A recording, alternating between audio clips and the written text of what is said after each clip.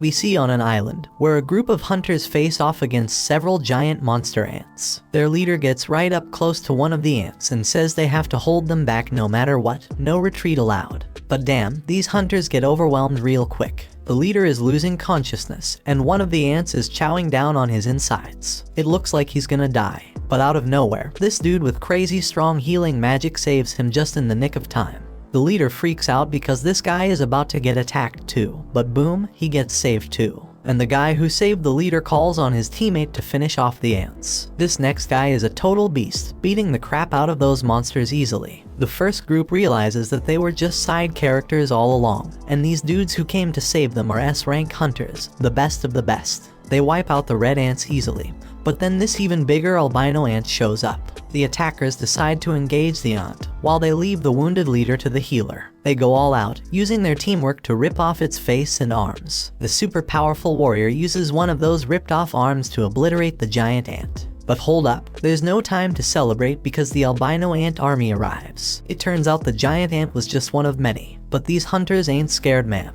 The mage guy powers up his lightning, and the brute dude goes into full-on Hulk mode, ripping his clothes apart with his massive muscles. You can see their crazy fight from the city, where this other guy named Choi is relieved they made it in time. Choi's got his hands full because the city's got a serious ant problem too. But he handles it like a boss and lights it up with some serious flames, leaving only the colorless ones. And he's got a team of exterminators to help him out. We then learn that over 10 years ago, portals that could connect to a different dimension suddenly appeared in the world. And guess what? All types of monsters come from the portal. Only folks with special powers, called hunters, can fight them off. The hunters are ranked based on their magical abilities, from S rank being the highest to E rank being the lowest. But here's the kicker, once their powers awaken, they can't get any stronger, no matter how hard they try. 3 years have gone by, and that construction site is now a dungeon raid spot. We see this dude grabbing some drink before he heads in, and one of his friends calls out to him. He's surprised to see him there since he heard that Park quit being a hunter. That was true, but then the economy smacked him in the face after his wife got pregnant a second time. So the dude needed to make a ton of cash real quick, and a dungeon raid seemed like the perfect way to do it. We see that our hero has arrived. His name is Jinwoo.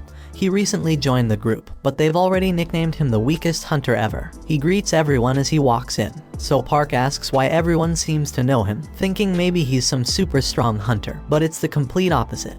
Jinwoo is known as the weakest hunter ever. He managed to get himself injured and ended up in the hospital in an E rank dungeon. They might as well create a new rank just for him, like an F rank, because he's that weak. But here's the thing, his reputation as the weakest works in his favor. If they call him in for a dungeon raid, it means it's probably gonna be a piece of cake. Jinwoo heard every word they said about him, but he couldn't deny it because it was true. He's just that damn weak. This woman named Juhi calls him out, and it turns out Jinwoo knows her from a previous mission they did together. But forget the greetings, she's more concerned about his latest injuries, and asks him what the hell happened this time. They sit down, and Jinwoo explains the embarrassing fact that he got injured in the lowest ranking dungeon. And get this, the team didn't even have a healer with them, because they didn't think any hunter would be dumb enough to injure themselves there. But they didn't take into account Jinwoo Dumbass' existence. Juhi gets pissed on his behalf, but Jinwoo already knows it ain't their fault. It's his damn fault for being so weak in the first place. It's time to enter the dungeon, and they're all about to head in.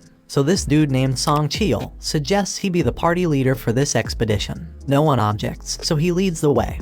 And before Jinwoo goes in, he gets a friendly reminder to stick close to the group, so he doesn't get hurt again. Jinwoo's only weapon is a crappy little knife with barely any magic power because that's all he can afford with his measly earnings. But he swears he'll give it his all anyway.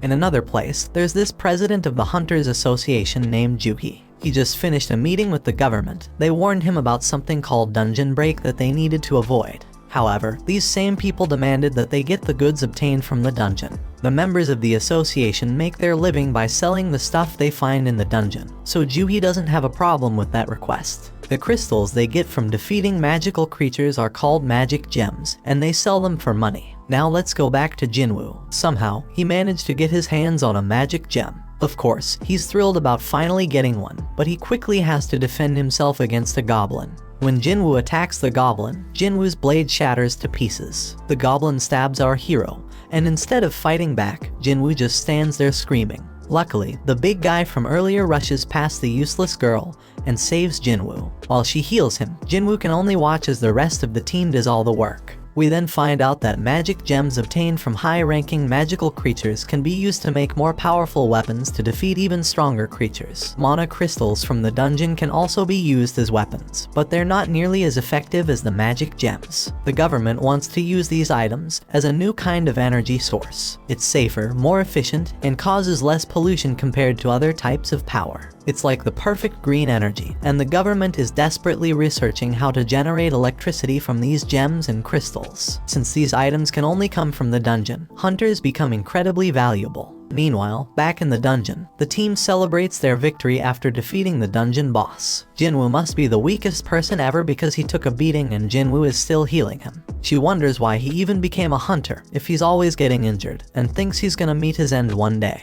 Jinwoo apologizes, but his words don't mean much and she's just worried about him. Everyone gets their share of the spoils from the battle, but there weren't many mana crystals, so they won't make much money. Jinwoo starts to doubt himself and feels disappointed to have only gotten a measly E-rank gem. He starts questioning if it's even worth risking his life for. One guy on the team calls everyone's attention to a huge hole, and they all gather around to figure out what the heck it is. Looks like a cave, but they're in a dungeon, so it's more likely to be a double dungeon. It's rare, but they've heard of it before, and their suspicion is confirmed, because they've already taken down the dungeon boss, yet the place hasn't started closing like a regular dungeon would. It seems like there's more loot to be grabbed deeper inside. Now Song Cheol tries to be the voice of reason and suggests that they follow the normal protocol by informing the association about the double dungeon and following their instructions. But the team ain't down with that idea, because it means giving up all the untapped loot that's probably waiting for them down there. Then this guy Park says it's just an F-rank dungeon, and then he brings up his wife and kid, talking about how he needs to make more money to support them. Song Cheol gets the point they're trying to make,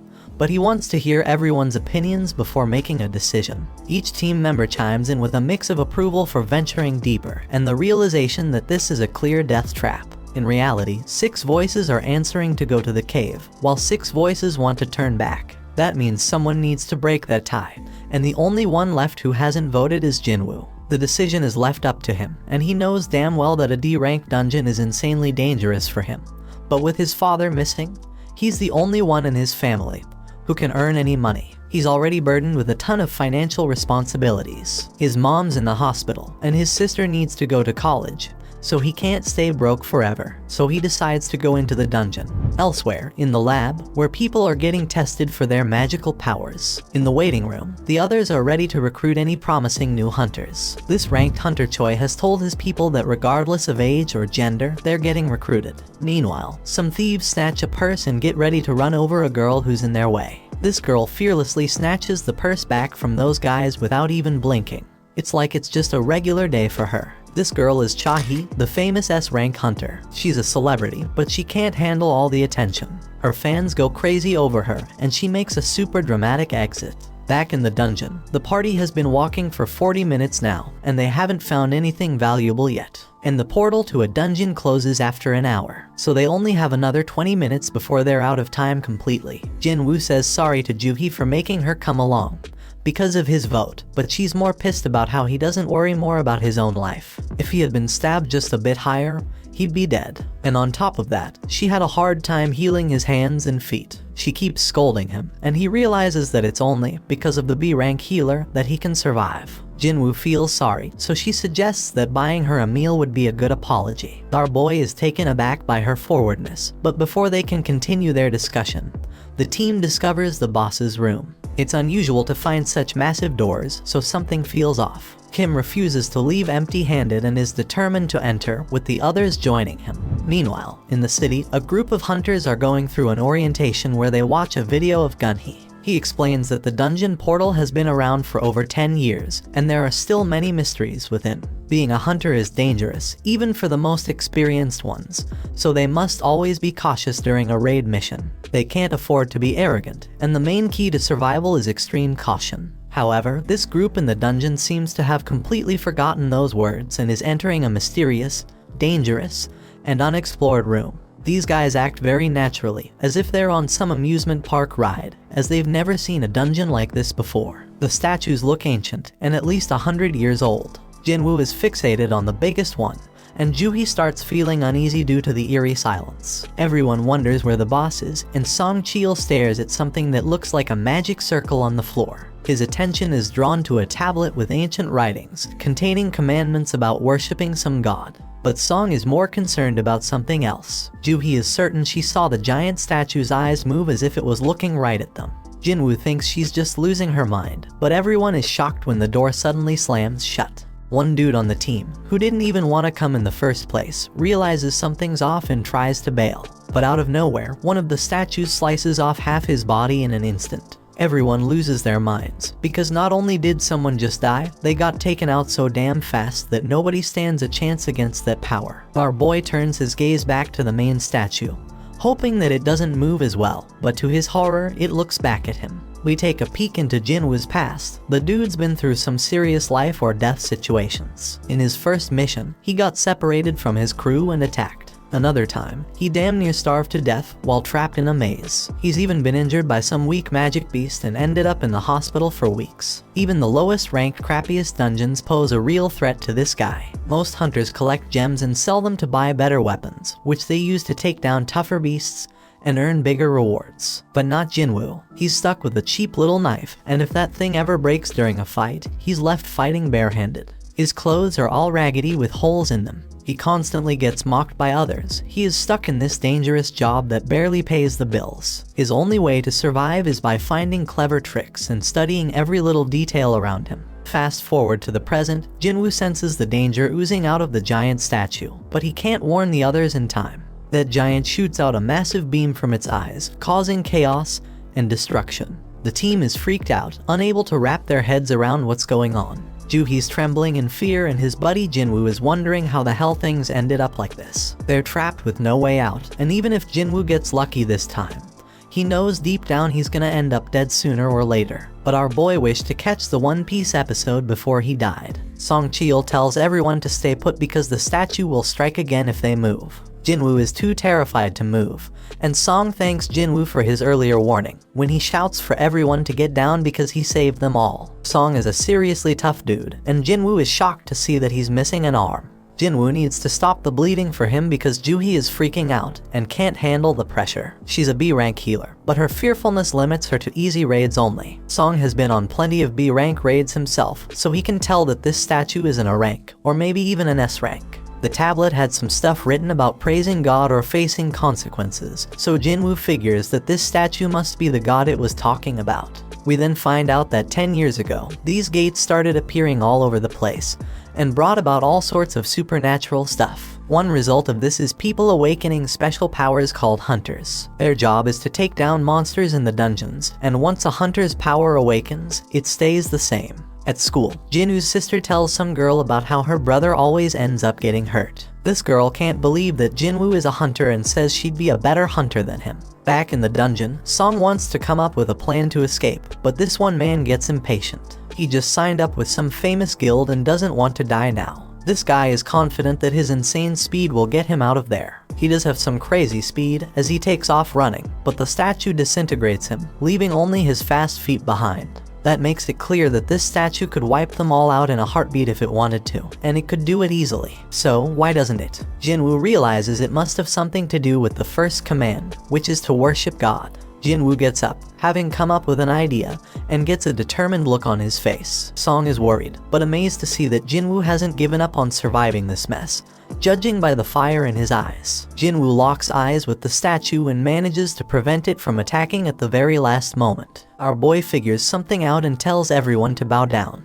Jinwoo thinks that if they show some respect to God by keeping their heads low, these freaky statues won't attack. Now everyone else is too damn clueless to come up with a better plan, so they all start bowing down to the statue, scared as hell, hoping this will save their sorry asses. But things get terrifying when the statue makes a terrifying face, moving mutton chop despite all the advice, and gets all pumped up because the statue ain't attacking anymore. And guess what? Everyone follows his dumb lead. But our boy he's say there's more to this crap. Right then, the statue makes a crazy move and stands the hell up. Now the supposed leader turns to Jinwoo, hoping he's got a plan. But damn, our boy doesn't, but for the fact that they can't break the commandments set by the tablet. The second commandment says they gotta praise God, so this brave dude with long hair steps up and starts praying to the damn thing.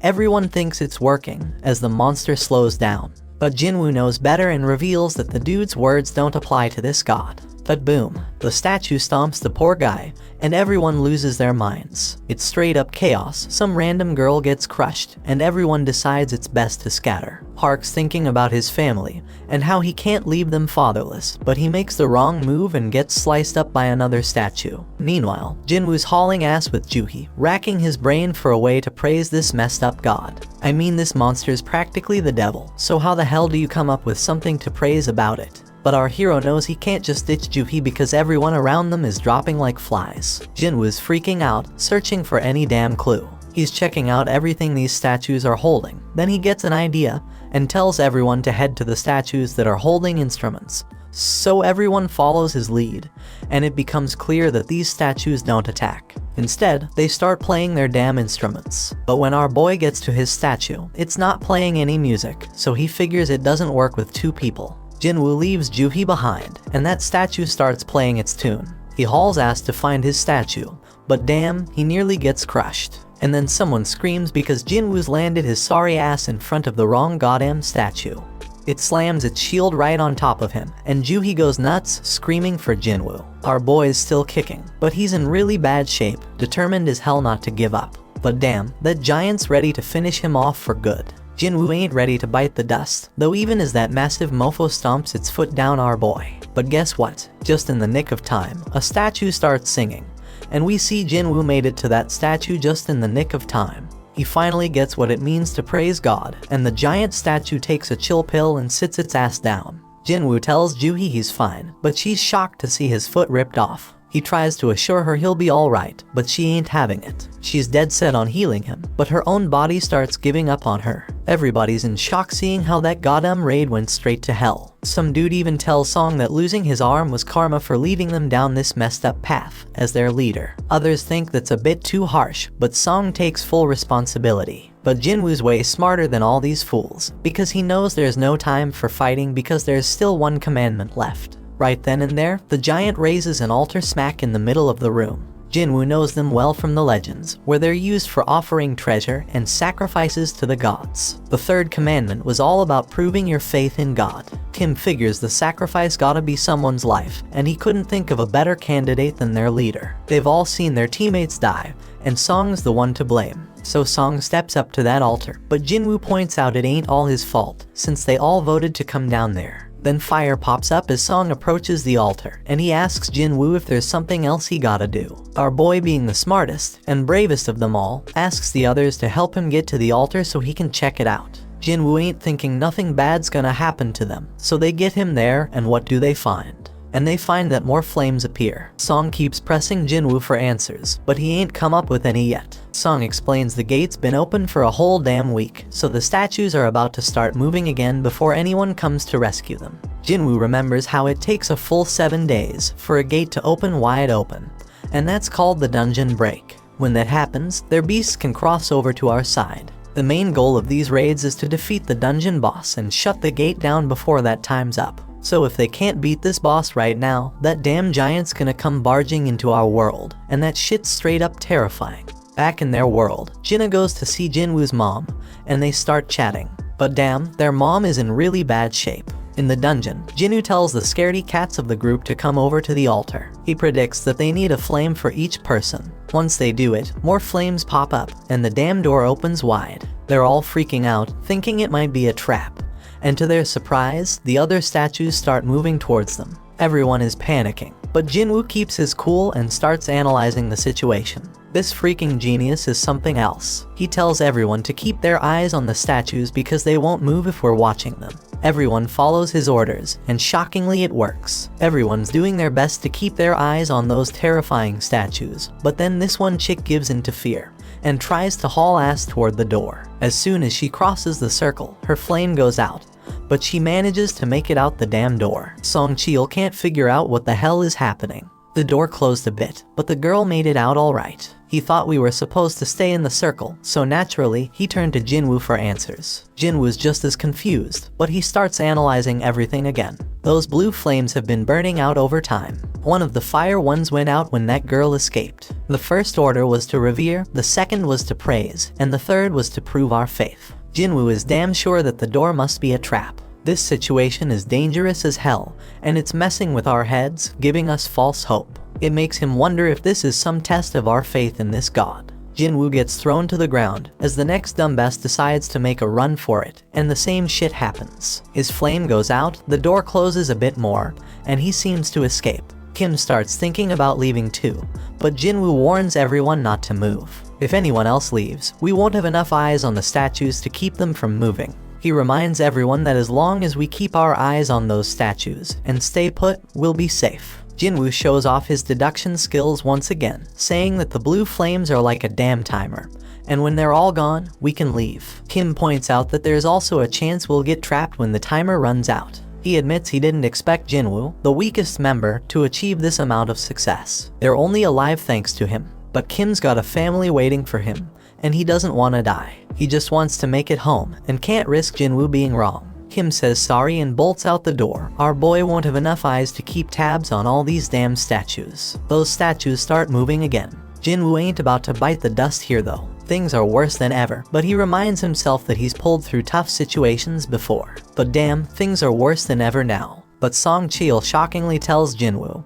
and Juhee to leave. He predicts that as long as one person stays by the altar, the door will stay open. And since Jinwoo and Juhee have some long lives ahead of them, he insists they should be the ones to make a run for it. Song Cheol wants Juhee to look after Jinwoo, but the poor girl's legs give. Things couldn't possibly get any worse, and Song realizes that Juhee must have pushed herself too hard to heal Jinwoo. Things have gone to the dogs, so Jinwoo tells everyone to leave him behind. Juhee needs someone to carry her ass out of there, and Song's the only one with 2 working feet. Juhee thinks she should be the one left behind, but Jinwoo reminds her about that lunch date they had planned.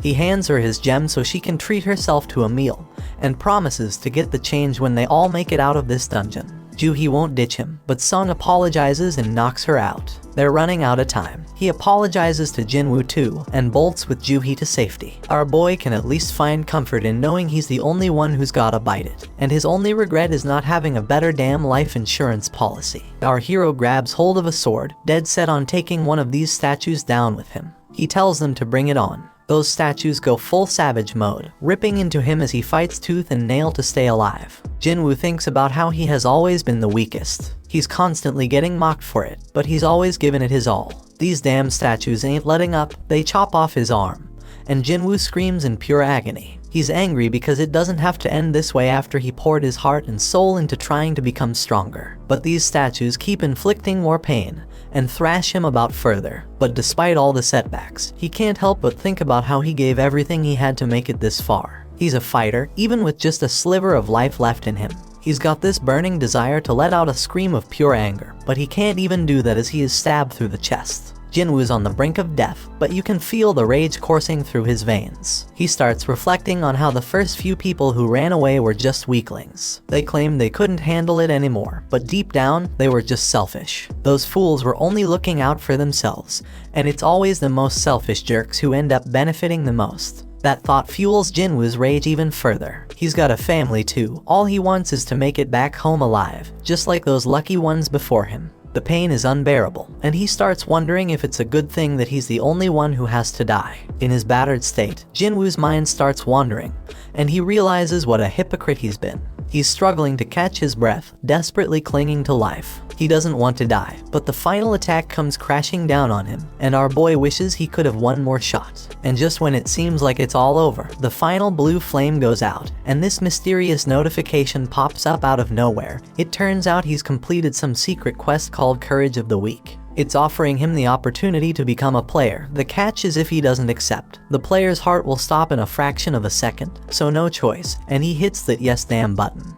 Right at that moment, Jinwoo wakes up in the damn hospital, and he's straight up shocked to find out that he's still got his damn arm. He remembers getting dismembered and all, but here he is, with his leg intact too. No sign of getting stabbed in the chest either, so he starts thinking, was that all just a crazy dream? And just when he's pondering this, some dude named Woo rolls up and introduces himself as the manager of the Hunter Association surveillance team. And that purple-haired dude, yeah, his name's Kang, but they ain't saying why they are there. They do reveal that Jinwoo was unconscious for 3 straight days. And get this, Joohee and Song ain't dead either. Song lost his arm though, so he might have to peace out as a hunter. Joohee's all sorts of messed up mentally, so she's getting psychiatric care. But it doesn't look too good, bro, so she's probably not gonna continue as a hunter. Only 6 peeps made it out alive from that crazy double dungeon they stumbled upon. Being a hunter is always a risky business, but what went down that day was a real tragedy. And here's the real mind-boggler, when another guild showed up later after being alerted by the survivors, and they found just Jinwoo. No signs of the temple or their statues. The survivors all told the same wild-ass story, which is hella hard to believe. Everyone's stories match up perfectly, so nobody's suspecting them. It's a crazy situation. And now, Woo's got this theory. He looks at Jinwoo and asks if he has a second awakening. Woo explains that a hunter's power is determined when they awaken it, and it doesn't change after that. But on some crazy rare occasions, a hunter can go through a second awakening. This mind-blowing event can push them past their previous limits, even to the ORS rank. Jinwoo gets all pumped up, thinking about this, and Woo brings out this meter thing to test Jinwoo's power. Woo figures that if they really went up against an instant-level magic beast as the survivors said, a low-level hunter wouldn't stand a chance. And since there ain't a single monster trace left behind, the most likely explanation is Jinwoo's second awakening.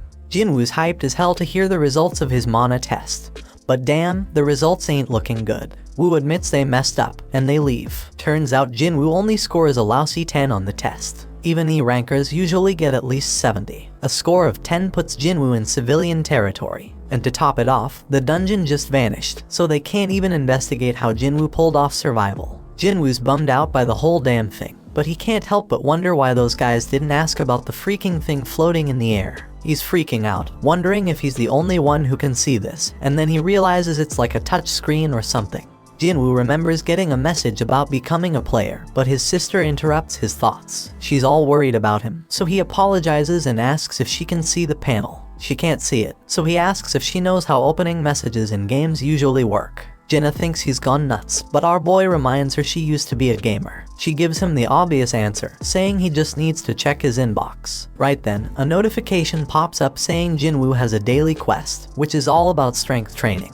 After Jinna leaves, our hero opens up a ton of these panels. They explain that the system is there to help the player get better, and if he doesn't follow it, there's gonna be consequences. They've also sent him some rewards, but Jinwoo has no clue what any of it means. Jinwoo accepts his daily quest, which sets out a bunch of goals like push-ups, sit-ups, squats, and running. But if he fails to complete the quest, he's gonna get penalized. Jinwoo starts wondering if this whole thing's a joke since he's stuck in the hospital and ain't got no energy for any of that crap. Outside, Woo tells the chairman that Jinwoo didn't have a second awakening. The whole incident's still a mystery, so they gonna mark it as a special case and look into it more. Meanwhile, Mr. Choi tells Cha-hee that she gonna be part of a B-rank raid as an instructor. This raid's gonna test and train the recruits, and he can't think of a better instructor than her. Cha-hee doubts her teaching skills, but Mr. Choi tells her to just fight like she always does, and everyone gonna learn from watching her. He goes on to explain that the Hunter Guild is one of the top 5 guilds in the country, but they ain't nothing special on the international stage. Hunters can't level up on their own, but they can improve their collective combat skills. Somewhere else, another gate opens up, and the observers are all like, damn, when are the hunters gonna show up?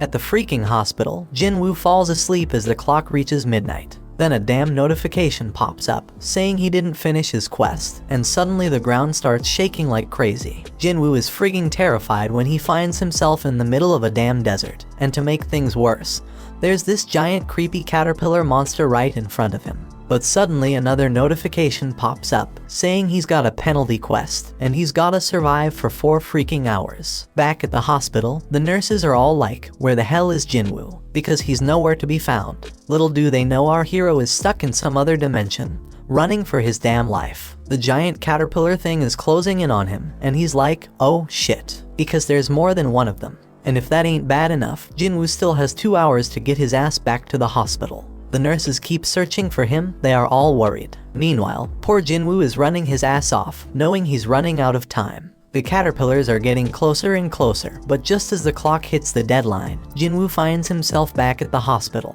The notification confirms that he completed the penalty quest, but Jinwoo is so drained that he ends up puking and passing out. He gets another reward, but he's out cold and has no idea. Later on, Jinwoo tells his sister that he's healing up nicely and might be able to go home soon. So he gets dressed in his fancy tracksuit and heads outside. Over in another place, Juhi gets a request to join a raid, because some D-rank gate has shown up. The other guilds are busy, and Juhi can't bring herself to agree to go. On the other hand, Juhi gets some good news that Jinwoo has woken up from his coma. Juhi is all nervous and shit as she goes to visit him, but the nurses are like, he's running again, just like every day since he woke up. Outside, Jinwoo is thinking about how it's been 4 days since he woke up, and he's learned a few things. First off, those pop-up windows he's been seeing are for real, not some crazy hallucinations. And when he completes his daily quest, he gets 3 types of rewards. One is full recovery, which he uses now to shake off all that exhaustion from running. Then there are ability points, which he can use to boost his skills. Currently, our boy can totally feel the difference. He's got some serious power now. So this dude Jinwoo, he's got mad skills with inventory screens. Jinwoo takes a moment to think about how dang strange his life has just become and points out how it's like a freaking video game. But while he was messing with his screens, everyone around was just gawking at him. Anyway, this dude completes his daily quest and gets a random loot box as a reward. And guess what? Today's loot is a mysterious key. Usually, he just gets useless junk like pens and bandages, so this key is a total surprise. Then he gets a notification saying the key is for teleporting to some instant dungeon, with a location and all. Now Jinwoo doesn't know what the heck an instance dungeon is, but based on everything that's been going down, he figures it's some kind of event to help him get stronger. In this world, these things called gates open up all the time, and they even get a news report to keep track of them. Jinwoo goes to see his mom and remembers when he found her passed out. Turns out she's got this messed up sleep disease called final rest, and it showed up when the gates appeared. Some people say it's because of the constant exposure to mana. Modern medicine can't do much except keep them on life support. Jinwoo busted his ass to make enough money to become a hunter so he could pay for his mom's treatment. He told Jinna that he'd soon be able to afford their mom's treatment, but she was scared shitless about how dangerous being a hunter is. Jinwoo tries to reassure her that things will be okay from now on and tells her to trust him. But damn, it's clear that he's useless in a fight, and he ain't getting nothing from the rewards because of it. But things are different now. Jinwoo's putting in work to train his body, pumping all his ability points into strength. He even shows off an apple that he's crushing to show his progress. This dude's dead set on getting stronger and ain't taking no shit. So he heads to the location from the key notification, fully prepared for whatever's coming. And if shit gets too real like it did in that raid, he'll just haul ass and run away. When Jinwoo pulls out his key, bam, a freaking keyhole appears out of nowhere. Jinwoo uses the key to unlock it, and boom, a mysterious gate shows up. So he walks through it, and guess what? A notification pops up saying he's in an instance dungeon. The exit's sealed off, but regular folks don't even notice it. Turns out this place is like a whole other dimension, and these instance dungeons ain't like your regular dungeons. He thinks it's kinda like a red gate, but he ain't got much info on those since he's never been in one. Jinwoo realizes he can't just run like he planned, and then another notification pops up. It says the only way out of this joint is by beating the boss or using a teleportation stone. Jinwoo's couldn't even take down an E-rank beast before, and now I gotta clear a whole instance dungeon all by myself. He wonders if he's really up for it, but he figures he ain't got no choice, so he starts making his way through. But damn, Jinwoo's confidence starts to fade real quickly. And it ain't without reason, because a bunch of goblins show up right in front of him. Jinwoo gets a flashback of when he got stabbed, and these goblins come at him. These little suckers are relentless, they're swinging and charging like crazy, but Jinwoo's doing a good job dodging and blocking them. But damn, he gets overwhelmed eventually. But you know what? Jinwoo gets pissed off and straight up stabs one of those goblins. He's feeling more confident after that, so he takes out the other two like it's nothing. Jinwoo can tell he's getting stronger, but out of nowhere, this beast shows up. It shatters his freaking dagger like it's made of glass. Jinwoo can sense this monster is way stronger than the goblins. As this creature stares him down, his legs freeze up. He's thinking, what the hell? Am I scared? Because he didn't think he was traumatized from the raid. But his legs keep trembling, and this monster starts its attack. Jinwoo barely dodges it, but it manages to scratch him. He ain't got no healer with him, so if he gets injured again, game over for him. This monster lets out a howl and charges straight at Jinwoo.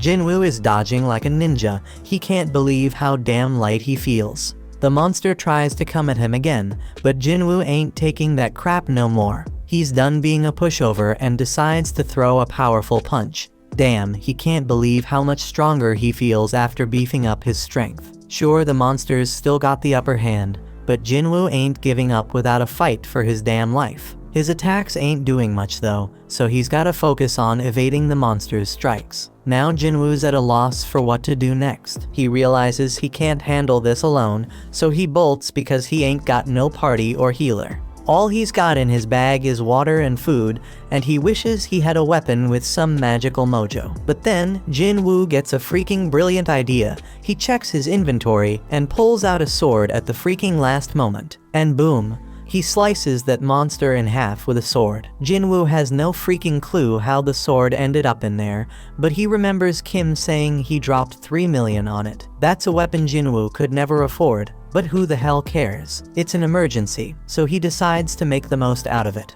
The pain from the fight is starting to fade, but then 2 more of these damn monsters show up. Jinwoo ain't scared anymore though, because he got his weapon. But damn, the sword gets stuck. He's panicking, desperately trying to yank it out while the monsters close in. Just in the nick of time, he manages to free it. Jinwoo kicks one of the wolves away, but damn, the other one's got some steel fangs. He kicks that sucker and tells it to find something else to chew on because he just got his sword. He takes down that monster, and now there's only one left. But Jinwoo's like, these things ain't nothing compared to the giant statue. Now all Jinwoo's gotta do is act tough, and the remaining wolf runs off like a scaredy cat.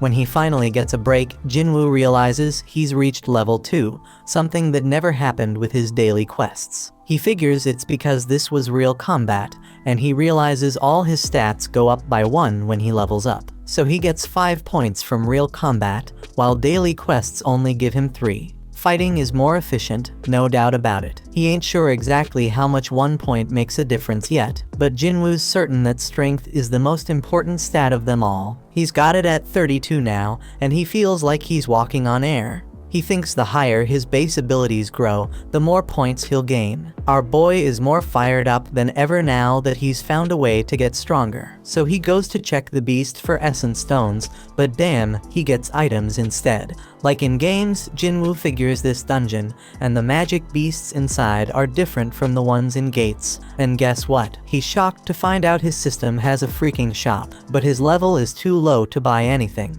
At least he can sell stuff though. The dude manages to get 20 gold from a tooth. Jinwoo ain't sure how much that's worth, but he remembers he's in an E-rank dungeon, so it probably ain't much. Now Jinwoo's thinking about what he's gotta do next. He can't bounce until he beats the boss, and he ain't got a clue where to find a teleportation stone. To make things worse, if he stays too long, he'll run out of food. He knows damn well he can't take down a boss right now, even if it's just E-rank, so he's wondering if he should level up first. Right then, Jinwoo's mind gets blown when a whole pack of wolves shows up. Jinwoo tells himself not to be scared because he already knows what dying feels like. This time, he charges straight at them wolves and starts slicing them up like a meat. Jinwoo promises he ain't going down easy, but he knows them wolves ain't gonna give up either. This dude's getting a little crazy because he wants the fight to last and be intense. He just wants to get stronger, so he's gonna follow all them ridiculous rules from the system.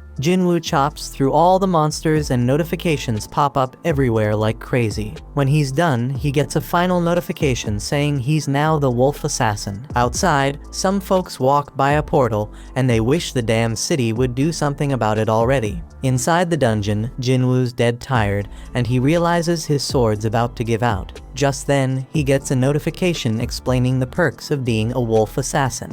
Jinwoo gets a 40% boost to all his abilities when fighting animal-type monsters. And guess what? When he checks his inventory, he finds a whole bunch of fangs and a cloak. But here's the real kicker. He also finds a teleportation stone. Jinwoo thinks about using it to bail, but he hesitates because he might never get this easy of a chance to get stronger again. He's got no clue what's gonna happen to this dungeon when he leaves. It might just vanish into thin air. It could be like some limited time event in a game and vanishing without a trace. Faced with this tough decision, Jinwoo decides to keep moving forward. Meanwhile, Juhee gets a call from the Hunter Association saying there's been a dungeon break at a gate nearby. They're running low on healers, so they need her help. Juhee feels guilty because she turned them down before, but now she's like, damn, Jinwoo worked his ass off, I gotta step up. While Jinwoo's still fighting in the dungeon, he realizes the higher his level gets, the easier it is to kick monster ass. Plus, the text describing them starts changing colors. White means they're weak as hell, orange means they're on par with him, and red means they're seriously strong. Those wolves that were red before, now they're white. That means Jinwoo has seriously leveled up like he's become a beast. Jinwoo knows there's this one monster lurking downstairs that he can't mess with at his current level. His perception skills are on point now, and he can feel something straight up terrifying down there. This monster is so damn powerful, it's giving him mad goosebumps. Jinwoo's sword is almost done, and he ain't see any more room for leveling up in this area. But his whole goal is to get stronger, so Jinwoo decides to just go down the damn stairs. When he reaches the bottom, bam, something attacks him with lightning speed, and he barely has time to react. Jinwoo's sword snaps in half, and this massive serpent pops up in front of him. Damn, Jinwoo's mind is blown, because even with all his leveling up, this beast's name is still orange to him, which means it's insanely tough. It's crystal clear that this snake is the boss, and there's no way his sword can pierce its thick scales. He knows for sure that fighting without a weapon would be a death sentence, so when the snake strikes, Jinwoo goes all out with his sword. This colossal snake knows how to pack a punch, so Jinwoo needs to figure out a way to get around its defenses. But damn, this thing's armor is hella tough, so all Jinwoo can do is run for his life. The snake whips its tail like a straight-up badass, and Jinwoo knows he's screwed if he gets hit. He does his best to block it, but he takes some serious damage. This creature doesn't quit. Jinwoo gets tossed around like a rag doll, and he even has a train launched at him. Our boy thought he had gotten stronger, but it wasn't enough. The train barely misses crushing him, and Jinwoo starts questioning himself. How much stronger does he gotta get before he stops being the laughingstock? He remembers when people called him the weakest hunter ever, and it hits him hard. Song was the one who spilled the beans, and he pumped up Jinwoo to prove them all wrong. As this snake straight up overwhelms him with its crazy power, tossing him into a whole new area, Jinwoo has an epiphany. He got stuck with that nickname because he was weak, the same reason he got mocked. Jinwoo takes a second look and realizes that those with mad strength always have the upper hand in any situation. But the powerless ones ain't got nothing to do around the strong except shake in fear and stand around like losers. The weaklings always get looked down upon. You might be smart, creative, and caring, but when you face some serious strength, none of that's gonna save your sorry ass. Jinwoo figures out that being kind won't get him anywhere, so he's gotta toughen up. With this newfound determination, Jinwoo straight up jumps on that snake. The ferocious monster throws him off,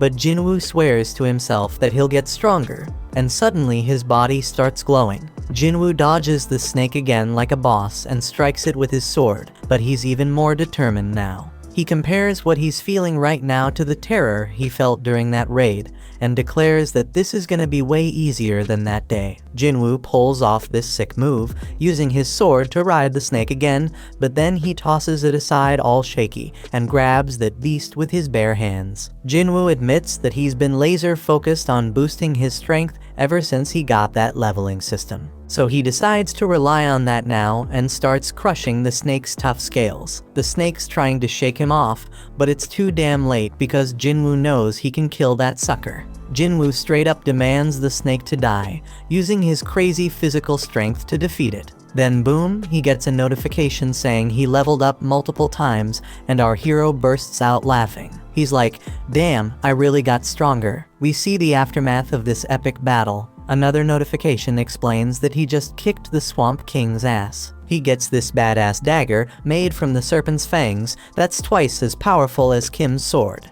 It even has paralysis and drain effects, oh, and he also gets this toxic potion that'll make his skin tough as nails, but mess up his muscles permanently. Now the dungeon turns into a train station, and Jinwoo realizes he beat the whole damn thing by himself. He's walking around with his broken sword, but there's nobody in sight. Some soldier tells Jinwoo to find shelter, but he quickly figures out that Jinwoo is a hunter. The soldier's like, my bad, let's go kick some ass together. There are monsters all over the place, so Jinwoo figures it must have been a dungeon break, and some magic beast came out of a portal. The soldier says they handled most of the situation, but there's still one huge badass monster left. Jinwoo's perception ability has gone through the roof, and he can sense where the boss is. We see this massive golem wrecking shit, and the people are scared as hell it's gonna get worse. The hunters are struggling to fight it, and the leader tells the healers to focus on keeping their tank alive.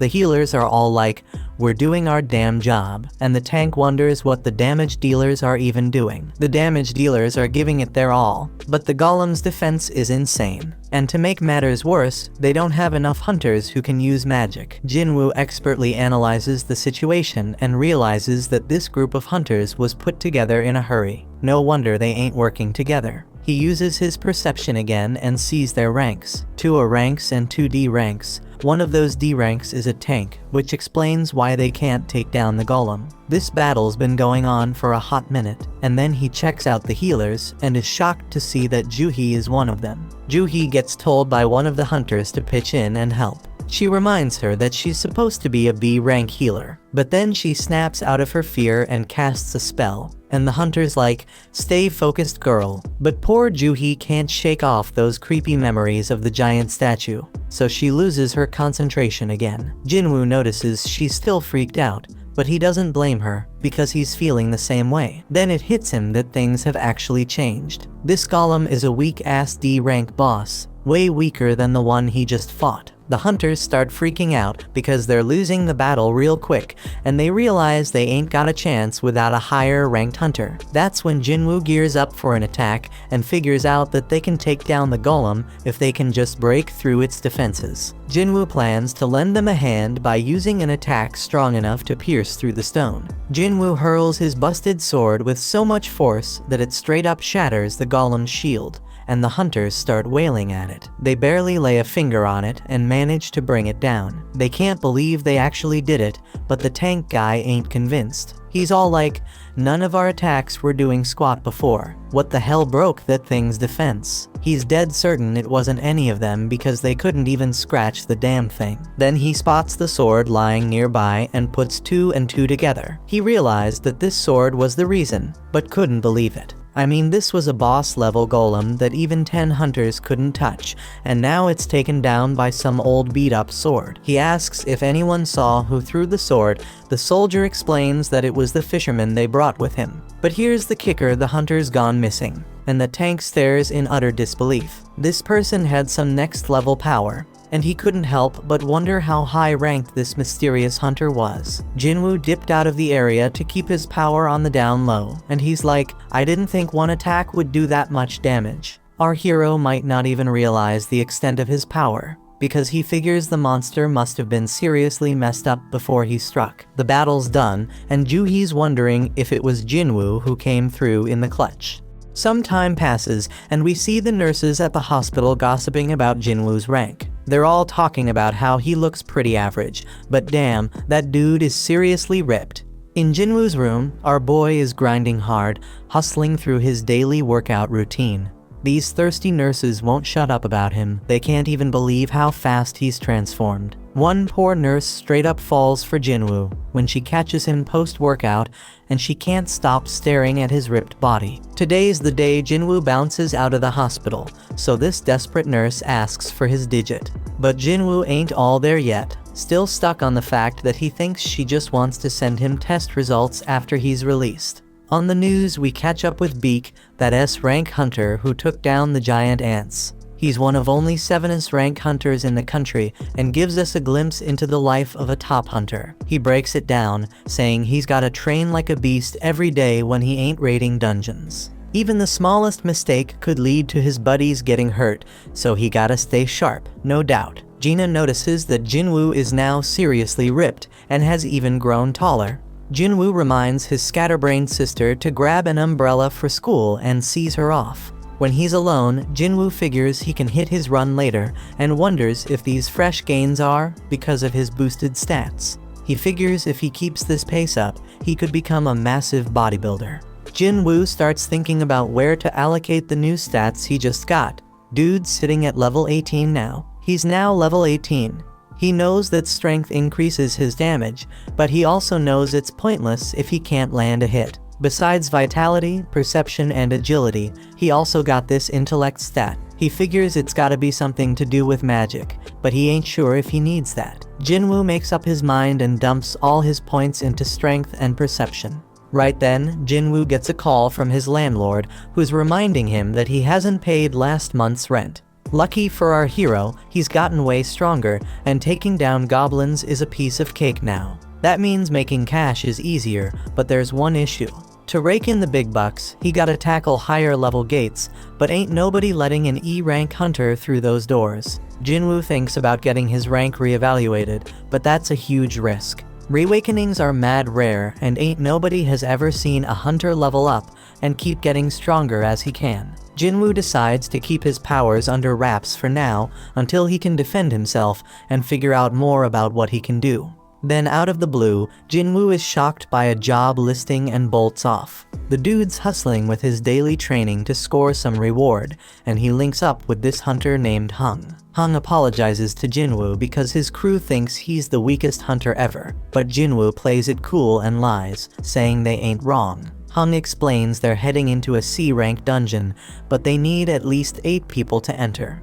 They need Jinwoo to meet that quota, even if he's just an E rank, but Jinwoo ain't gonna do any fighting. Hung's like, you won't get no rewards either, but we'll hook you up with 2 million yuan. Our hero peeps the situation and sees they have 4 C rankers and 2 D rankers. Jinwoo agrees to join, and Hung explains that his gig will be to carry supplies. They must not have a healer because they gotta haul med stuff. Hung adds that it's tough for independent parties to snag healers. Jinwoo's a bit worried because this party's full of tanks and damage dealers, but he's like, screw it, I'll sign the contract anyways. A 20-year-old D-rank hunter named Leo was introduced, and Jinwoo figures he must come from a loaded family given his fancy gear. Leo wonders if Jinwoo can handle lugging around all the heavy supplies, but Jinwoo assures him he'll be fine. Leo has no clue that Jinwoo's a beast, and he's tripping if Jinwoo can handle carrying all that heavy crap.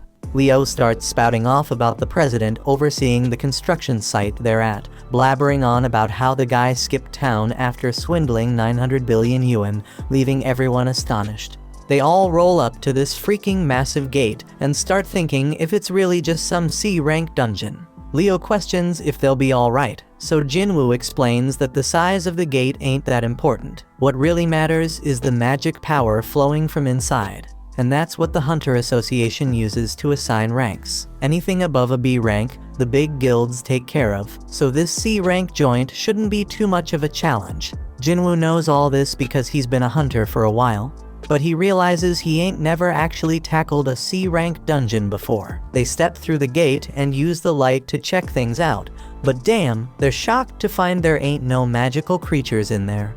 Most dungeons are lit up with glowstones, but this one's pitch black. The darkness reminds Jinwoo of the entrance to that temple, so he starts telling Leo about all sorts of stones. There are these essence stones that hunters nab from magic beasts, mana stones that can be mined from dungeons, and glow stones that light up the damn caves. Jinwoo shuts down that chatty kid real quick and spills the beans about some crazy magic beasts lurking in this dungeon. They're keeping a low profile for now, but our boy's got a hunch. He figures these beasts are like bugs and tells everyone.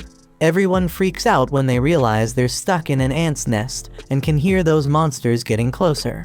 Jinwoo says the beasts are above them, so the crew starts going all out, attacking like mad. Hung steps up and uses his taunt skill to draw most of the aggro, and Jinwoo is amazed by their badass leader, who's a C rank. Leo wants to join the fight, but their mage holds him back, saying he's got a trick up his sleeve. After a suspenseful countdown, the mage unleashes a wicked blast. Jinwoo analyzes the situation again, and he can see these hunters have some solid teamwork going on. As for Leo, his gear compensates for his lack of skills. They're all holding their own, but Jinwoo's got this nagging feeling that something's off. He quietly destroys one of the ants, and the fight ends shortly after. Hung declares their victory, and everyone grabs their share of the loot, except Jinwoo. Hung gives props to Jinwoo for saving them a ton of trouble by spotting those ants. Jinwoo's like, no, just followed my instincts.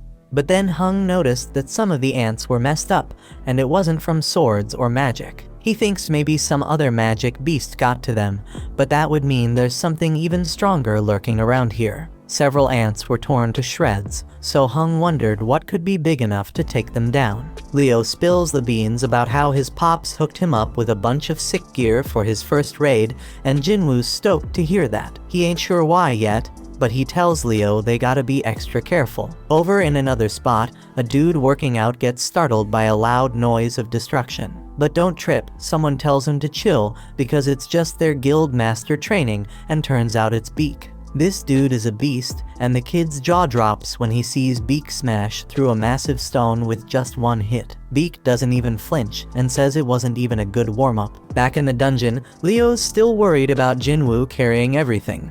But Jinwoo's like, no man, getting paid to not fight? That's a sweet deal. But deep down, our boy's thinking might be too good to be true. He does some more thinking and realizes this crew is battle-tested, but ain't got no healer. Plus, they needed more members to meet the party quota. The group gets worried because they've covered a ton of ground in the dungeon, but haven't come across a single healthy critter. The dungeon boss gotta be alive though, because the gate would have closed if it wasn't. They stumble upon a bunch of webs and figure out that the boss's lair must be through that tunnel. They go through the tunnel and damn, they find a crazy load of mana crystals. Now these crystals ain't as valuable as essence stones, but we're talking at least 1 billion worth of crystals. One of the hunters even says that Hung's brother would be hella jealous of this find, but they shut him down real quick. Hung's got some hidden motive, they think, because his brother can't always be right.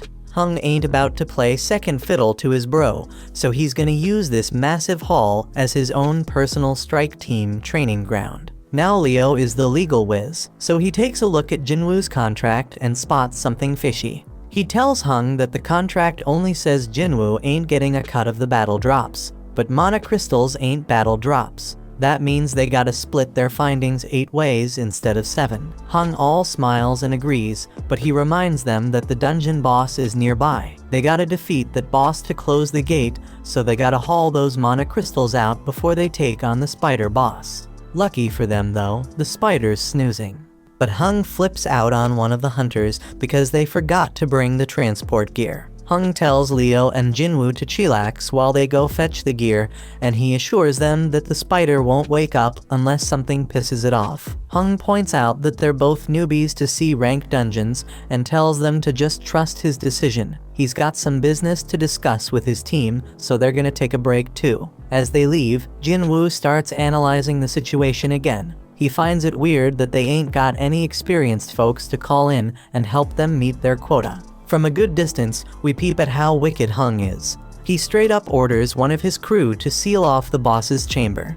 The dude follows through, and Leo realizes they got backstabbed. This is exactly what Jinwoo was worried about. He remembers how Song warned him that there are some real crooks in their line of work. Raiding dungeons is no joke. Accidents happen all the time. And in that chaos, crimes can go unnoticed. Ain't no security cameras in these dungeons, so as long as there ain't no survivors, there won't be no evidence. Leo is pissed that these dudes are really willing to throw them under the bus for some mana crystals. He's starting to regret even bringing up the damn contract. But Jinwoo ain't falling for it. They were ready to off them at any moment if they stepped out of line. Now their main concern is the boss that just woke up, and Leo tells Jinwoo to fall back. Jinwoo spots an exit, but he quickly realizes that Hung already knows about it. The spider's wide awake now, and Jinwoo realizes this C-rank beast is on a whole another level. But hold up, our boy ain't about to back down. He takes charge, telling Leo to stay out of the way because he's gonna throw down with this thing. Jinwoo summons his weapon and declares he's gonna beat its ass. When Hung's crew bails out of that dungeon, the mage is all like, why didn't they just take out those 2 newbies themselves? But Hung explains they couldn't risk waking up the spider, because they needed snoozing to grab those sweet mana crystals. He ain't worried though, because some dude with 0 experience, and the weakest hunter ever ain't got no chance against that spider. The plan is to wait for the spider to chow down on them and pass out again. They can't go in guns blazing, because it would wake the spider up, but Hung knows about this little path above the cave. Worst case scenario, the spider doesn't pass out after munching on the newbies. If their crew can't nab them mana crystals, their group will at least swipe Leo's gear, which is worth a fortune. Hung and the mage both agree they can't take on the spider themselves, and Hung makes it clear the spider shouldn't be slept on. That boss is straight up deadly, and it's just a matter of time before those newbies get smoked. Inside the dungeon, Leo tries to talk Jinwoo out of fighting the boss, because only a B-rank hunter could take down a C-rank dungeon boss solo. Even an elite level C rank wouldn't stand a chance, so Leo thinks they should bounce and find a way out. Jinwoo recognizes that Leo's right. Even though he's had a second awakening and leveled up, he still sees himself as weak. The Golem and Venom bosses were both D ranks, so this spider is on a whole another level. Jinwoo can't explain it, but he ain't feeling any pressure right now. He realizes he must have gotten strong enough to not fear C-rank bosses anymore. He's at level 18 and straight up claims he's got a shot at taking it down. Once he starts attacking that spider, he's like, well, the real hunt begins now. Over in another spot, this big shot named Gotu, the president of the Hunters Association, is exhausted from being stuck in a bunch of boring meetings. His driver offers to spar with him to cheer him up, and Gotu can't say no when a young buck looks up to him. Back in that dungeon, Jinwoo realizes the spider's skin is hella tough. Its attacks pack a crazy punch, and if Jinwoo gets tagged even once, he's a goner for sure. Leo closely watches Jinwoo's movements and instantly figures out that this ain't how no E-rank hunter moves. He's wondering who the hell Jinwoo really is, and starts questioning if he's some fake-ass ranker. Only a handful of hunters can control their magic power enough to purposely get a lower rank. Them folks are called false rankers, and usually they're psychos who get a kick out of killing. Leo's starting to regret going into that dungeon, and Jinwoo realizes he can't even put a dent in that spider's tough hide. Jinwoo's fatigue is skyrocketing, and the dude needs to wrap this fight up real quick. His dagger's got some sick paralysis and drain powers, so he figures that's gonna be his ticket to victory. Jinwoo's gotta target the spider's weak spot with those moves, but damn, he's hella surprised when the spider busts out an acid attack. Jinwoo's gotta close the gap, so he decides to use a cool new skill called Dash. He uses it to smack that spider right in the face, but his dagger's debuffs don't stick. Jinwoo ain't one to throw in the towel though. He decides to keep wailing on that spider as much as he can. Dude's pushing himself harder and harder, but his fatigue catches up to him, and that spider lands a nasty hit. Jinwoo's about to get squashed, but guess what? He remembers he's got a reward left from his daily quest, so he cashes it in and fully recovers. Leo's freaking out, thinking Jinwoo's a goner, but our hero ain't done yet. He lands another hit, and this time he straight up stabs that spider in the eye, getting those dagger debuffs going. Jinwoo ain't wasting this chance, so he stabs that spider over and over, keeping those debuffs going strong. Eventually, that spider just can't take it anymore and goes down for the count. A notification pops up, saying Jinwoo just took down the dungeon boss. Jinwoo knows he got lucky not picking a reward before diving into that dungeon, because he'd be 6 feet under right now for sure. Leo's mind is blown, seeing Jinwoo take down a dungeon boss all by himself. He's more convinced than ever that Jinwoo's some kind of fake ranker. Jinwoo scores a gem from that spider, and Leo rolls up, offering to carry their supplies from now on. Leo straight up idolizes Jinwoo now, telling him to chill and take a break while he handles the mana crystals. Just then, Hung and his crew show up, and they're hella surprised to see the newbies still kicking. In a training room, Gotu straight flexes on Woo, showing off his mad skills by totally overpowering him like it's no biggie.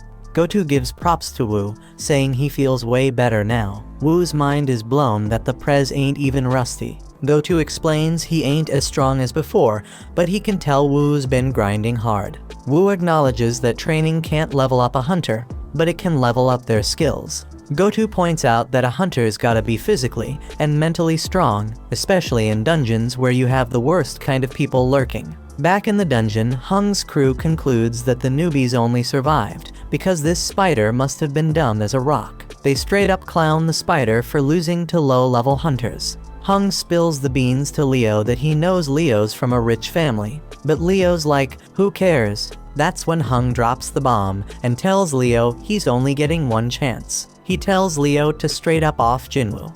Hung's like, usually we kill the people we recruit for our party so we can keep all the loot ourselves. But hey, if Leo agrees to join us, we won't off him. If Leo says no, we'll just kill them both. Hung thinks Leo might be a threat because he has some crazy gear that gives him superpowers to take down the spider. He'd rather not test that theory, so he wants to talk Leo into taking on weak-ass Jinwoo. Hung's stoked when Leo starts heading toward Jinwoo, but then he's all shocked when Leo ends up taking Jinwoo's side. This evil group decides to straight up end their lives, and Hung's wondering if the newbies ever had to off any peeps before. Right then and there, Jinwoo gets an urgent mission, and it's straight up wild because he gotta take out 6 enemies in front of him. Now the gang decides to go after the weaker one, so the mage attacks Jinwoo. Leo's all worried about his new buddy, and freaked when he sees how messed up Jinwoo is. Meanwhile, one of the group members, Chahi, was told to brag about how amazing she was. They struggled with an rank beast, but she took it down in a flash. These girls feel lucky because they are in 2 of the sickest guilds around. After all, there are all sorts of messed up stories about the other squads, like those strike teams with crazy high death rates. Back in the dungeon, Hung's like, it's game over, Jinwoo's done for. Jinwoo starts beating himself up for forgetting, and reminds himself that this world is all about survival of the fittest. It's a world full of shady tricks and backstabbing. He's straight up fuming because he forgot this truth and realizes he got numb to it. Jinwoo's chilled out now, and he's thinking about how he straight up messed up because he was careless and too damn cocky. This level system is pushing him to kill, so he's wondering if it needs him alive for some reason. He figures this system ain't just being nice, it wants him alive. But that's not all, it also wants him to be strong.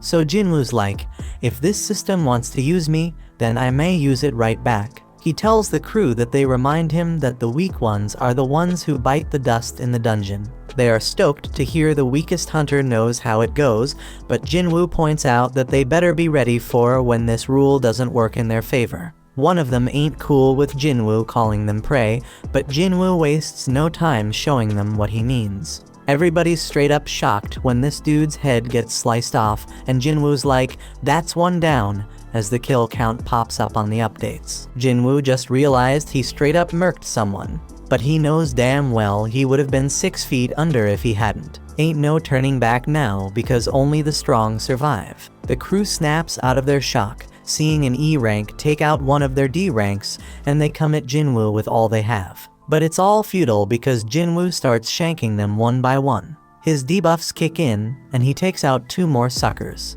The archer is the next to bite the dust under Jinwoo's wrath, followed by the mage. Now there's only one left, and Leo's mind is blown, because Jinwoo's way stronger than when he faced the dungeon boss. Hung buffs up his body and thinks about how he is certain that Jinwoo is tired after dealing with the boss and 5 other hunters. Plus Hung's made his body as tough as steel, so he figures Jinwoo's dagger won't even scratch him. But Hung starts his attack, and our hero catches him off guard with his lightning speed. Jinwoo knows Hung's a beast, but he drops a bombshell on him. He crushes him and reveals he's been leveling up this whole damn time. Hung realizes Jinwoo ain't an E rank and tries to bribe him with double the cash. But Jinwoo ain't having none of it, because this dude tried to off him 3 times. Jinwoo mocks him, saying he won't get away with it, and Hung tries to threaten Jinwoo one last time. But Jinwoo reminds him that Hung himself said whatever goes down in a dungeon stays in a dungeon. Hung tries to play tough one last time, but Jinwoo straight up ends his sorry ass. Jinwoo's mission is accomplished, but the whole dungeon starts to crumble because they took down the boss. When they make it out, they're the only ones left standing after the spider showdown. The official ain't buying it because they're the lowest level peeps, but she gets distracted by some used gear. Jinwoo can't believe he's getting rewarded for the bloody mess he just caused, and he realizes he gained a skill that scares the crap out of enemies and cuts their abilities in half. The no-nonsense official concludes that Leo survived because of his gear and assumes Jinwoo, the E-rank scrub, just hid somewhere.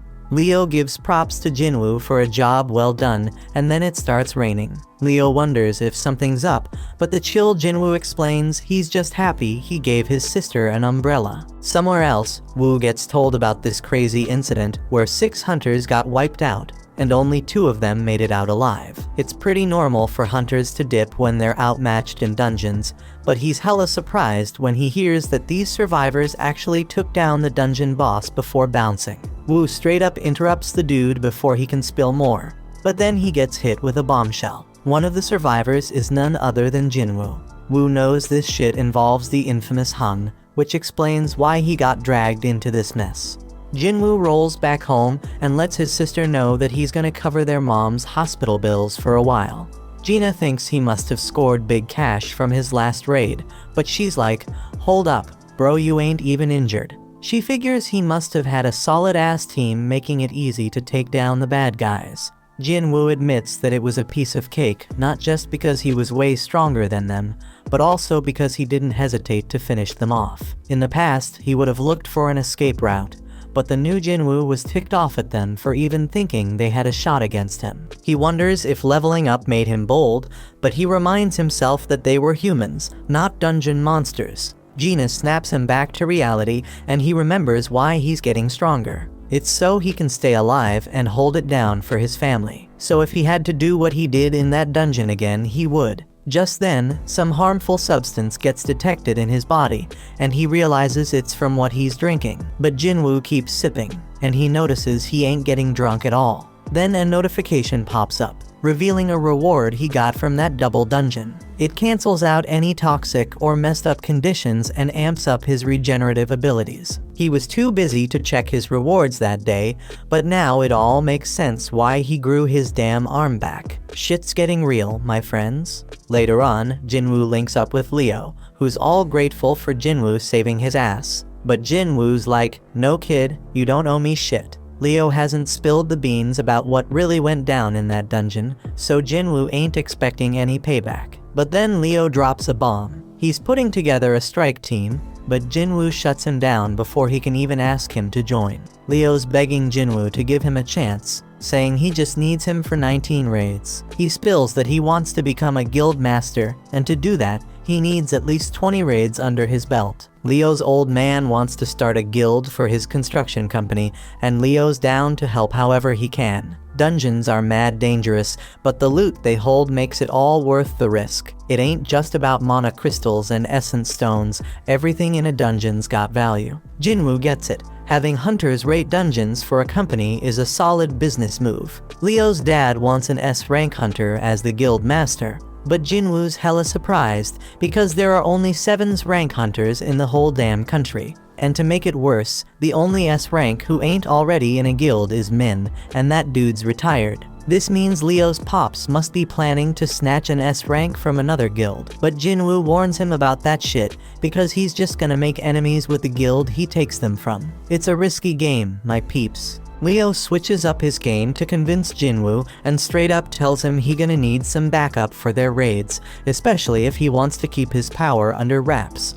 And that's a genius move because it'll be way more convincing to his old man if he succeeds rolling with a low-rank hunter like Jinwoo who's playing pretend. Leo shows Jinwoo the building they're planning to use as the guild headquarters and says it's worth a crazy amount of money, like 30 billion yuan. That's some serious dough, man. Leo wants to give it all to Jinwoo in exchange for his help in completing 19 raids. Jinwoo would have been all over that offer in the past, but things have changed since he became the only dude who can level up. He's dead certain he can reach S rank, or maybe even higher the way things are going. But there's still too much unknown about his powers, and it would be too risky to team up with someone. So Jinwoo shuts it down and declines the offer. Leo ain't ready to give up just yet though. He promises to take Jinwoo's secret to the grave, but one look from Jinwoo sends chills down his spine, and he bounces. Meanwhile, Hung's younger brother Wang is super pissed about his brother's death and demands to know about the 2 survivors. His assistant Laura is straight up shocked when he asks what happens if he kills someone in another country, but she spills the beans anyway.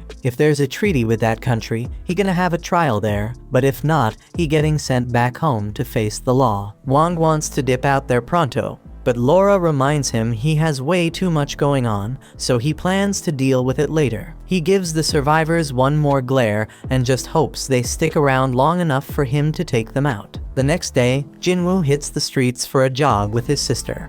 Jinwoo asks her what she'd do if she had a crazy 30 billion yuan, but she can't even imagine what to do with that kind of cash because it's too damn unrealistic. When Jinwoo's flying solo, he notices his system counter keeps ticking even after he hits his goal. Gina catches up to him, but he already made up his mind to test how far that counter goes, so he takes off running again. He figures out it stops at double the goal, and after trying out all the tasks, the daily quest goes undercover. The reward for this gig comes with some straight up random loot boxes, but there's a catch: one's blessed and the other's cursed. Jinwoo ain't playing around, so he decides to roll with the blessed one for the day, and boom, he hits the jackpot. Homeboy scores another key, and it ain't just any key, it's the key to the Demon King's castle, and it is an S-level acquisition. But hold up, because that ain't even the craziest part. This key comes with a bonus ingredients for something called the Elixir of Life. And let me tell you, that's exactly what Jinwoo needed, because this elixir can cure any damn illness. Jinwoo pays a visit to his sick mother, and he knows he ain't got no other choice. He heads to the location, uses the key to open the gate, and he knows damn well this dungeon gonna be tough as nails, on the same level as Jeju Island. Jinwoo starts wondering if he has what it takes to handle this danger, but when a massive gate appears in front of him, he ain't backing down. Inside, flames are engulfing everything, and Jinwoo ain't gonna front, he's scared as hell. But hey, he got his teleportation stone as a backup plan in case things go south. Just then, a freaking giant monster pops up right in front of him. But Jinwoo already made up his mind he gotta get stronger, and he swears he ain't dying in this dungeon. This monster has a red name, meaning it's way stronger than him, but Jinwoo has the advantage of being a wolf assassin. Our boy uses dash to close the distance real quick and starts wailing at the beast. But man, he barely does any damage, even with the bonus effects. Jinwoo tries to activate his murderous intense skill, but the debuff gets cancelled out. Our boy tries to hit the monster with his other debuffs using his dagger, but they get cancelled out too.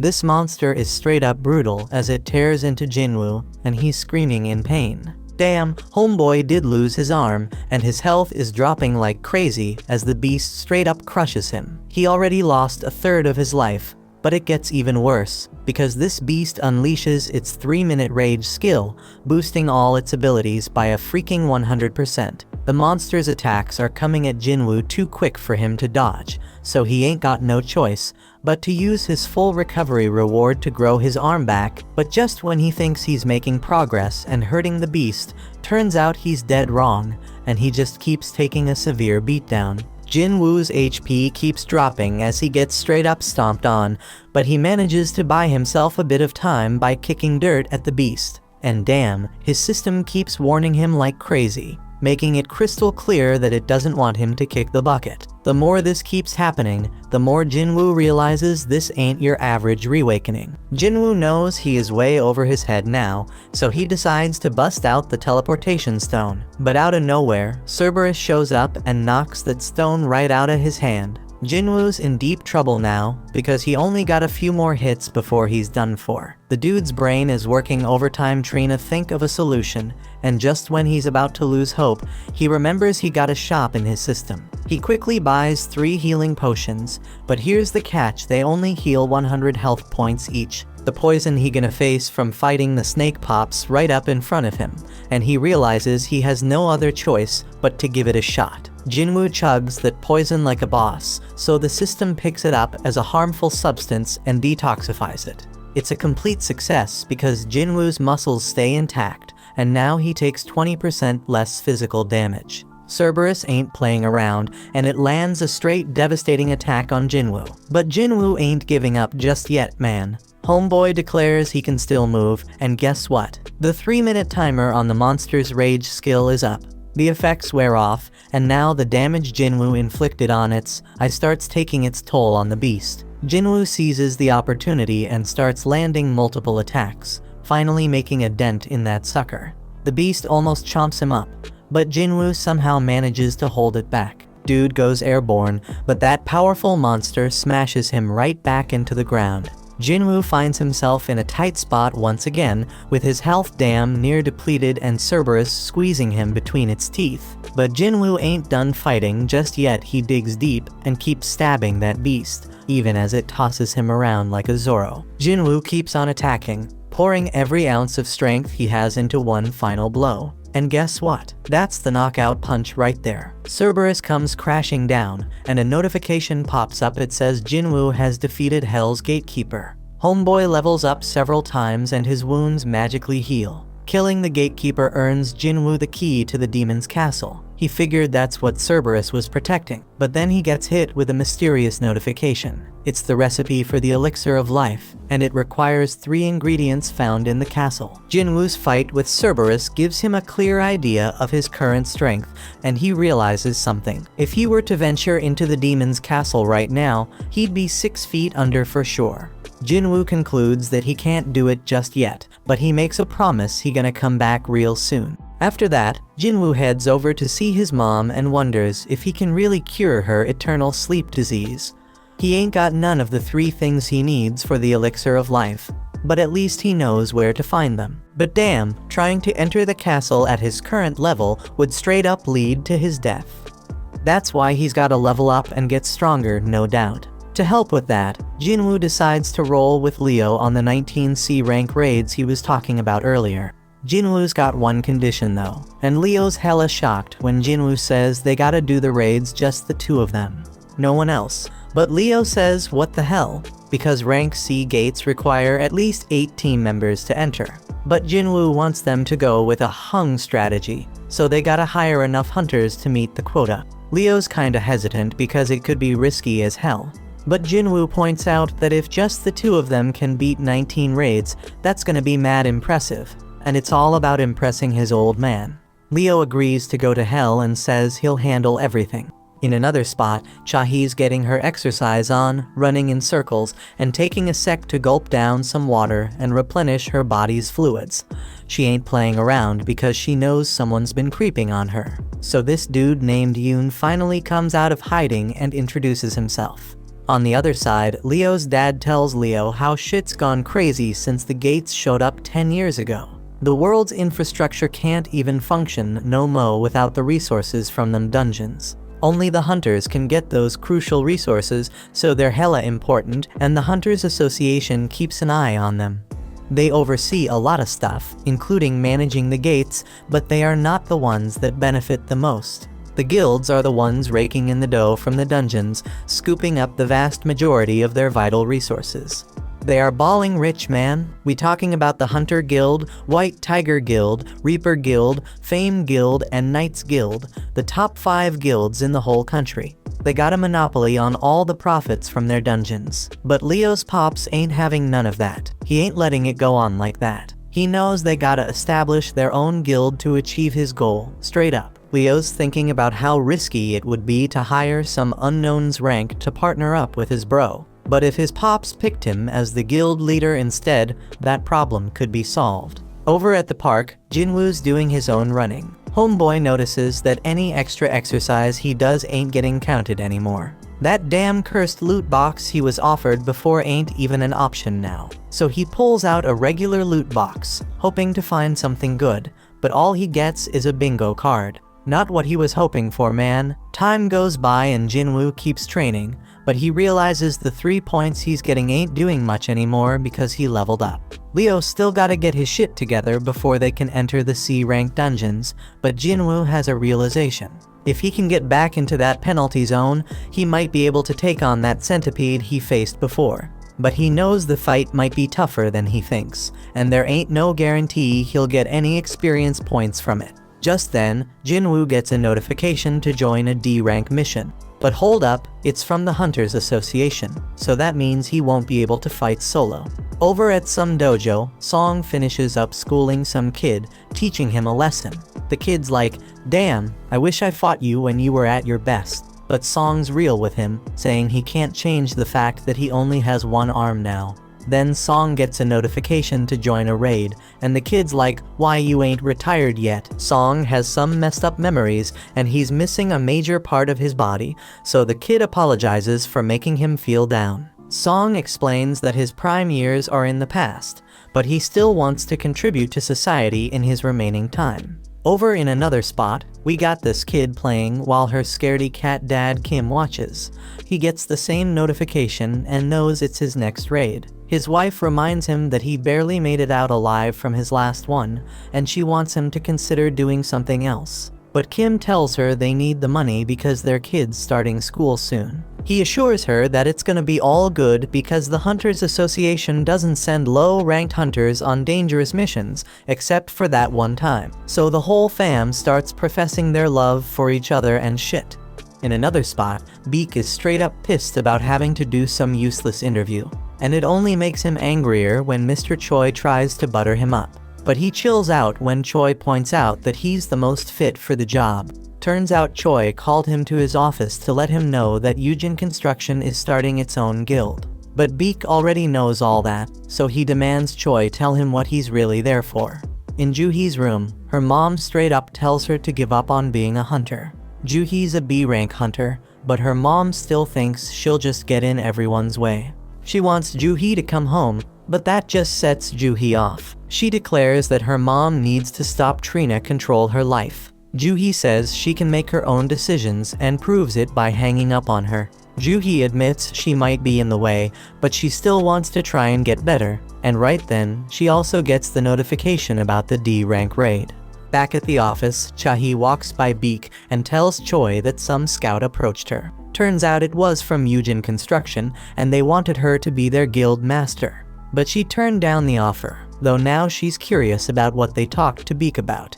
Beak's chilling at a bar, thinking about their convo. Jojo Island's been sealed off since that failed raid, and folks Trina forget about the terror it brought. Mr. Choi sees himself as the weapon of humanity, but he can never forget about Jojo Island and/or what happened there. He plans to clear the island soon, and for that, he needs Beak and the crew on the same page. They gotta get stronger, gather allies, and sway public opinion. That's why he set up the interview and had Chahi train new hunters. Choi reminds Beak that he left something behind on that island, jogging Beak's memory about losing his old friends. In a dark place, an ugly man is pleading with someone to eliminate people.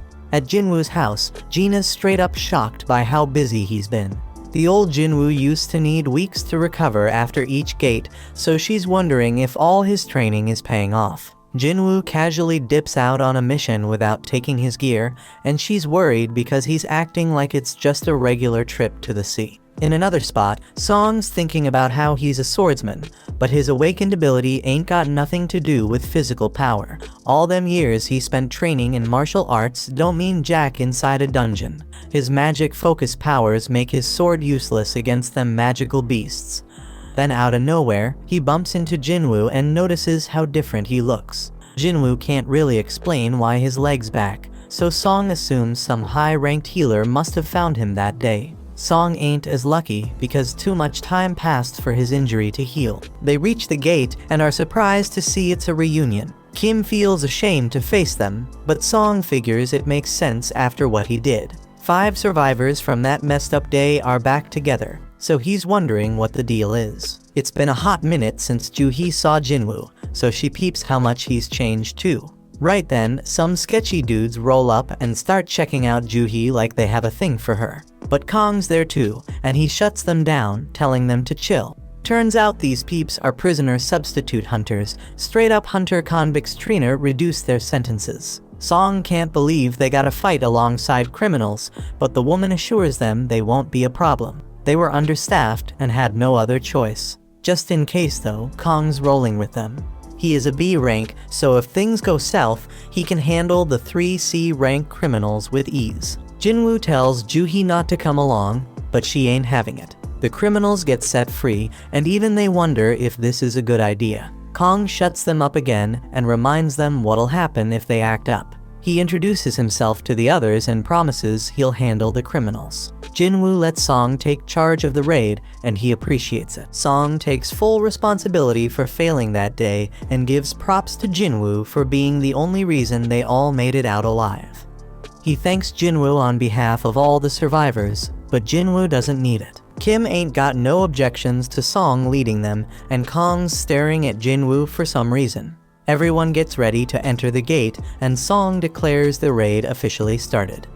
Inside the dungeon, the prisoners straight up handle those goblins like monster. Song Chul wonders who the real beasts are and shows off his own power.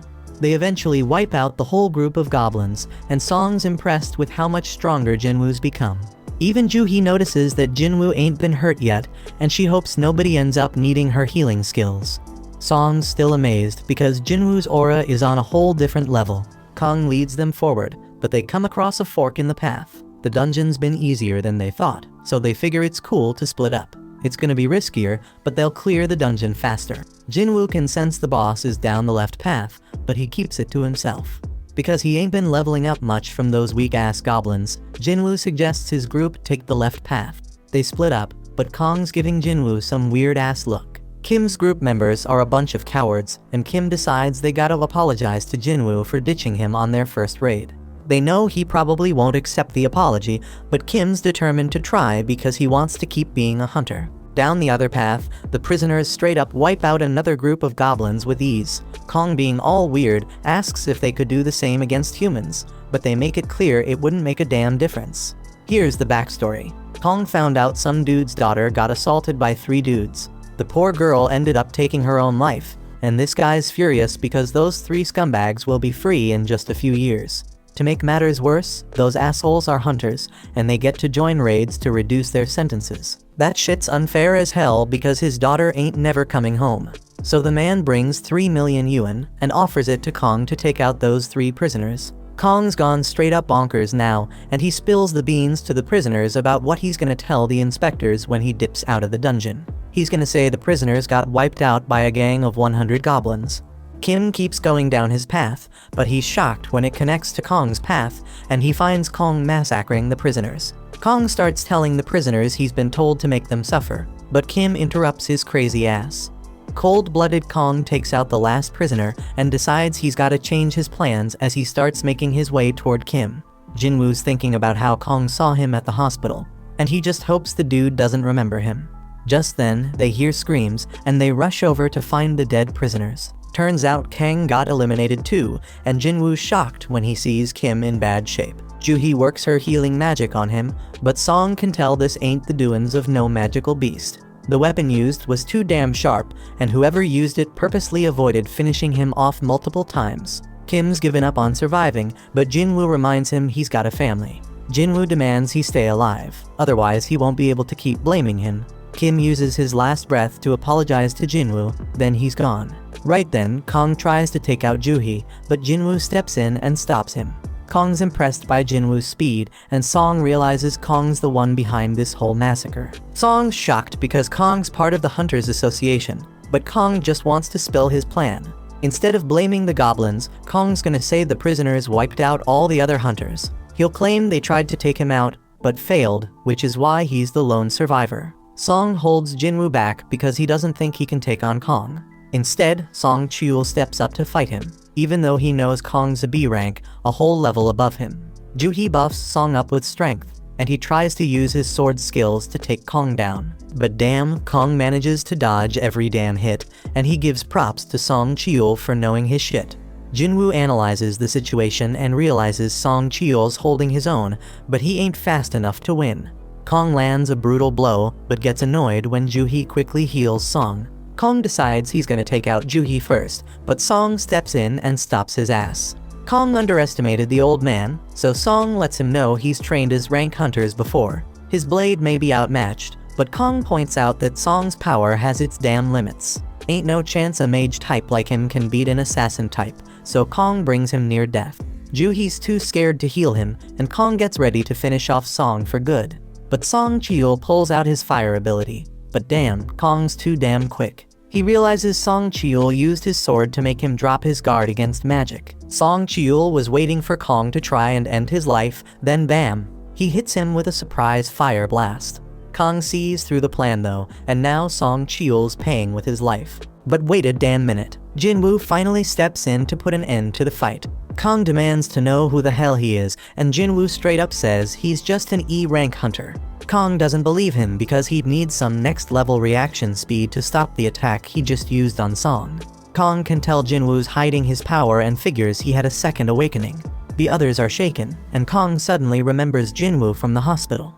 The mana reader only read 10 back then, so Kong thinks this second awakening must have happened after that. This shit doesn't add up. It doesn't explain why Jinwoo was able to survive the double dungeon. But Kong doesn't give a damn, he's ready to take out Jinwoo. Jinwoo wants answers, so Kong says he is just dishing out justice by taking out the prisoners. But Jinwoo doesn't give a damn about them, but he wants to know why he eliminated Kim and Kang. He points out that Kong could have done it quickly and easily, but he didn't. Kong seemed to enjoy torturing and playing with them. Flashback to when Kong talked to the father, and he explains how he's been getting big offers from the top guilds. But he chooses to work for peanuts in the Hunter Association. Why? Because he finds killing people way more fun than killing beasts. A straight-up fight goes down between Kong and Jinwoo, and the two onlookers are blown away by their insane speed. Kong can tell they have similar builds, but he figures he's got way more experience fighting high-ranked opponents. He uses that experience to gain control of the fight, but he's shocked when Jinwoo asks him to tone down the bloodlust. But it's too damn late because Jinwoo's system is taking notice. The system, just like last time, tells Jinwoo that there are peeps present looking to take him out. Once again, Jinwoo gets a quest to eliminate his opponents. Jinwoo gets engulfed in some dark power, and Kong's confused because he thought he'd have the upper hand in this fight. But damn, Jinwoo straight up attacks, and Kong's shocked when he realizes he's been poisoned. They keep throwing down, but Kong's got something special to show Jinwoo too. He straight up disappears. He explains it's a stealth skill, making him invisible to sight, sound, and even smell. Only a few hunters can get their hands on that skill, and nobody knows he's got it. Kong manages to land a hit on Jinwoo and tells the others to back off and wait their turn. He's sure Jinwoo won't be able to do much with an injured leg. But damn, Kong's in for a surprise when Jinwoo instantly heals himself. Kong can't believe it because he's never heard of a combat hunter who can also use healing magic. Jinwoo's totally unpredictable, and that makes him one dangerous mofo. Jinwoo's changed big time, saying he just lost another emotion, and now he doesn't even need to get angry to take out scum like Kong. Kong realizes Jinwoo's taken human lives before, and Song is shocked to hear that. He figures Jinwoo's had to make some tough-ass decisions real quick, and that's why his appearance ain't the only thing that's changed. Kong tries to attack again, but he's in for a shock when Jinwoo tracks him by sensing his bloodlust. Kong still has a trick up his sleeve, but everything stops when Jinwoo activates his murderous intense skill. Darkness surrounds Kong, and he's straight up stunned when Jinwoo's blade goes through his chest. As Kong's life slips away, he mentions that he and Jinwoo are cut from the same cloth. They're both killing machines. The only reason he's dying is because he's weaker than Jinwoo. Kong still wants to know what the hell Jinwoo is. He's got assassin skills, healing powers, and debuffs, and Kong's never heard of anyone like that. Jinwoo doesn't spill the beans, but Kong points out that Jinwoo was able to take him out, so his E-ranked act is over. Jinwoo decides to drop a little truth bomb and explains that he's someone who gets stronger with every damn fight. Kong can see that Jinwoo's gonna keep getting stronger and stronger, but he's got a warning for him: if he keeps chasing more and more power, that same power might end up taking control of him. Jinwoo completes his quest and gets rewarded. He's noticed that the stronger he gets, the more it feels like something inside him is falling apart. His friends thank him for saving their asses, but Jinwoo tells them to get the hell out of the dungeon. They're shocked because Jinwoo plans to clear the dungeon all by his lonesome, but they realize he's strong enough to pull it off. Outside, Woo's mind is blown when he learns Kong is secretly killing folks.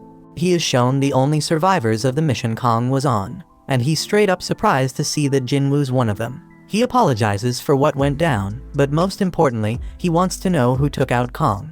Jinwoo realizes he can't keep his secret anymore, which means he gotta cancel his deal with Leo. Right before he spills the beans, Song straight up lies and claims he's the one who eliminated Kong. Song's just a C rank, so he explains he only won because he had a healer's help. Woo's skeptical because Kong's a top B rank hunter, but he buys Song's story.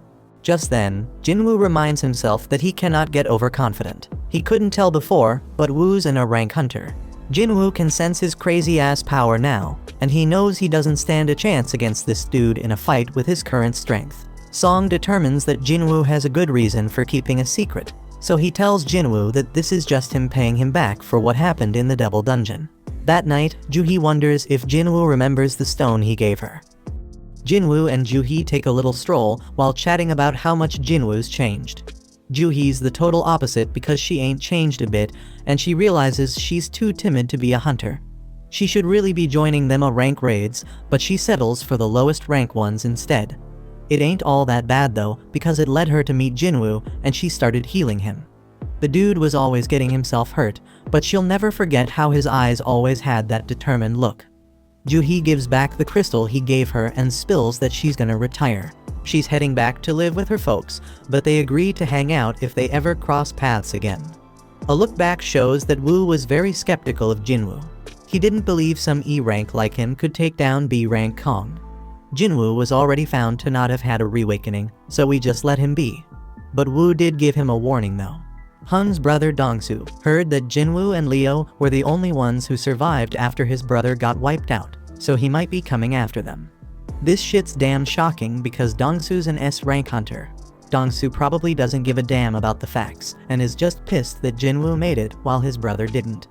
Unfortunately for Jinwoo, the law can't do shit against S rank hunters, and they can bring either miracles or disasters. One of these monsters is after Jinwoo, so Woo suggests he gather his family and dip out of the country. But Jinwoo just sees this as another reason to get stronger, because if he doesn't, he ain't gonna survive. Jinwoo rolls up to meet Leo, but he's hella confused by what he sees. Leo explains that this is their strike team. He focused on finding people who have the skills to be hunters, but can't work for various reasons and are struggling to make ends meet. Jinwoo points out that he hired a high schooler, but she claps back saying she's a qualified hunter just like the rest. She does get a bit down when Jinwoo figures out she's an E rank with no raiding experience. But it doesn't really matter because Jinwoo lets them all know they'll be waiting outside while he and Leo handle everything. They're all getting paid 3 million yuan each, which is a sweet deal because they ain't gotta do shit. The only catch is they can't blab about it to anyone, or they gotta pay back 10 times what they got. Jinwoo got a stealth rune for taking down Kong, and he used it to learn stealth skills. Leo's all set to go, and Jinwoo's shocked to see he's rocking even more crazy expensive armor. Jinwoo straight up schools Leo on how dumb it is to rock that armor and demands he ditch it. But Jinwoo lets him keep the helmet at least, and they step into the portal.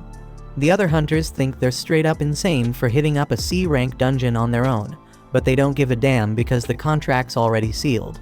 Jinwoo's sis wonders where her friend Songyi is, and turns out she's the high schooler on Jinwoo's strike team. The hunters chat about how a full strike team would take a solid 2 hours to finish this raid, so when they see Leo pop out of the portal, they assume they just bailed. But they're in for a shock because the damn gate closes right after they step out, meaning they cleared the dungeon. The hunters can't believe their eyes, but Jinwoo tells them to hustle because he's ready for another portal. Their goal is to hit up 3 raids in a single day, but the hunters are still dumbfounded they even finished one. In another raid, Jinwoo straight up wrecks a bunch of goblins, while Leo wraps up the mining. Jinwoo mops up the goblins and levels up. The next raid's a success too, and Jinwoo levels up even more. Days go by, and the two keep clearing dungeons on their own. They start facing tougher and tougher monsters, but Leo can see Jinwoo's getting hella stronger too. Jinwoo's stealth skill is hella handy, and his dash skill levels up. He gains a couple more skills and finds out they're straight up powerful when he uses them on a wolf. Jinwoo's got a bunch of new skills now, but his mana ain't enough to use them for long.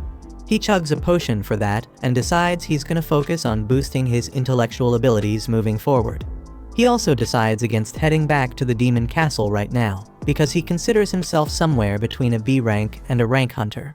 Just then, the system reveals that he has reached the required level for a job change quest. Somewhere else, the boss of another guild named On gets word that there's a strike team splurging double the market rate to snag some C-rank gates. Their leader's this rich kid Leo, but their team seems like a random mix.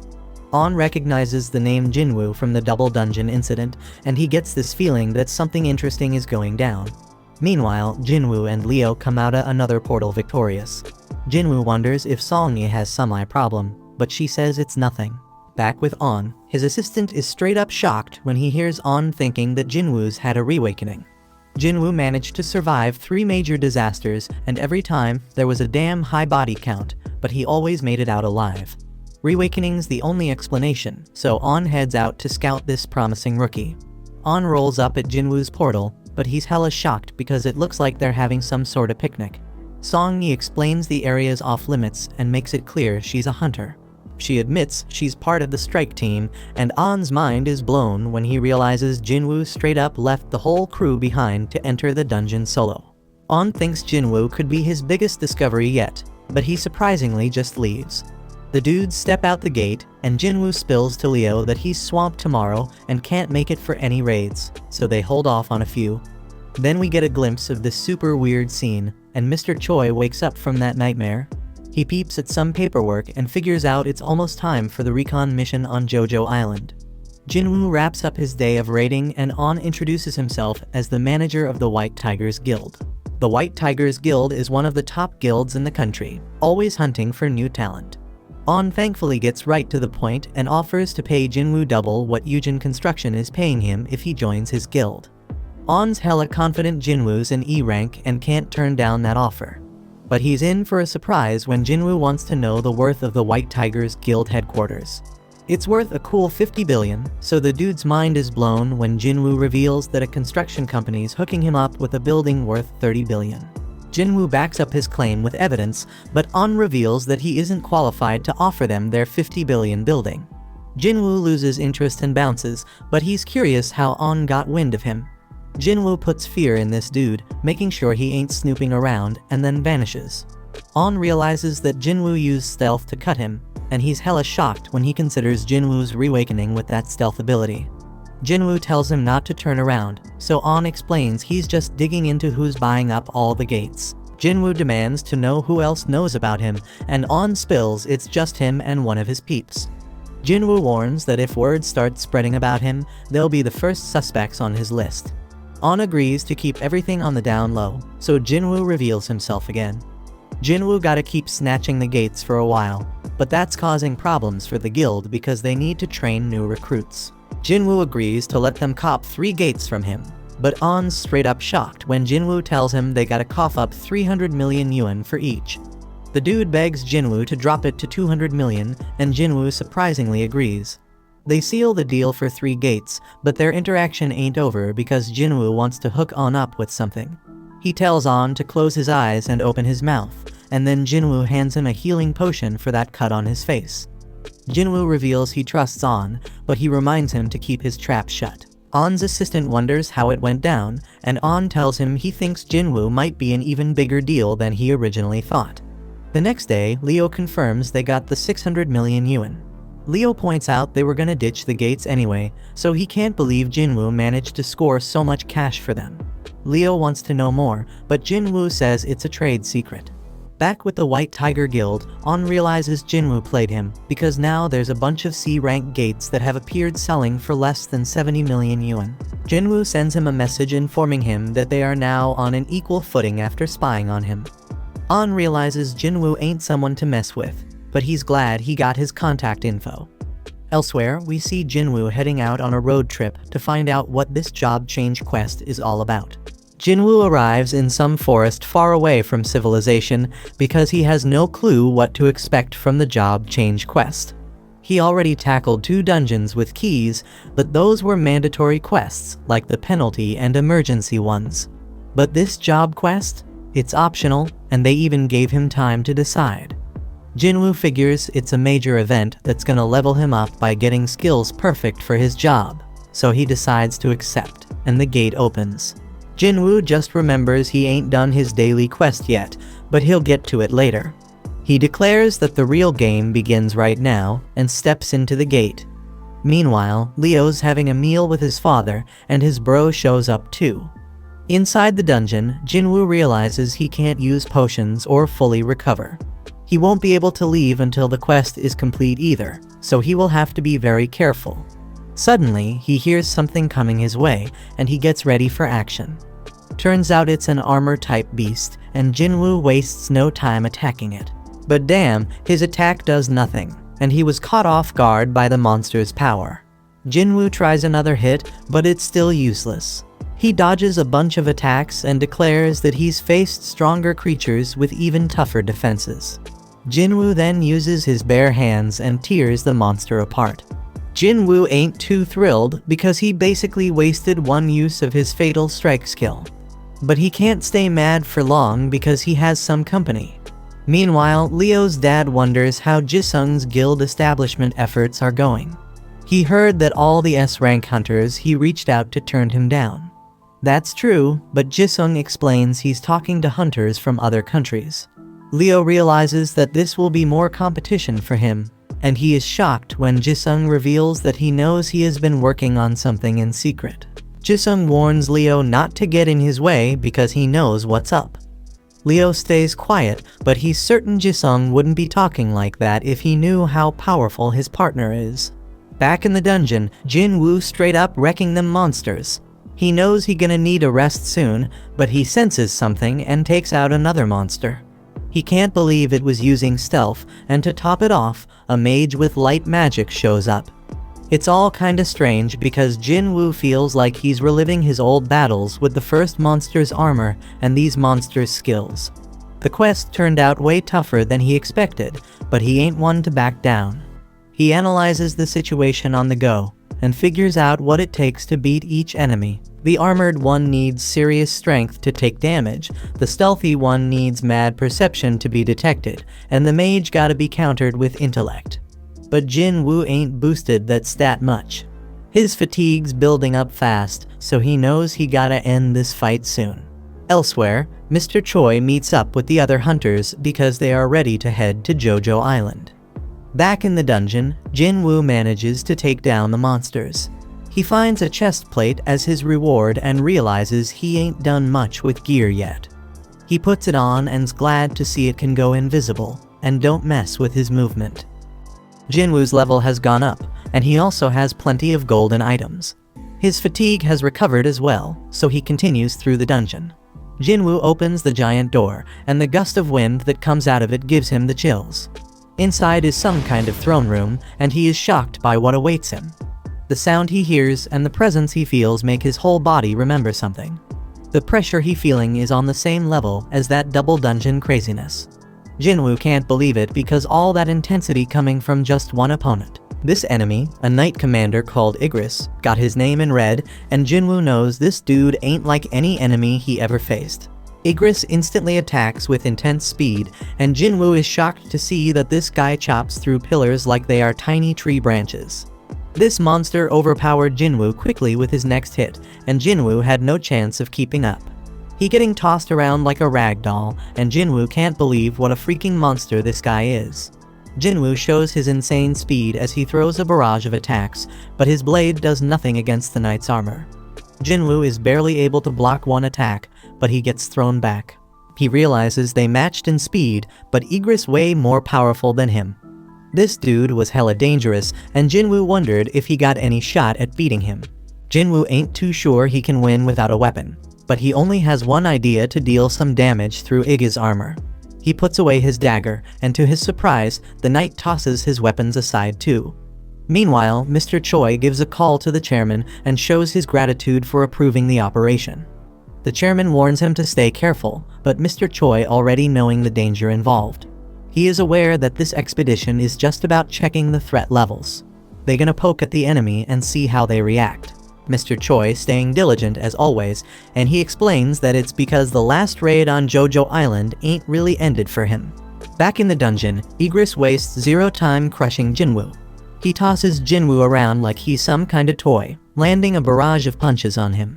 Jinwoo gets sent flying through a wall, and he is straight up shocked by his opponent. He blocked all them punches, but still feels like he lost 500 HP. Jinwoo is glad he rocked that armor because he'd be 6 feet under if he hadn't. He gotta admit he can't overpower this dude, so he decides to amp up his speed instead. Jinwoo flies around him and manages to finally push him back. He throws out a bunch more attacks, but it becomes crystal clear he ain't catching this guy again. The dude keeps tossing him around, and Jinwoo notices his skill also boosting his defense. He's still getting wrecked by this dude, getting dragged back into the room, but Jinwoo keeps fighting back. His efforts start paying off when Jinwoo pulls off a sick move, landing a kick straight to Aegis's head. Jinwoo realizes this might actually backfire on him, and the knight comes at him even harder. Jinwoo just keeps taking a straight-up beatdown, getting tossed onto the throne while Aegis looms over him. Back home, Gina leaves some dinner for Jinwoo and goes to study. We also catch a glimpse of Jinwoo's mom at the hospital. But back with Jinwoo, he is in really bad shape as the knight grabs his sword, ready to end Jinwoo's life. He went in for the kill, but Jinwoo was swift as hell, stopping him with just one hand. Jinwoo declares that he hasn't lost yet and pushes Aegis back. He summons his blade and manages to stab the knight through the gap in his helmet. Jinwoo puts all his power into pushing Aegis back and slamming him against the wall. The knight tries to use Jinwoo's blade, but Jinwoo stops him, saying his dagger doesn't switch owners. It just goes back to his inventory, where he can summon it again. Jinwoo drives his blade through the knight's skull, but the hit ain't deep enough. He knows he gotta go deeper, so he uses every last ounce of power to drive the blade further into the knight. Jinwoo pulls out all his fatal strikes and lands the most powerful blow he ever dealt. The knight has gone completely limp. Jinwoo takes out his blade, and a notification pops up saying he won the fight. Jinwoo realizes there's a huge gap between them in every category, and he knows his win was a straight-up fluke. If he made just one mistake, he'd be 6 feet under. Jinwoo then gets 4 rewards. One of them is 15 million gold, and another is the S-rank helmet Aegis wore. The Demon's Castle key was S-rank, but Jinwoo never had gear this top-notch before.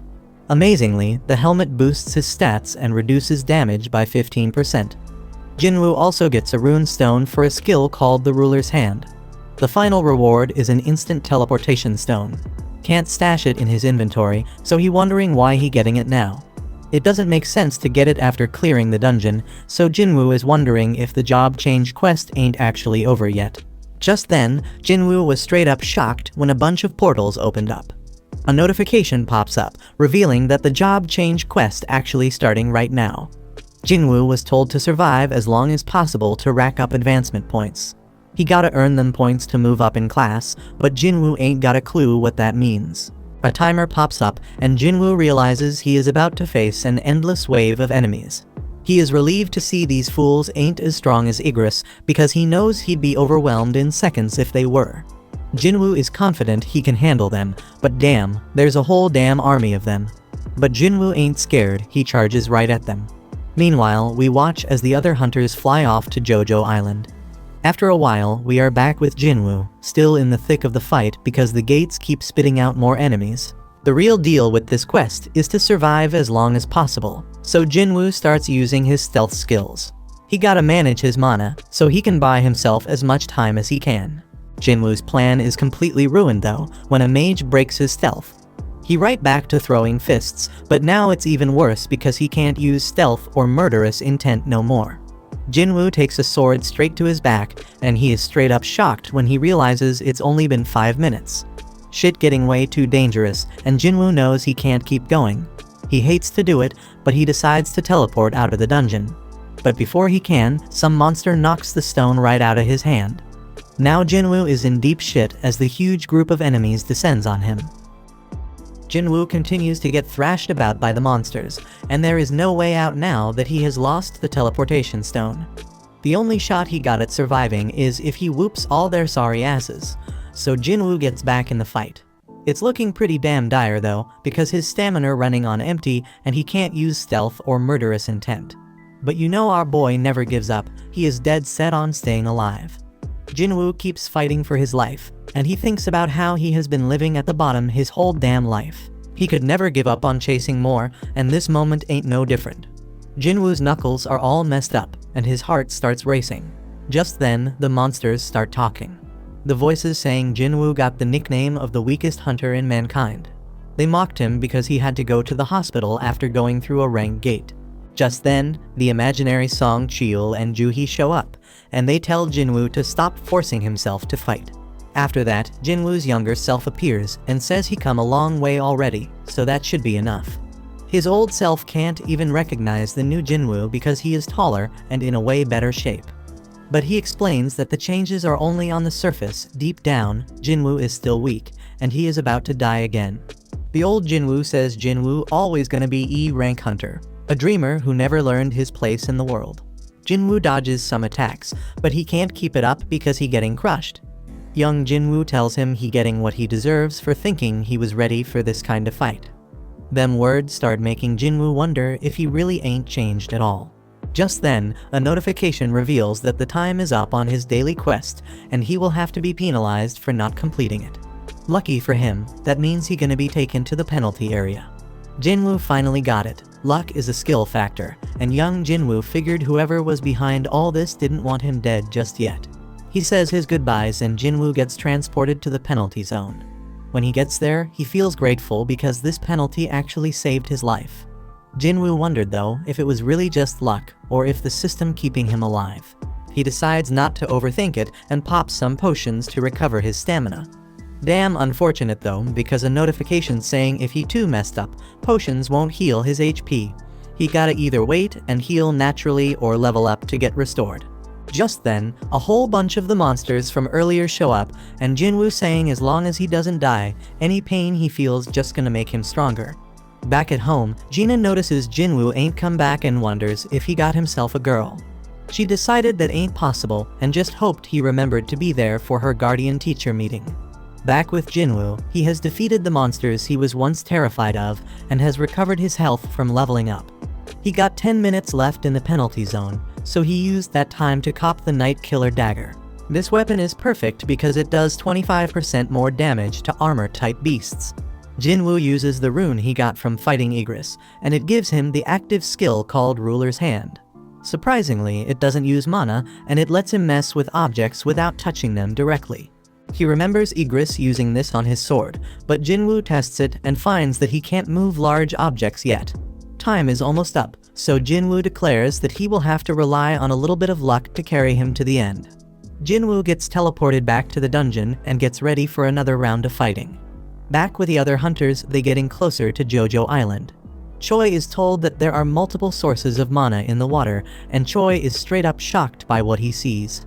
In the dungeon, Jinwoo feels really good about how his Night Killer Dagger performing, but he can't shake this weird feeling he getting. He keeps killing their beasts, but it doesn't feel like he actually doing it. Jinwoo is more worried about the mages casting spells without actually attacking. Just then, Jinwoo realizes that they are responsible for opening the gates and summoning the knights. He decides to go after the mages and finds out that taking down one of them makes some of the knights fall apart. Knowing this, he goes after the rest of the mages and starts taking control of the fight. The mages try to hide behind the knights, but Jinwoo manages to take out another one, leaving 3 mages still standing. These sneaky last 3 combine their power and summon a golem, so Jinwoo makes his way to higher ground. He can disable it for a moment and think about how them dumb mages probably thought one strong monster was better than a bunch of small ones. Jinwoo points out that this is wrong though, since having fewer targets makes it easier to go after the mages. Jinwoo finally manages to wipe out all the mages, but the golem is still standing. Our hero Jinwoo got so damn strong that he straight up used brute force to destroy that golem. With that, all the monsters get defeated, and a notification pops up saying he finished the job change quest. Now he can switch to a more advanced class with the points he earned based on how he performed during the quest. But turns out he doesn't get to choose because more notifications start popping up with a bunch of messages. They talk about whatever path the player takes. It is full of dead bodies and the smell of blood. They say the player craves immense power and makes their own damn way without relying on others. The messages mention how a shadow army gonna follow the player's orders, and Jinwoo is straight up shocked when he sees his new job class gonna be a necromancer. This shit doesn't make any sense to him at all, because he ain't put anything into his intellect stat. Necromancers are usually magic-type classes summoning undead monsters as servants. Jinwoo though, he built like an assassin. His main thing is strength, and all his skills match that fighting style. If he ends up with a class like Necromancer, then all the work he put into his current build gonna be wasted. But just then, Jinwoo feels relieved when he sees he can reject it. He says no, but the system points out that Necromancer is a hidden class and asks him again if he really want to decline it. Jinwoo takes a second to think about it and wonders if it is a hidden class means it has some special power. Jinwoo wished he had an example to compare it to, and he realized it was pretty damn similar to the summoning magic the mages were using. Encountering them seems like too much of a coincidence, so Jinwoo wonders if this job change quest was pre-arranged by the system. The whole idea of summoning beasts like mages got him really interested. Them mages ain't all that strong on their own, but Jinwoo knows he is. Ain't no rule saying necromancers can't be frontline fighters, and that's exactly what he gonna do. Jinwoo figures if classes work like stats, then as he levels up, his necromancy skills gonna level up too. That means the shadow army the system talking about gonna get stronger too. Jinwoo getting hyped up thinking about not solo leveling anymore, so he decides to accept the necromancer class. Just then, some dark power burst up from under his feet, and the system started awarding him points based on his performance. Jinwoo did amazingly well during the quest, so his total advancement points exceeded the class threshold. The dark power erupts even more, and Jinwoo starts floating because the advancement is about to be complete. Jinwoo is then shocked when he sees that he already moved on from the Necromancer class, all the way to the Shadow Monarch class. He also got unique class skills and 10 ability points. Jinwoo wonders if the quest is finally over, but he begins to hear sounds that seem to be coming from people in pain. Now Jinwoo can see this dark shadow coming from the monsters, and he can use his skill called Shadow Extraction on them. First thing, he gotta pick a command word, so he goes with Arise. As soon as he says it, Jinwoo is straight up ecstatic when he sees the first members of his shadow army. Apart from Shadow Extraction, Jinwoo has another skill called Shadow Storage. Shadow Extraction lets him drain some of his mana to create shadow soldiers, and Shadow Storage lets him keep them soldiers and summon them whenever he wants. The only thing Jinwoo gotta be careful about is that the extraction can fail depending on the strength of the target and how long they have been dead. There is more to this ability, because Jinwoo sees he summoned both knights and mages, and they come in different ranks too. Jinwoo gets all excited thinking about whether he can even extract his rank shadows, and if they are as strong as they were in real life. Jinwoo rushes to Igris and finds out extraction is possible. There is a limit to how many extractions he can do and how many he can store, so Jinwoo lets out 11 soldiers. Jinwoo turns back to the Knight Commander, Igris the Blood Red, and says the word Arise. Igris' shadow starts coming out, but then this huge burst of power pushes Jinwoo back and the extraction fails. Jinwoo only had 2 more tries left, but his second attempt failed too. Back at the Hunters Association, Goto reminds Woo that hunters can never grow their power unless they undergo a reawakening. That's why they train their combat skills and gather allies. Back with Jinwoo, he talks to Igris and reminds him that he is a warrior. Slicing down enemies with his sword is his damn purpose in life, and Jinwoo damn sure doesn't want to just sit around and waste away.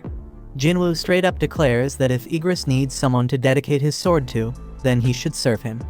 Jinwoo uses his last shot and once again tells Igris to arise. A whole lot of power burst out of Igris's dead body, but this time it was different. Igris' shadow came out, and Jinwoo got the chance to give his level knight a name. Jinwoo shows respect and gives him his old name Igris.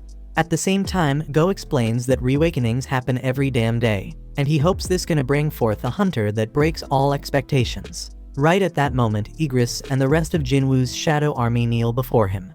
Jinwoo is straight up amazed by the sight and declares that they all riding with him now. Back with the other hunters, they finally reached Jojo Island. Choi examined one of the red ants from that messed up raid, and he was straight up shocked by what he saw. He says the monsters are evolving, and we see that the ants have grown wings. The story then continues with Jinwoo sleeping in late only to be jolted awake by a call from Gina. Hearing his groggy voice, Gina immediately knows he's still in bed and asks if he even realizes what time it is. Glancing at the clock, Jinwoo notices it's already 2 in the afternoon, so Gina quickly reminds him that her parent-teacher meeting is today. Later, Jinwoo arrives at the meeting looking surprisingly well dressed. Gina is stunned by how dashing he appears, prompting Jinwoo to wonder if something's wrong, but Gina reassures him it's not that, it's just unexpected. He then explains that he just had to dress appropriately since showing up in sportswear wouldn't be suitable. Gina muses about how much people can change, and as they walk through the school halls, Jinwoo garners attention from the girls around, leaving them whispering in curiosity. Jana, noticing this, teases him about not having a girlfriend yet, offering to introduce him to someone, but he angrily dismisses the idea. Later, Jinwoo meets with Jana's teacher, who is full of praise for her. The teacher describes Jana as an exemplary student and role model, noting her strong performance in mock exams. Confident that Jana can get into medical college, she advises Jinwoo not to pressure her too much, and Jinwoo agrees. But before the meeting concludes, the teacher asks Jinwoo what he would do if Jina awakened and wanted to become a hunter. Jinwoo's response is immediate and firm that he wouldn't allow it. The teacher expected such an answer and mentions she has a favorite ask. The story then transitions to Jinwoo meeting Song-yi, who is surprised to see him. Jinwoo reveals he is Jina's brother, and Song-yi quickly pieces together that the teacher must have sent him to convince her to quit being a hunter. She defiantly refuses, saying she won't quit or return to school. Jinwoo points out that as an E-rank hunter, she won't have many opportunities to earn money. And while she may have made good money as part of his assault team, that was an exception. Song-yi frustratedly tells him to leave if all he plans to do is lecture her. And she even throws his rank back at him, reminding him he's also E-rank. Jinwoo then calmly states that he's not here to lecture or convince her to quit. Instead, he asks her to follow him. Elsewhere, Jinchul greets Dong-soo upon his arrival in Japan, surprising Dong-soo with a personal reception. Dong-soo sarcastically notes that the chief of the Hunter Association himself has come to welcome him. But Jinchul wastes no time and directly asks how long Dong-soo plans to stay. Dong-soo reassures him not to worry, as he won't be around for long. Jinchul, however, is skeptical, noting that Dong-soo has returned to the very country he betrayed, ostensibly just to meet two specific individuals. Dong-soo smirks, confident that Jinchul knows the truth. His visit isn't just to see them. And he eerily suggests the surveillance team should turn a blind eye to whatever happens to those two in a dungeon, revealing his intent to eliminate Jinwoo first and then Leo. And he confidently remarks that Jinchul's abilities won't be enough to stop him, and Jinchul simply responds that he is just doing his duty.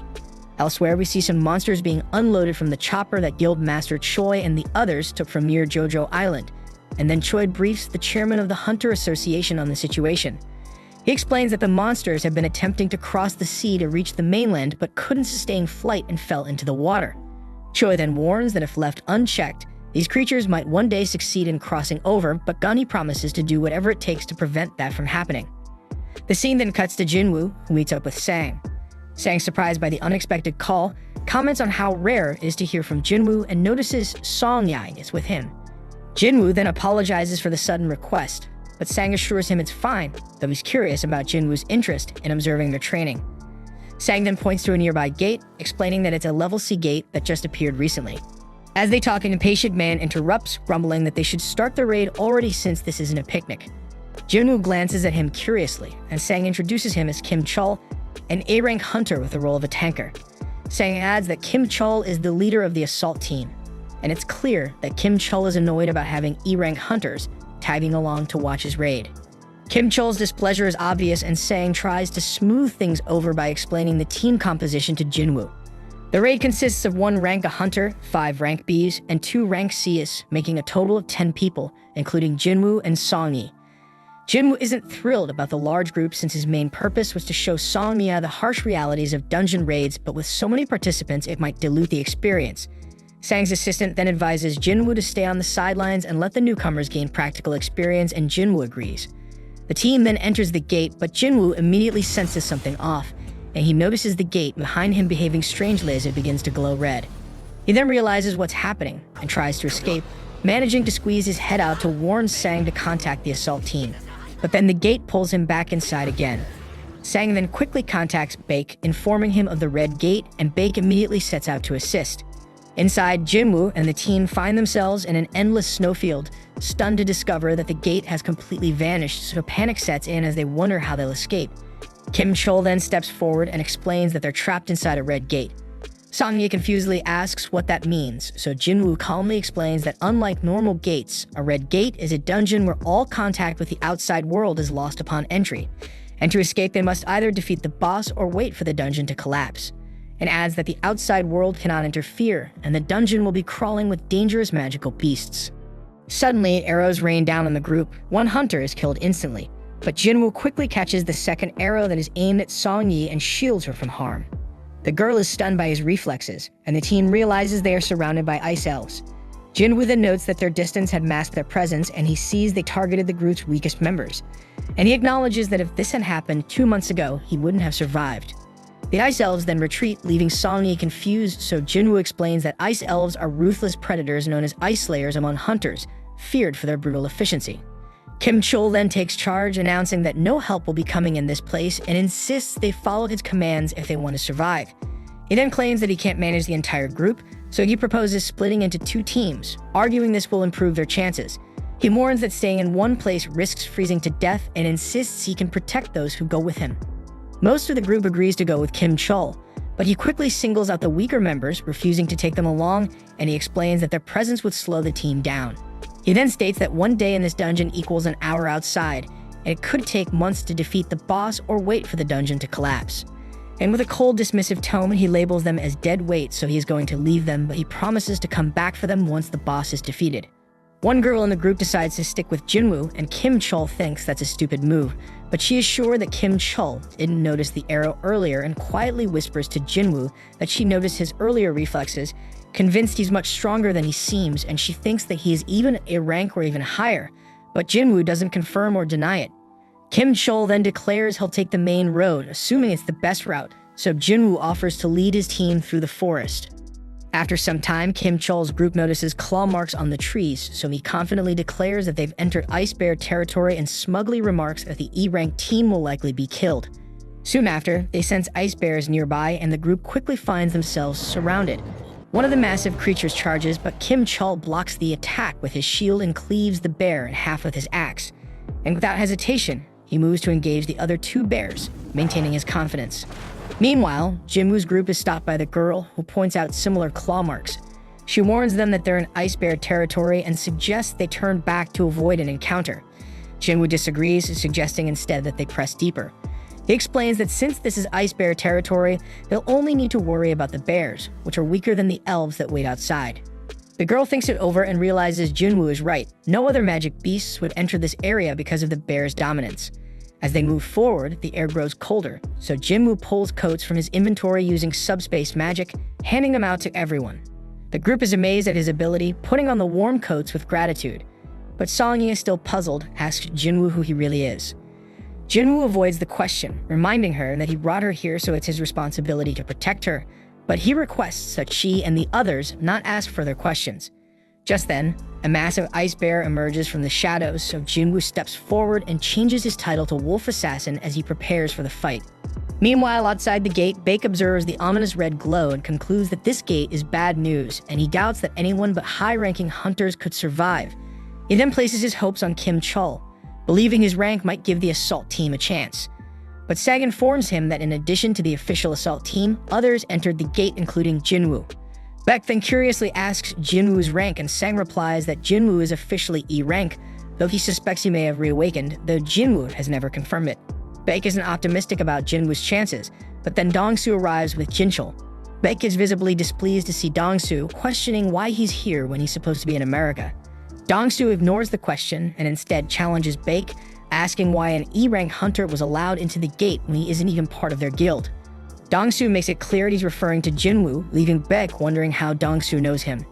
Dongsu scoffs at the red gate, lamenting that Jinwoo will likely die inside before he gets the chance to meet him.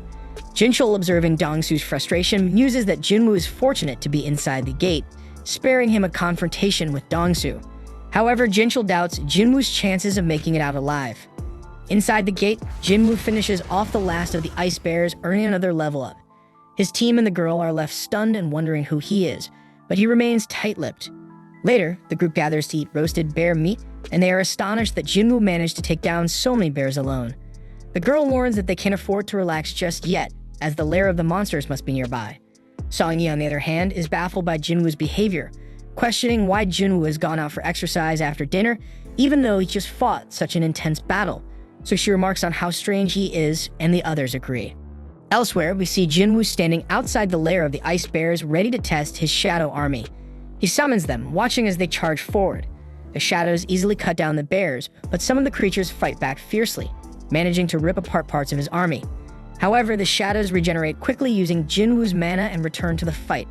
Then we see that the mages in his army provide excellent support, and Jinwoo is impressed, thinking they perform better than expected, but he notes that maintaining them uses a lot of mana. Suddenly, the massive boss of the Ice Bears emerges, and with a single devastating attack, it wipes out Jinwoo's entire Shadow Army, draining a significant amount of his mana in the process. Left unable to regenerate his soldiers, Jinwoo summons Igris. The Shadow Knight steps forward confidently, so the bear charges at him, but Igris dodges with ease, delivering a precise slash, and in moments, the bear is brought to its knees. It attempts a final desperate attack, but Igris finishes it with a swift beheading.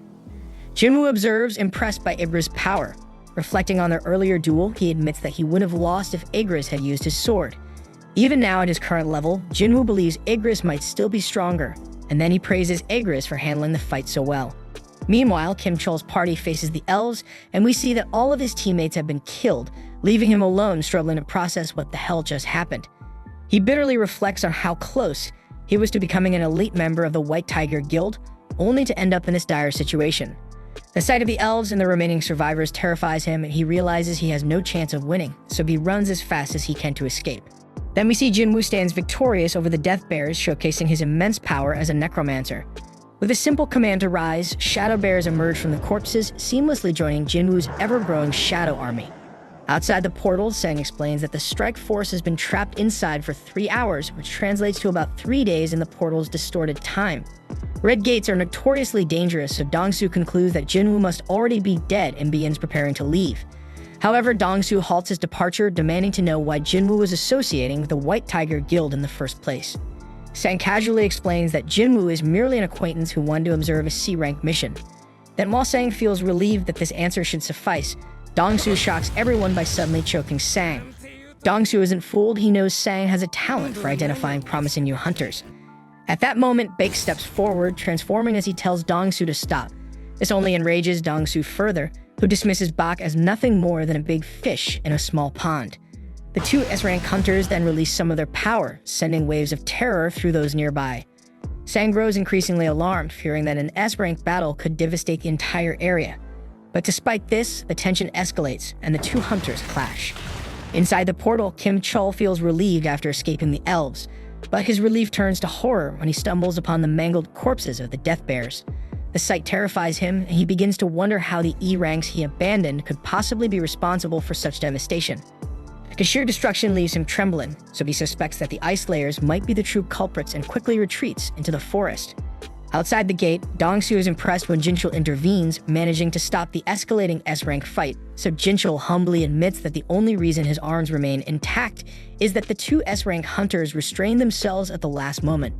Jinchul then reassures Dongsu that Jinwoo is just an E-rank hunter, emphasizing that he reevaluated Jinwoo 2 months ago and found no reason to believe otherwise. Additionally, Jinchul explains that the surveillance team's investigation into your brother's death revealed it was caused by a magic beast. Dongsu dismisses this as a convenient public cover-up, convinced that if Jinwoo isn't the culprit, then the killer must be the wealthy Leo. Jinchul then questions why Dongsu is targeting Jinwoo if he believes he isn't the killer, but Dongsu's reply is cold and blunt. It's an excuse to kill. But before the conversation can continue, Dongsu is called away, muttering that Jinwoo is lucky. Sang watches him leave and reflects on how no one truly grasps the depth of Jinwoo's power the way he does. Confident in Jinwoo's strength, Sang believes he will survive the Red Gate. Inside the gate, Jinwoo's group sits around a fire, trying to stay warm.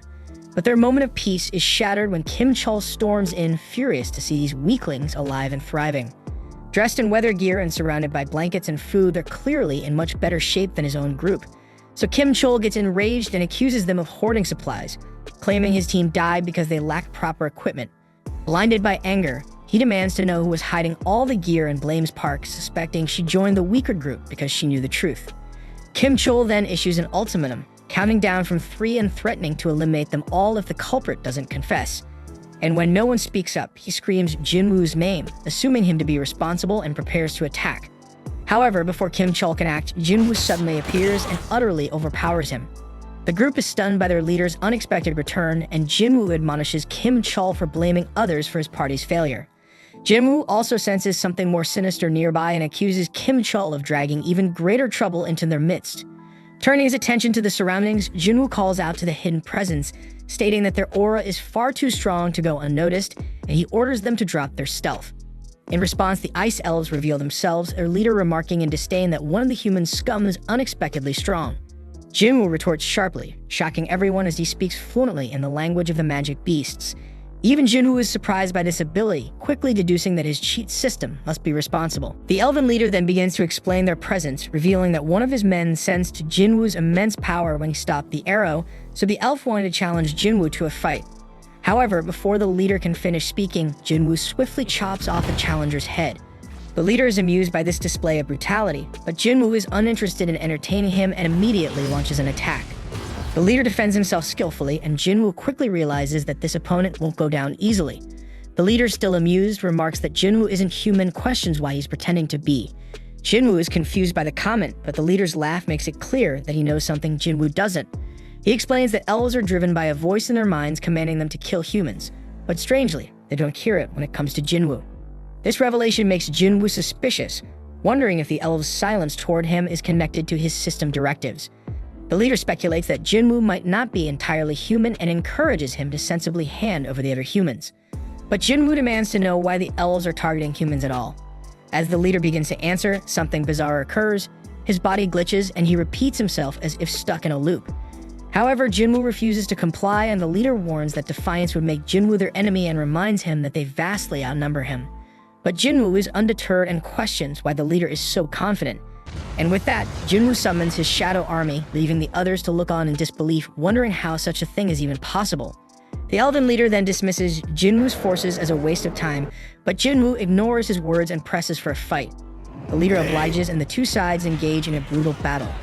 The humans with Jinwoo attempt to flee, but elven archers target them. Jinwoo demonstrates his incredible skill, eliminating the archers with ease. But despite his prowess, Jinwoo begins to understand the leader's confidence. The elves are stronger than he anticipated and are dealing significant damage. While Jinwoo's shadow army is technically immortal, regenerating his troops costs magic power. Though Jinwoo possesses a considerable reserve, it isn't infinite, and he realizes it could eventually run out, and even worse, he concludes that the elven leader is undeniably stronger than him. The leader engages Jinwoo directly, and Jinwoo quickly evaluates the situation, realizing that even with Igris fighting beside him, Barca remains an overwhelming opponent. The odds are against him, and his regular soldiers won't suffice, so Jinwoo concludes he needs a stronger force to match the leader's power. The leader then formally introduces himself as Barca, and Jinwoo returns the gesture. The two warriors charge at each other with ferocity, and Barca immediately displays his dominance. However, he's momentarily stunned when Jinwoo teleports his blade to his opposite hand mid-attack. Their exchange continues with narrow misses on both sides, but Jinwoo eventually gets pushed back. Barca expresses delight at the challenge, stating he hasn't enjoyed a fight like this in years. Jinwoo, smiling back, unleashes a massive meteor that crashes down onto Barca, catching him off guard. Meanwhile, Kim Chol regains consciousness, seething with anger. Seething with hatred, he curses Jinwoo again and grips his sword tightly, determined to take him down. Then, as Barca battles Jinwoo's magic soldiers, Kim Chol uses the chaos to make his move. However, Jinwoo, having anticipated this, orders Igris to create a dense smokescreen. Using the cover, Igris swiftly ends Kim Chol's life. Realizing too late that Jinwoo had planned this all along, Kim Chol succumbs to his last thoughts filled with regret. With Kim Chol's defeat, Jinwoo commands him to rise, and a radiant light erupts from his body as he is reborn as a shadow soldier. Barca, still charging at Jinwoo, mocks the notion that hiding will save him. But his confidence is shaken when a towering new shadow soldier emerges to confront him, forcing Barca to retreat momentarily.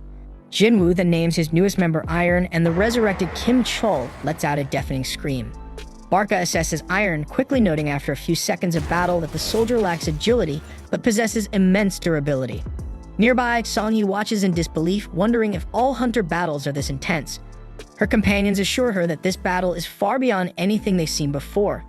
Then, while Iron holds his ground, Barca declares the fight lacks challenge and demands that Jinwoo and Igris join the fray.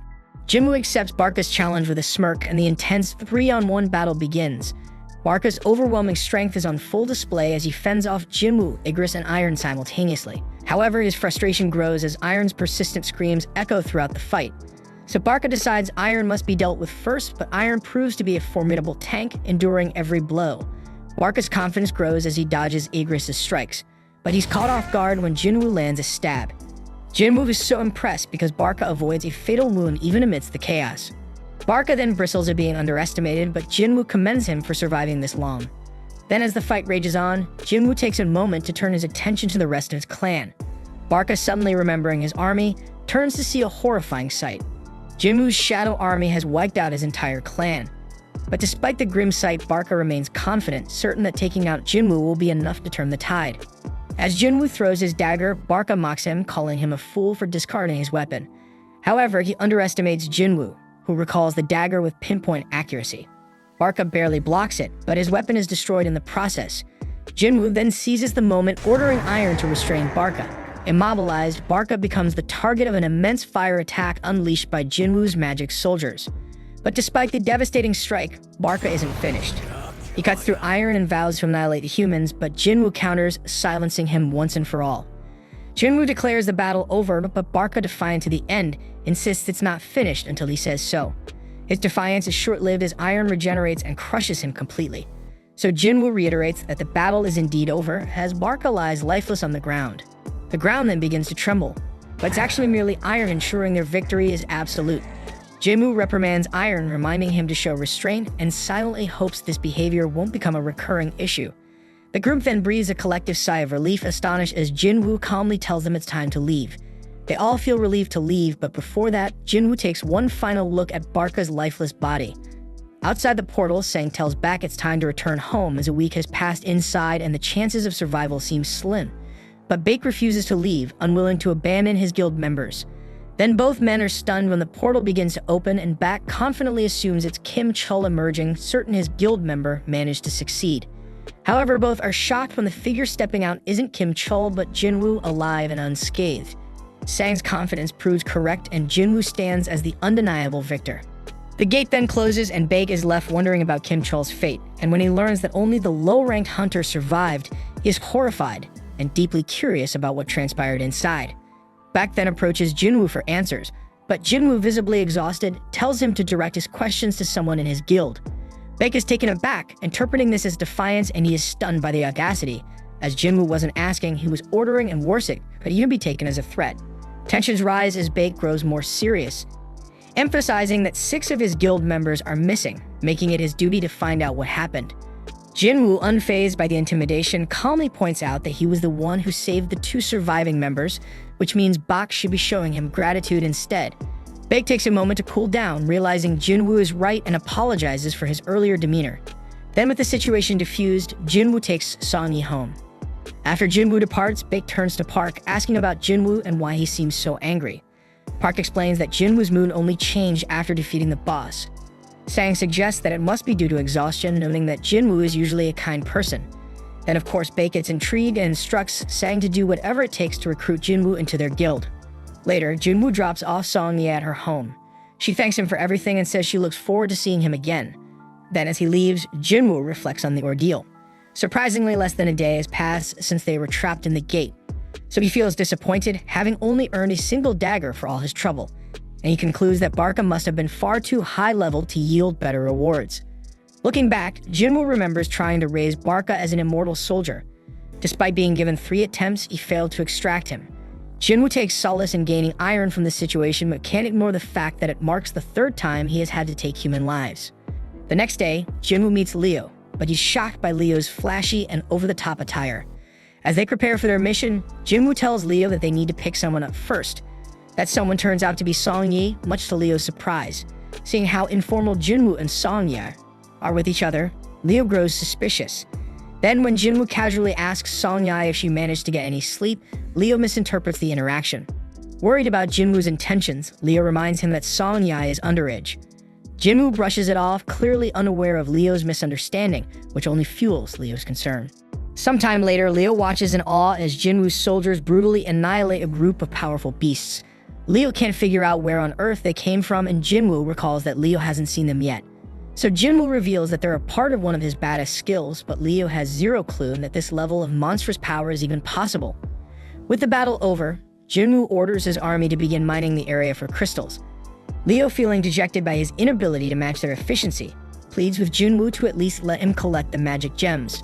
Jinwoo isn't self-loving though, and one of his soldiers offers to share the work. Elsewhere, we see a man standing amidst the wreckage of a destroyed ship, and a frightened soldier begs for his life, but the man calmly tells him to relax. But the problem is they don't speak the same language, so after switching to broken English, the man explains that he's human and that all he wants is to go home. Back with Jinwoo, he celebrates with Leo after completing the 19 raids that were part of their agreement. And with the raids done, Leo's next step is to pass the written exam at the association to earn his guild master's license. And once he has the license, he'll finally be able to negotiate with his father. But as for Jinwoo, he announces that he plans to travel for a while, so Leo thinks that Jinwoo must be trying to get away from him, but Jinwoo denies it, saying he's just drunk. Leo, however, is used to being pushed away, especially by his older brother, who's 10 years older and has always been cold toward him, so they never did anything brotherly together. But by contrast, Jinwoo has helped Leo so much that Leo wistfully admits he wishes Jinwoo were his brother instead. Moved by Leo's pain, Jinwoo fills 2 cups and says that starting from today he will consider him his little brother. And that cool shit makes Leo stunned but deeply touched. Meanwhile, the mysterious man from the shipwreck has been restrained and investigators discuss his origins. He claims to be a foreign hunter who was trapped inside a gate 10 years ago and only recently found an exit that led to a gate in America. The investigators are skeptical, worrying that he might be a humanoid magic beast. To verify his identity, they called in an S-rank hunter for questioning, and the damn hunter is Dongsu, and they're waiting on him to do the questioning because the only information they know is that the man's name is Jinwoo Sung. Later, Jinwoo tells his sister Gina that he'll be traveling for a week. She knows how busy he's been lately and teasingly asks who he'll be going with. Irritated by the question, Jinwoo curtly replies that he'll be going with a friend and leaves it at that. Soon after, he stands at the entrance to the demon castle, reflecting on how much he has grown since he barely survived his fight against Cerberus at level 20. But now with his level 3 times higher, Jinwoo is confident this challenge will go differently. Jinwoo then uses the key from his system to unlock the gate and enters the castle. Reviewing the quest objectives, he sees that his mission involves collecting demon souls. However, Jinwoo is shocked to learn that the system requires him to collect 10,000 souls, an amount he can hardly believe exists in the dungeon. But despite the overwhelming task, Jinwoo stays focused on his real objective, obtaining the ingredients for the elixir of life to save his mother. So no matter how many demons stand in his way, Jinwoo resolves to complete this damn quest. Elsewhere, Leo speaks with his father Han about taking over the guild. Leo is well aware that his older brother is also vying for control, but disagrees with his brother's approach. He argues that bringing in an outsider to run the guild is too risky for the company's future. Han, however, shifts the focus to Jinwoo, criticizing Leo for associating with him. Han recounts how Jinwoo was present at 3 highly controversial incidents: the double dungeon, the raid where Hum's team was wiped out, and the surveillance team Hunter incident involving murdered convicts. But despite the danger, Jinwoo miraculously survived all 3. Han also notes that Jinwoo was instrumental in helping Leo clear 19 raids to earn his guildmaster license and also played a significant role in the Red Gate incident, leading survivors to safety. So Han accuses Leo of using underhanded tactics by relying on Jinwoo to gain an advantage. While Leo admits his methods were ideal, he insists he knows what's best for the guild. But to Leo's surprise, Han suddenly agrees to let him pursue leadership, but with one condition. Han wants Jinwoo recruited to their guild. Han reveals that the White Tigers Guild has been trying to scout Jinwoo since the Red Gate incident, recognizing his immense potential. So if Leo truly wants to lead, Han challenges him to secure Jinwoo's allegiance first, and Leo accepts the challenge and promises to make it happen. Back in the demon castle, Jinwoo realizes that despite defeating countless demons, he is unable to extract their shadows to add to his army, and he can't figure out why. He has taken down a massive number of them, yet it feels like all that effort might have been wasted. Just then, he receives an entry permit for the next floor, and a glowing light marks the way forward. Jinwoo marvels at the dungeon's immense size because it's essentially an entire city contained within a single building. However, all the walking is quickly becoming tiresome, but luckily Jinwoo summons the bear leader to carry him. The beast charges forward, effortlessly cutting through a sea of demons that block their path. Impressed by its sheer power, Jinwoo decides to name the bear Tank. Elsewhere, a group of girls marvel at Chaha as they admire her. Chaha, however, recalls a conversation she had with Mr. Choi. He decided to keep the reports about the flying ants under wraps, but Chaha felt they should go public. Mr. Choi explained that releasing that information would only cause widespread panic, and instead they should focus on strengthening their guild as they're already the largest domestic guild, and more power is the key to expansion. Back in the dungeon, Jinwoo has cleared even more demons. When he first received the key, he feared this might be an S-rank dungeon, but so far the demons he's faced are around high B rank. Their numbers are overwhelming and they grow stronger with each floor, but by only killing the demons required to proceed, Jinwoo has made steady progress. Based on his experience with other structures, Jinwoo guesses that this castle likely has 100 floors, just like the Tower of Trials. So he wonders how strong he'll be by the time he reaches the top. Then as he reaches 4,000 souls collected, he reminds himself to track his supplies carefully. He also recalls his promise to Gina to return within a week, making this a race against time. Eventually, Jinwoo collects 10,000 souls, completing the quest's main requirement. However, his journey isn't over yet. As he progresses, he encounters a group of powerful monsters, and the leader's name appears in red text indicating extreme danger. The monster's name is Vulcan, the boss-class leader of the lower floors. Elsewhere, we see that Sang searches for Jinwoo, only to learn from Gina that her brother is on a trip, but Sang isn't convinced. There are no records of him doing a raid or leaving the country, and the last trace the association has of him is right in the middle of the city, so the association can only speculate about where he's gone. Meanwhile, inside the dungeon, Jinwoo declares that he'll take on the big boss while instructing his army to wipe out the remaining demons. His soldiers immediately spring into action, swiftly taking down the horde. And with more points allocated to his intellect ability, Jinwoo can summon a larger army and maintain them more efficiently. And also the increase in magical power has made battling much smoother. Jinwoo then turns his attention to the boss-class demon and wonders if the giant beast is ever going to get up. Assuming it's just going to sit there, he's caught off guard when it suddenly moves with blinding speed to attack him. Jinwoo reacts just as fast, dodging the strike and countering with a damn powerful punch that sends the massive demon flying. Even Jinwoo is surprised by his own strength because all he did is punch the damn monster, so he wonders if he accidentally leveled up his power. However, Vulcan isn't finished and it lets out a thunderous roar, so it seems it's about to shift into another form, reminding Jinwoo of his previous battle with Cerberus. The beast then charges at him with alarming speed, so Jinwoo calls out to Iron, who sends him a shield just in time. Jinwoo blocks the attack, but the giant launches a relentless barrage of punches. Jinwoo is stunned by how something so enormous can move so quickly.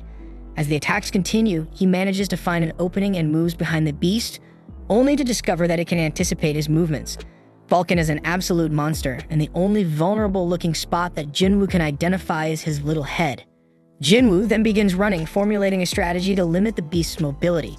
Spotting the perfect building nearby, he sprints toward it.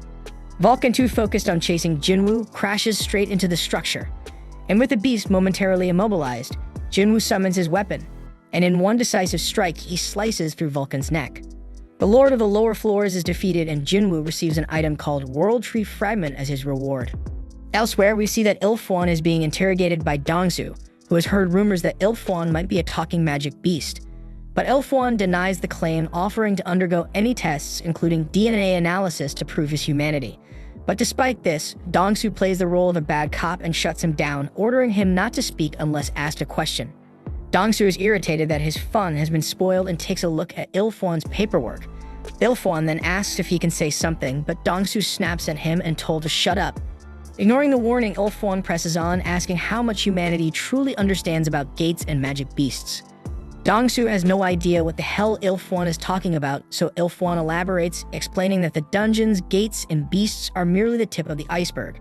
He warns that a power capable of triggering an ultimate catastrophe has already awakened.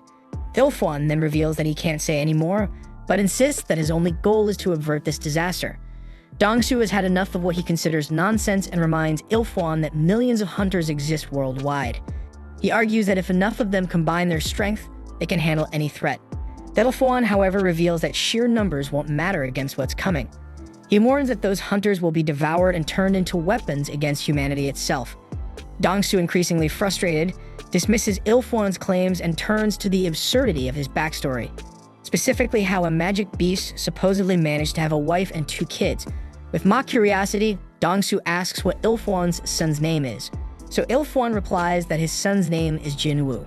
Dongsu's mood shifts to amusement as he smirks, informing Ilfwan that his son is dead. He refuses to answer any of Ilfwan's questions, adding that Ilfwan can ask his son all about it when they meet in the afterlife. Dongsu flexes his power while making this threat, but Ilfwan's expression darkens, his eyes filling with murderous intent. Back in the dungeon, Jinwoo's shadow army is ripping through yet another group of demons. Jinwoo acknowledges the leader of the group and remarks that the battle has become entirely one-sided, and he wonders if the demon leader is surprised by how terrifying his shadow soldiers are. But then it becomes clear to Jinwoo that even the undead can experience fear as the demon visibly trembles. And in a blink of an eye, Jinwoo sliced the leader's head clean off. Then a notification pops up revealing that Jinwoo has just defeated Metis the Guider of Souls and has leveled up even further.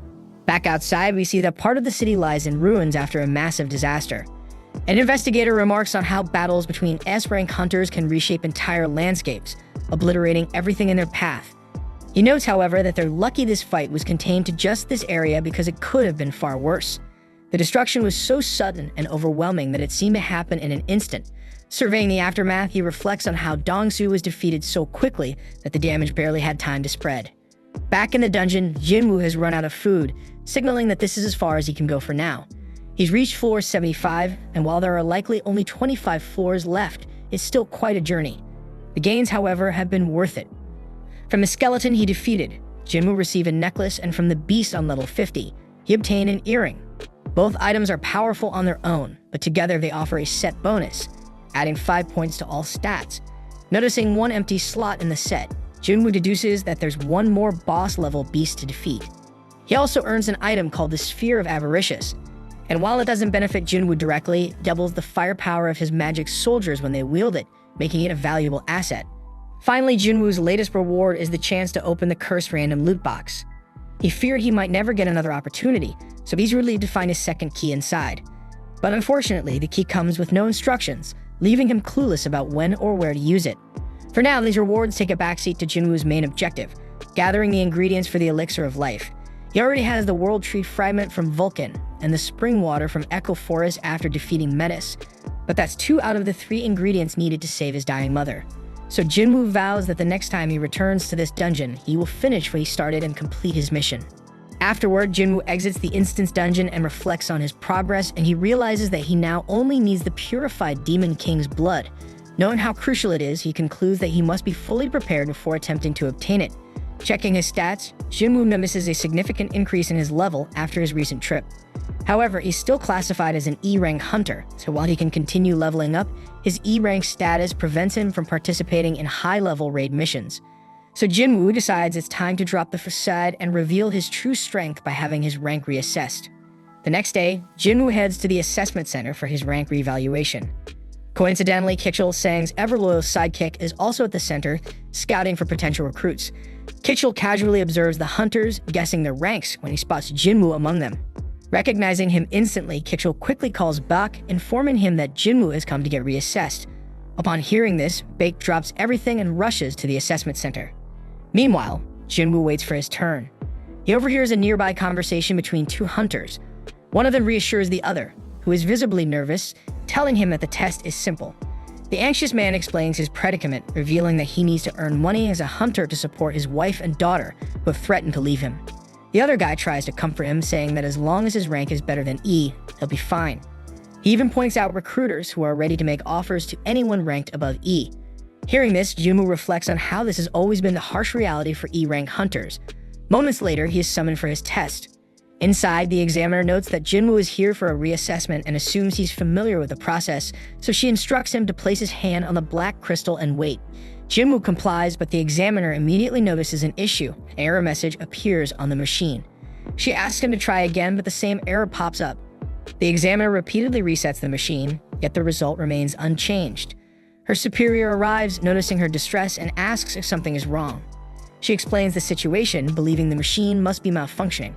So the superior decides to conduct the test himself, but when the same error occurs, he realizes it's not a mechanical failure.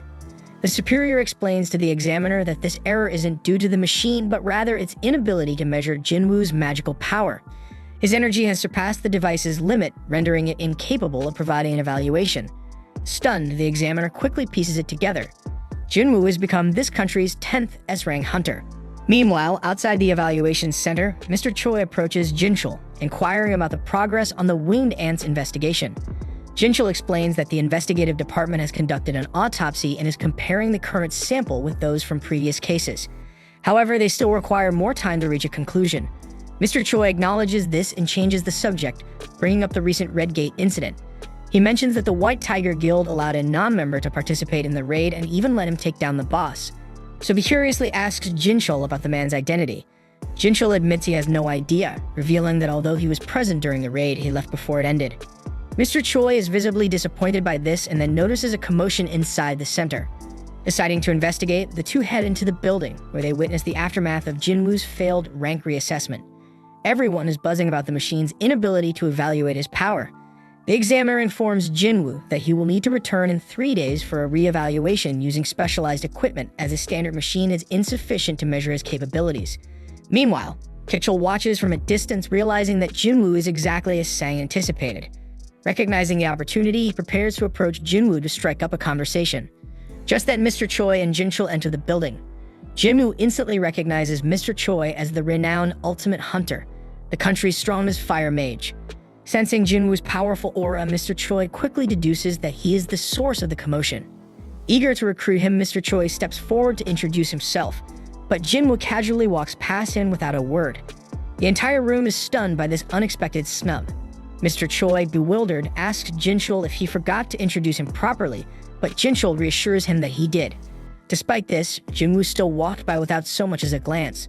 Before anyone can say more, they realize that Jinwoo has vanished, leading them to suspect he must possess assassin-like skills. Moments later, Beck arrives at the center, panting from running there as fast as possible. Seeing him in such a hurry, Mr. Choi instantly pieces everything together. Jinwoo must be the hunter who cleared the Red Gate. This revelation solidifies his belief that Jinwoo is truly extraordinary. Choosing to leave things be for now, Mr. Choi exits the building. Meanwhile, Baek stands in shock, realizing that Mr. Choi has already discovered Jinwoo's involvement, and he laments that this was the last person he wanted finding out about the situation. At night, Jinwoo sits silently beside his mother, gazing at her peaceful figure. Before leaving the room, he whispers to her to wait for him just a little longer. Outside, he encounters Jinchul, who greets him with an unexpected confession. Jinchul admits that Jinwoo has completely changed his perspective. He explains that as part of the surveillance division, his job is to monitor hunters and bring those who break the law to justice. In the past, he had always been confident in his ability to judge people, but Jinwoo has shattered that confidence, proving him wrong. As Jinwoo walks toward the exit, he asks if he's under surveillance as well. Jinchul reassures him, saying they are monitoring him as a criminal. However, he notes that the surveillance team is tasked with controlling hunters, that even they are powerless when it comes to S-rank hunters. Jinwoo nods and continues toward the exit, but Jinchul stops him, saying there's someone who wants to meet him. Moments later, Gunny, the chairman of the Hunter Association, enters the scene. Introducing himself, Gunny invites Jinwoo for a calm and friendly conversation. First, he congratulates Jinwoo on officially becoming an S-rank hunter. Jinwoo looks confused, prompting Gunny to clarify, so he explains that the reassessment was merely a formality. The moment the machine failed to measure Jinwoo's power, his status as an S-rank hunter was essentially confirmed. So Jinwoo curiously asks why the reassessment was necessary if his rank was already decided. Gunny smiles and explains that it provided the association with a grace period, an opportunity to meet Jinwoo before anyone else could. Gunny elaborates, revealing that while the association manages a vast number of hunters, only a few are truly exceptional. Most elite hunters tend to join guilds in pursuit of fame or money. He then points out that even Jinchul, one of their best experts, is only an A rank, leaving the association in dire need of a more powerful figure. Gunny then extends an invitation to Jinwoo, offering him the most prestigious position in the association. He explains that the government no longer holds real power in the country. It's the hunters who now dictate the balance of power. At the center of this dynamic are the 5 major guilds, massive organizations barely maintaining a fragile equilibrium. Gunny warns that if Jinwoo joins any one of these guilds, the delicate balance will be thrown into chaos. Instead, he proposes a solution. Jinwoo should join the association and transform it into the 6th major power, capable of holding the guilds in check. Gunny asks for Jinwoo's thoughts on the matter, and Jinwoo, intrigued by the opportunity, begins to seriously consider the offer. Jinwoo then takes note of Gunny's remarkable presence. As the first S-ranked hunter in the country, Gunny radiates overwhelming power and strength, with a physique that defies his age of over 80 years. Jinwoo realizes that despite stepping back from active duty, Gunny still carries the strength to rival him. He knows his life could take a turn for the better if he accepts the invitation, but Jinwoo still refuses. Gunny assumes Jinwoo, like many others, is choosing money, but Jinwoo surprises him by stating otherwise. Jinwoo explains that he longs for battle, declaring that the dungeon is where he truly belongs.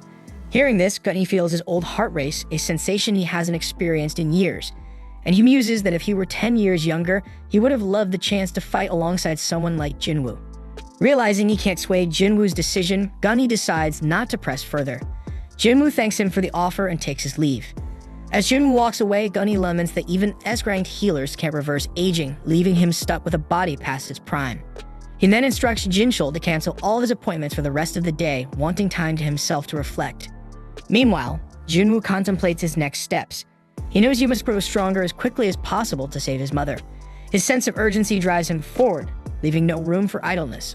Across the globe in America, Dong-soo awakens in a hospital bed, his body still battered from his recent encounter.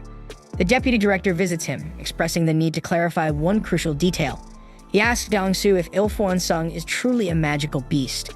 And without hesitation, Dong-soo affirms that the power Jinwoo displayed was anything but human, concluding that he must be a magic beast. Satisfied with the answer, the deputy director begins to leave, but Dong-soo stops him, asking what actions are being taken against Jinwoo. The deputy director explains that while the administration is tracking him, there's no guarantee of success. After all, Jinwoo defeated Dong-soo, one of their strongest. Left alone, Dong-soo recalls the haunting moment after his defeat when Jinwoo warned him to stay away from his family or face relentless retribution. Even in hell, he will not leave his ass safe. Fueled by rage and humiliation, Dong-soo resolves to prepare himself for a rematch. So he realizes he'll need a powerful artifact to stand a chance. It is explained that artifacts in the Hunter's world are man-made relics of immense power, considered high-level equipment in the Hunter world. Even the most skilled craftsmen struggle to create them. Meanwhile, we see Jinwoo scrolling through artifacts on an online auction site, but nothing catches his eye. Everything worth considering is outrageously expensive, and he knows he needs to be fully prepared before taking on the Demon Castle. He inspects his sphere of avaricious, which can double magical damage. He notes that while some market items can boost magic power by 20 to 30%, there's nothing else that can outright double it. Jinwoo realizes the sphere could fetch a massive price if sold, but its origins would raise two main questions, especially since he's only ranked E. So he thinks that if he had records of completing a rank A raid, selling it might be easier. But as an E rank hunter, even participating in those raids is off limits. Just then, his search leads him to a job listing from the Hunters Guild. They're hiring miners for a large-scale expedition, and to his surprise, there's no rank requirement. Meanwhile, Gunny reviews Jinwoo's file. He notices how drastically different Jinwoo looks compared to 4 months ago, leaving him to question if Jinwoo is a false ranker. However, Jinchul assures him otherwise, revealing that Jinwoo sustained several injuries while clearing low-ranked dungeons. He then explains that Jinwoo became a hunter to fund his sick mother's care and pay his sister's tuition. Gunny, impressed by his devotion to his family, learns that Jinwoo recently joined the Hunters Guild raid mission. Gunny assumes Jinwoo couldn't resist the sign-up bonus, but Jinchul corrects him, explaining that Jinwoo joined as a miner, not part of the assault team. Gunny is puzzled, unable to figure out Jinwoo's motives. Meanwhile, we see Jinwoo arrive at the gate site. He's accepted as a miner due to his strength, which stands out even among combat-type hunters. Jinwoo then explains that large-scale gates, such as rank A, require various teams: the assault team for fighting monsters, a mining team for extracting mana stones, and the recovery team for collecting monster corpses. So with so many people involved, the rewards are substantial. Meanwhile, inside the dungeon, we see the guildmaster Mr. Choi battling the monsters solo. He incinerates them with his powerful fire magic, while the tanks shield the team from his flames. The monsters are left charred, and Mr. Choi presses forward, hunting down the rest with ease. A short while later, the assault team exits the dungeon and Jinwoo observes them, assuming they've cleared every monster except for the boss to keep the gate open. So he realizes how strong Mr. Choi must be to lead the team through a rank-A gate without issues. The miners then gossip about the Hunters Guild's second-in-command as she emerges from the gate, revealing herself to be Chaha. Jinwoo then senses her powerful aura, and for a brief moment, she picks up on his. Though the sensation quickly fades, she wonders if it was her imagination. Jinwoo, impressed by her perception, decides to focus on his work. The miners then enter the gate and begin extracting mana stones. And while the others are focused on mining, Jinwoo's interest lies in the rank-A boss. He wishes he could see it at least once. Overhearing miners whispering about his E rank, he shrugs off their comments, thinking that this kind of talk is universal. As he gets to work, his impressive strength draws attention, leaving the others questioning if he's truly E rank. After some time, the leader calls for a lunch break, so everyone else exits the dungeon, but Jinwoo stays behind, determined to finish his work before resting. The leader invites him to join them, but he declines, focused on clearing his mining area. As the others leave, Jinwoo's expression sharpens with determination because he sees this as his chance to sneak a look at the boss. Sprinting toward the boss room, he wonders if it's stronger than anything he's ever faced. Though he knows fighting it would be a massive loss for the Hunters Guild, he can't suppress his excitement. Summoning his dagger, he moves closer, ready to enter. But just before stepping in, he's stopped by Chaha. Her piercing voice cuts through the silence as she asks, "What the hell are you doing here?" Jinwoo thinks that this was a damn careless move on his part, and with a resigned sigh, he tells Chaha that he simply got lost and ended up here. She asks him if he is from the mining team and bluntly informs him that this is the boss room, ordering him to step back. Jinwoo silently admits that Chae truly lives up to her reputation, as he hadn't even heard her coming until she spoke up. Chaha then notices that the dagger she had seen earlier in Jinwoo's hand has vanished, wondering if her eyes were just playing tricks on her. Jinwoo apologizes for wandering off, a trace of regret coloring his tone, and she snaps at him to get out immediately, lest he aggravate the boss. Jinwoo attempts to leave, but as he passes by Chaha, she spots something off and commands him to stop. When he halts, she takes a whiff of him, surprised that he isn't reeking. She asks him if he's really a hunter, and upon confirming he is, and that he's ranked E, she wonders if something's wrong.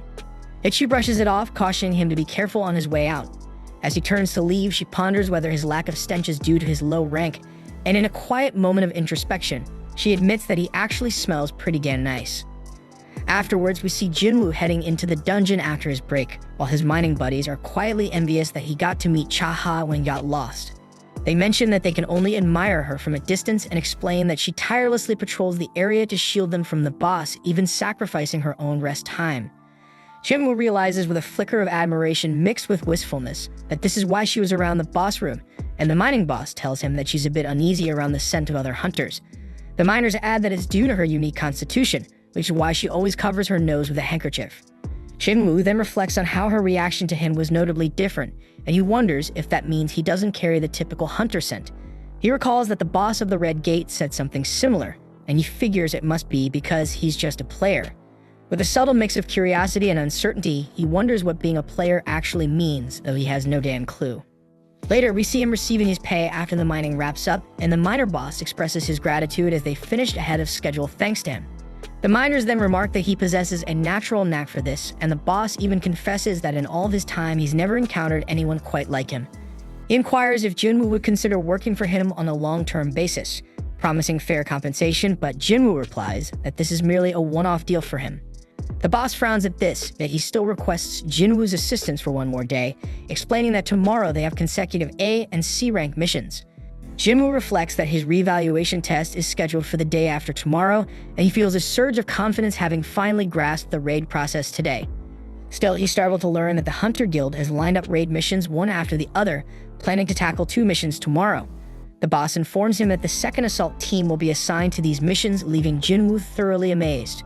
The boss boasts that the true strength of the Hunters Guild lies in having 2 assault teams capable of raiding rank 8 gates, something no other guild in the nation can manage.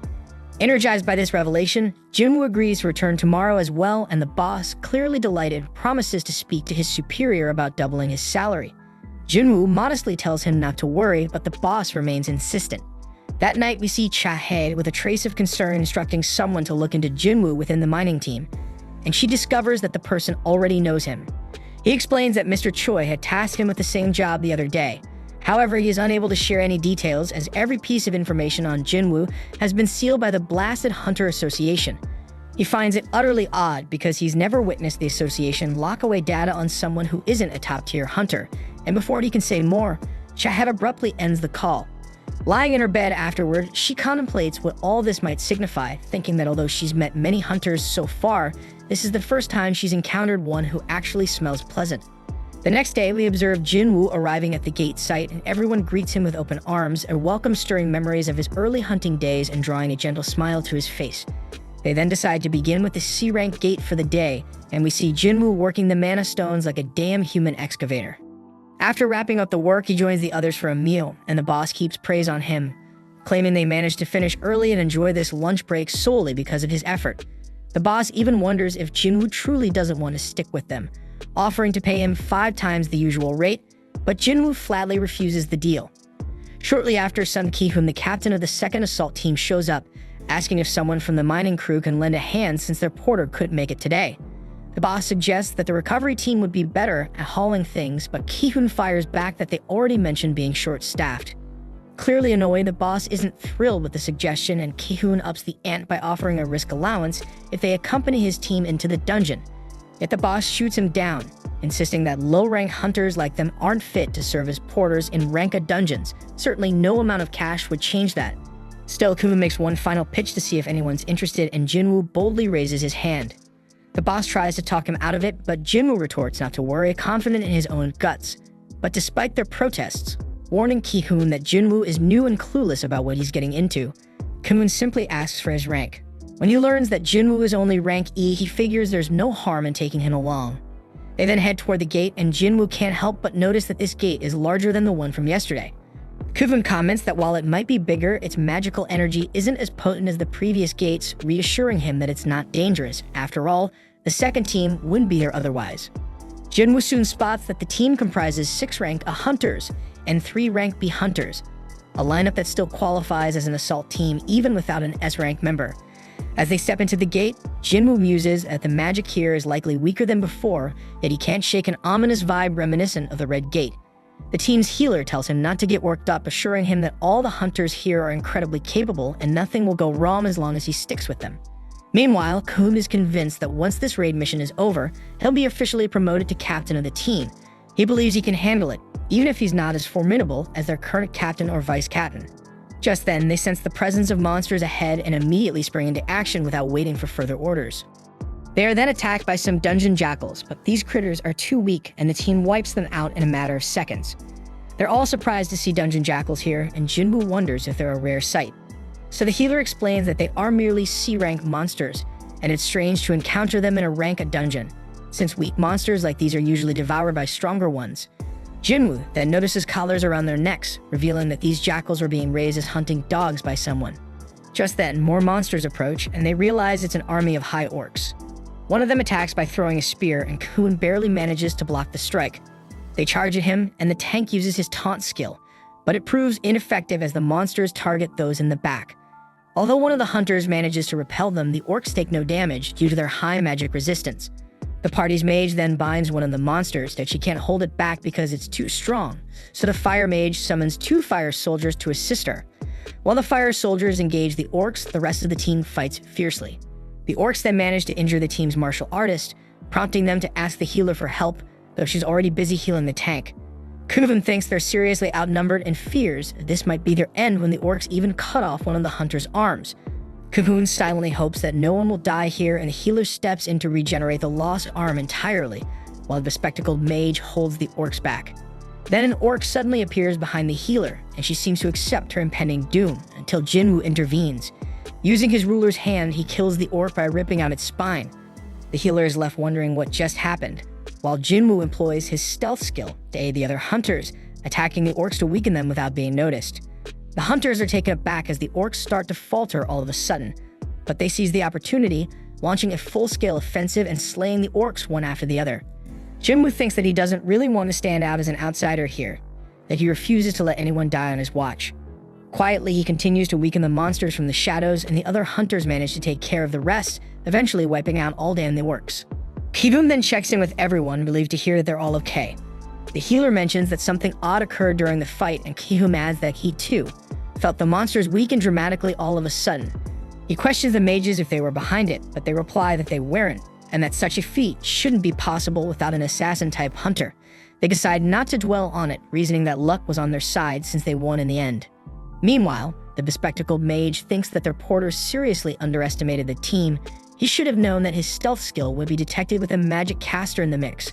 Choosing to keep quiet about it, she figures he must have his reasons, and she owes him at least that much for helping them survive. The hunters then turn to their captain, asking whether they should press on or fall back. They point out that tackling a dungeon like this would at least require 2 more healers and 3 more mages. With a strong suggestion to retreat, the leader takes a moment to ponder the situation.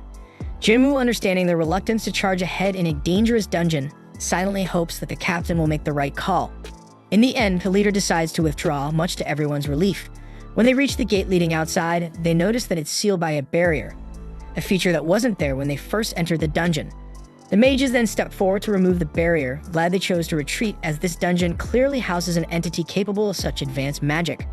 Almost immediately, everyone senses a surge of powerful magic, sparking the question of whether this was the boss. As the mages hurry to dismantle the barrier, Jinwoo wonders aloud why such a massive magical fluctuation wasn't detected while they were outside. After all, even a B-rank hunter should have picked it up.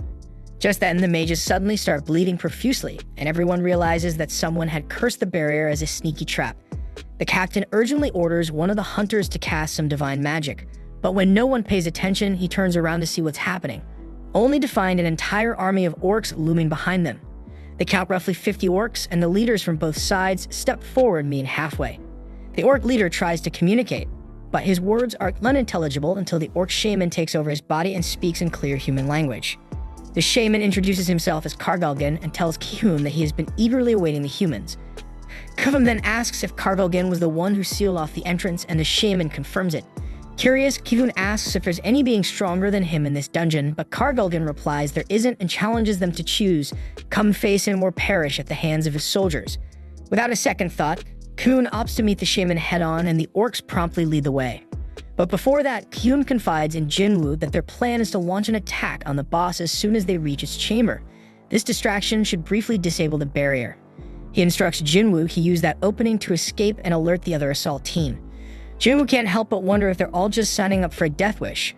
But Ki-hoon bluntly reminds him that their mission is to shut the gate, not necessarily to return alive, and the healer hands Jinwoo a short will, asking him to deliver it to her family if anything goes south. Though Jinwoo accepts it with heavy heart, he hopes it never comes to that. She urges him to ensure his own escape while they complete the mission.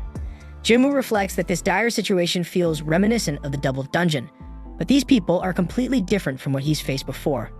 At the same time, outside the gate, Chaha is frantically searching for Jinwoo, wondering if he might have bailed on the team.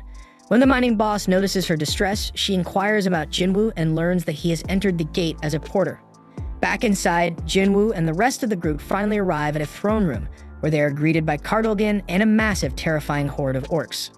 At the same time outside the gate, we see Chaha wondering why Jinwoo entered as a porter, given that he only has one life to live. She recalls having seen him yesterday standing in front of a boss room with a weapon in hand, which now makes him seem rather suspicious. She then informs the miner leader that she'll venture inside to investigate, asking if they have any proper weapons available. The leader only produces a pickaxe and hands it to her.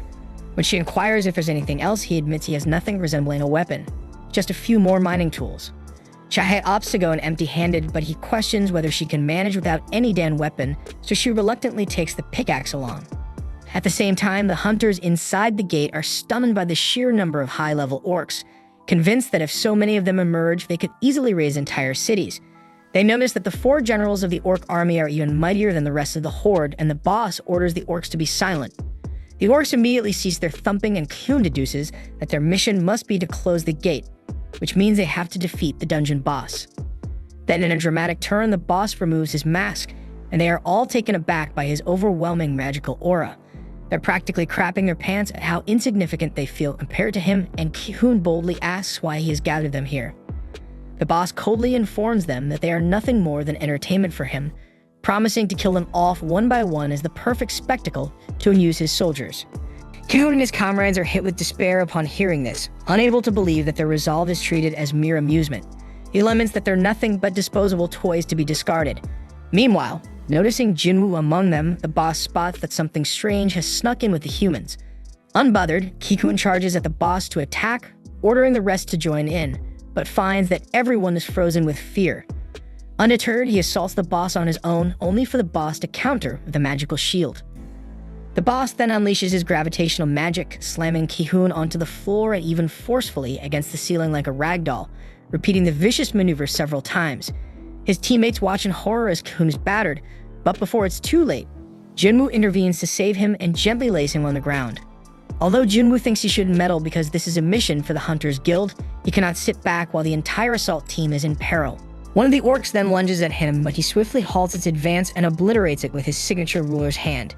He then turns to Ki-hoon and coolly asks if he could take charge of handling all the magical beasts in the area, to which Ki-hoon, with no other option, happily agrees. The boss, watching all this shit, deeming his enemies display nothing more than arrogant outbursts of raw magic, while Jinwoo admits that it was the first time he had encountered such overwhelming power, even if their roles naturally pit them against one another. And with grim determination, he summoned his shadow army, vowing to end the boss's reign once and for all.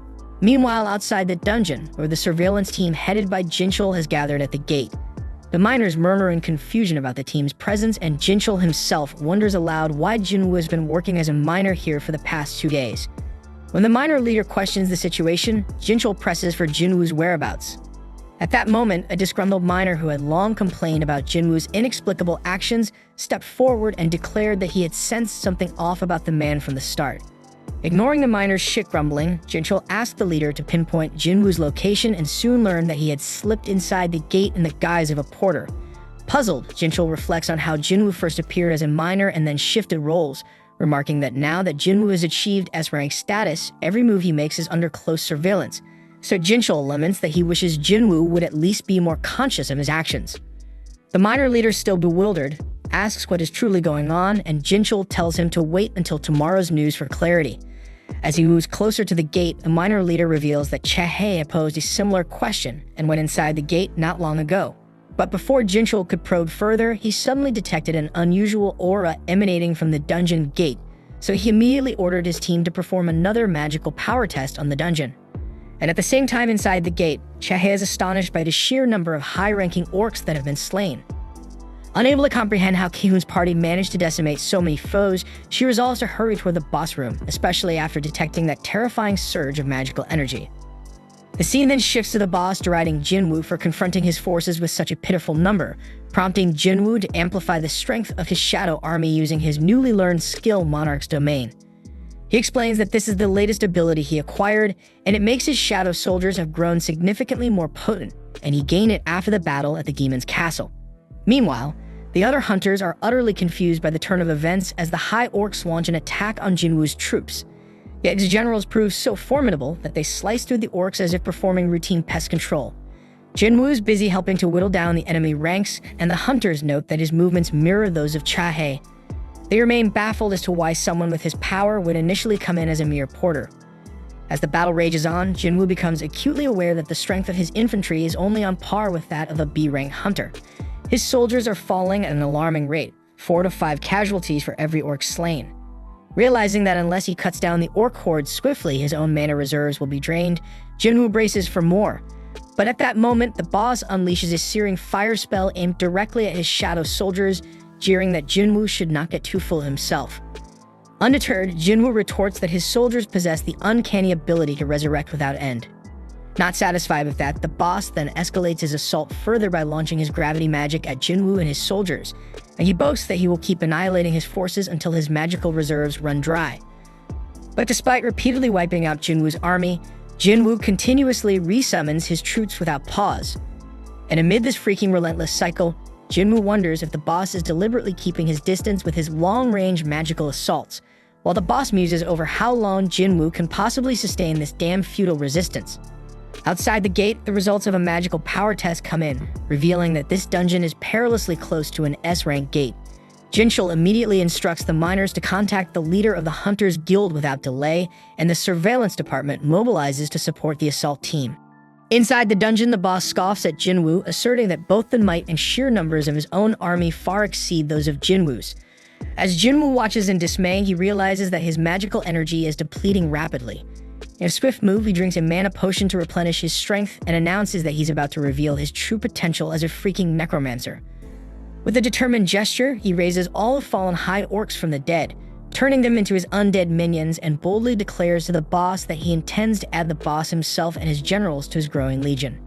Taken aback, the boss questions whether Jinwoo might be some sort of lord, puzzled as to why such a being would even be present in this place.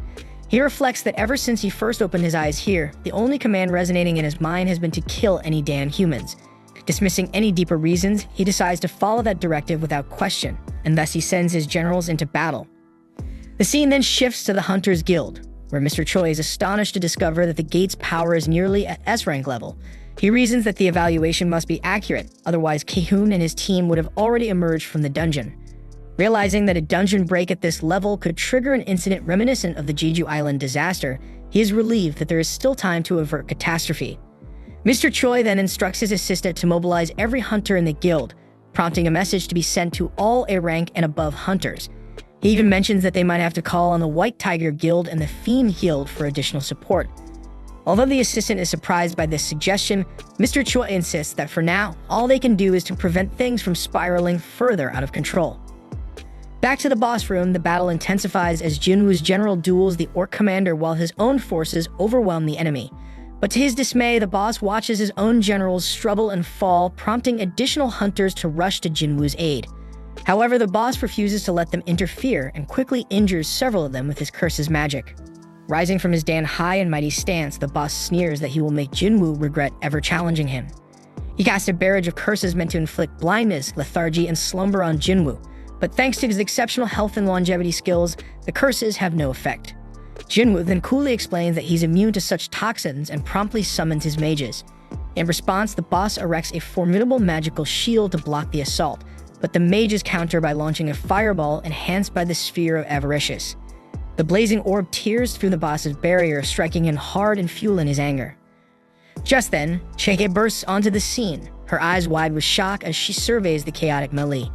She notes that several hunters are down and Kyun, for instance, is injured, but being hastily healed by the medic. When she asks what hell is going on, the fighters can only offer confused glances. The boss then ramps up his assault, channeling strengthening magic and other spells to transform himself into a giant intent on crushing Jinwoo underfoot. Jinwoo, however, nimbly dodges the massive blows, remarking disdainfully that he's never cared for giants, likely due to a previous debacle in the double dungeon. In retaliation, the boss unleashes a torrent of fire spells around him, indiscriminately wiping out friend and foe alike. Enraged, the boss taunts Jinwoo, questioning whether he still believes he can stand up against such might. In a bold move, Jinwoo lunges forward and stabs the boss in the eye, declaring that by turning into a giant, the boss has only made himself a bigger, more vulnerable target. And he adds coolly that a lone mage without any guards stands no chance against an assassin-type hunter. The boss fires back with more searing fire spells, but Jinwoo deftly evades every blast and counterattacks with his dagger, only to find that his blade barely makes a dent. Realizing brute force alone won't cut it, Jinwoo summons his ruler's hand, using it to snatch up a set of chains. With a swift, decisive motion, he binds the boss and hurls him around the room, leaving the monstrous adversary reeling at his feet. Just then, Jinchul arrives at the scene and, taking in the astonishing display, tells Chaha that he had come to lend support when he noticed an outpouring of potent magic from outside, but now he feels his help might no longer be necessary. Noticing that even the head of surveillance seems to acknowledge Jinwoo's power, Chaha wonders just how formidable he must be. She asks Jinchul what he thinks of Jinwoo, to which he replies with a shrug, admitting that he doesn't really know him all that well. Meanwhile, Jinwoo tells the injured boss that his fate was sealed the moment his own guards fell in battle. Refusing to accept defeat, the boss snarled, but Jinwoo wasn't finished yet, and he called upon the spirits of his former guards to finish the job. And after exchanging some decisive blows, the boss fell, and with great fear in his eyes, he looked up and saw his former generals ending his life. After emerging victorious, Jinwoo felt a surge of power and ascended a few levels, then proceeded to extract the boss's soul, a move that shocked everyone. After rising up, Jinwoo jokingly comments that he finally becomes now much more docile after he turns into a shadow. Then, while performing the extraction, he realized he could name the soul. Since the boss's true name had escaped his memory, he decided to dub him Fang. Upon inspecting Fang's essence, Jinwoo discovered that the fallen foe held the Elite Knight rank, a classification he'd never encountered before, though he recognized it as something truly remarkable. He also notes that the High Orcs proved to be a significant gain, just as Jinchul steps forward. Up until this point, Jinwoo had been so engrossed in the soul extraction that he hadn't noticed Jinchul's arrival. When other hunters begin clamoring for an explanation of what just transpired, Jinchul's team intercedes on his behalf, declaring that Jinwoo is currently the association's top secret. They instruct everyone to keep the day's events confidential, explaining that Jinwoo unleashed the power of an S-rank hunter solely to protect them. With that, Jinchul and his team escort Jinwoo out, but before parting, Hoon and his comrades express their heartfelt gratitude, and Jinwoo returns the healer's will to her. Then, as Jinwoo was departing, Chehe tried to catch up with him to speak, but the bespectacled mage interrupted and asked why she was lugging around the pickaxe. But Chaha shyly wonders if he would think she is weird, so the mage asks who she is talking about, and Chaha shyly replies no one. Later, Mr. Choi receives a report of the incident and is utterly astounded by the multitude of abilities Jinwoo has displayed. He asks Ki-hoon to compare the strength of Jinwoo with his own, noting that while typical raids rely on the coordinated efforts of many hunters, Jinwoo defies that norm by working alone. Kuvun then challenges Mr. Choi, asking whether he truly believes that he can conquer the most difficult dungeon on his own. Mr. Choi, with a wry smile, remarks that he doubts it, and then says that his title of Ultimate Hunter might now be little more than a joke. And as Mr. Choi leaves, Kuvun tells him that he must recruit Jinwoo at all costs, and Mr. Choi announces that he will do his best. Meanwhile, Jinwoo meets up with Leo, inquiring about how matters with the guild master have unfolded. Leo fills him in on the details, and the scene then shifts to the Hunter Association. There, a famous actor named Lee Min-sung has just awakened as a hunter, and the media has swarmed the area to cover the breaking news. Min-sung, reveling in the attention, believes himself to be the star of the day, basking in his newfound fame. The scene then shifts to Baek and Mr. Choi arriving at the Hunter Association, with the media buzzing that they're there to recruit Lee Min-sung. Baek, clearly annoyed, asks who the hell that even is, and Mr. Choi curtly replies that he's not here for that nonsense. Although Mr. Choi has heard of Lee Min-sung, he explains that the guy has already inked a deal with the Fiend Guild, and he's here for something entirely different. Disappointed by the lack of a juicy headline, the media soon scrambles off. Baek then recalls hearing that Mr. Choi had been troubled by the recent A-rank dungeon, which nearly reached S-rank status. Mr. Choi dismisses it as nothing compared to what the White Tiger Guild suffered at the Red Gate, where real casualties occurred. Baek mentions he even heard that Mr. Choi was almost about to beg him for help, but Mr. Choi insists that things turned out differently thanks to Jinwoo, so much so that he now plans to give Jinwoo a grand welcome into his guild. Baek agrees that Jinwoo saved them too, and the two start bickering over who will be the one to recruit him. Just then, the guildmaster of the Fiend Guild steps in and asks if they're squabbling over Lee Min-sung.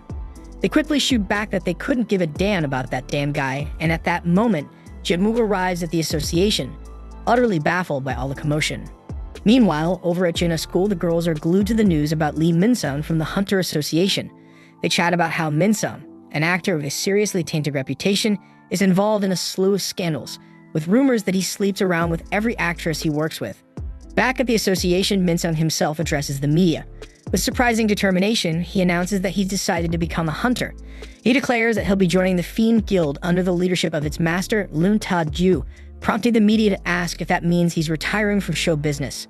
Everyone is shocked that he made such a drastic decision without even knowing his official assessment results. But with a confident smirk, Min-sung asserts that he already knows he's a rank hunter and that his contract with the Fiend Guild will last for 2 years, after which he'll return to the industry, and by then his scandals will be nothing more than distant memories. He pretends that he's ready to risk his life fighting magic beasts, no matter what his rank might be. Just then, as Jinwoo tries to sneak into the association, Min-sung's guards block him, telling him he can't enter until the conference is over. Just then, Gunny bursts in and announces that Jinwoo is already his guest, recalling that he had specifically requested they not hold a press conference at this hour. Min-sung bristles at this intrusion, but Gunny doesn't give a damn and promptly takes Jinwoo inside. The media, now even more curious, starts wondering who this mysterious Jinwoo is. Meanwhile, Min-sung tries to force his way into the association for an appraisal, but Jinchul intercepts him, warning that he can't get in right now because others are being reassessed. Min-sung seethingly asks Jinchul if he even knows who he is, threatening that a single word from him could cost him his job, yet Jinchul, clearly clueless about his shit identity, orders him to stay outside or else.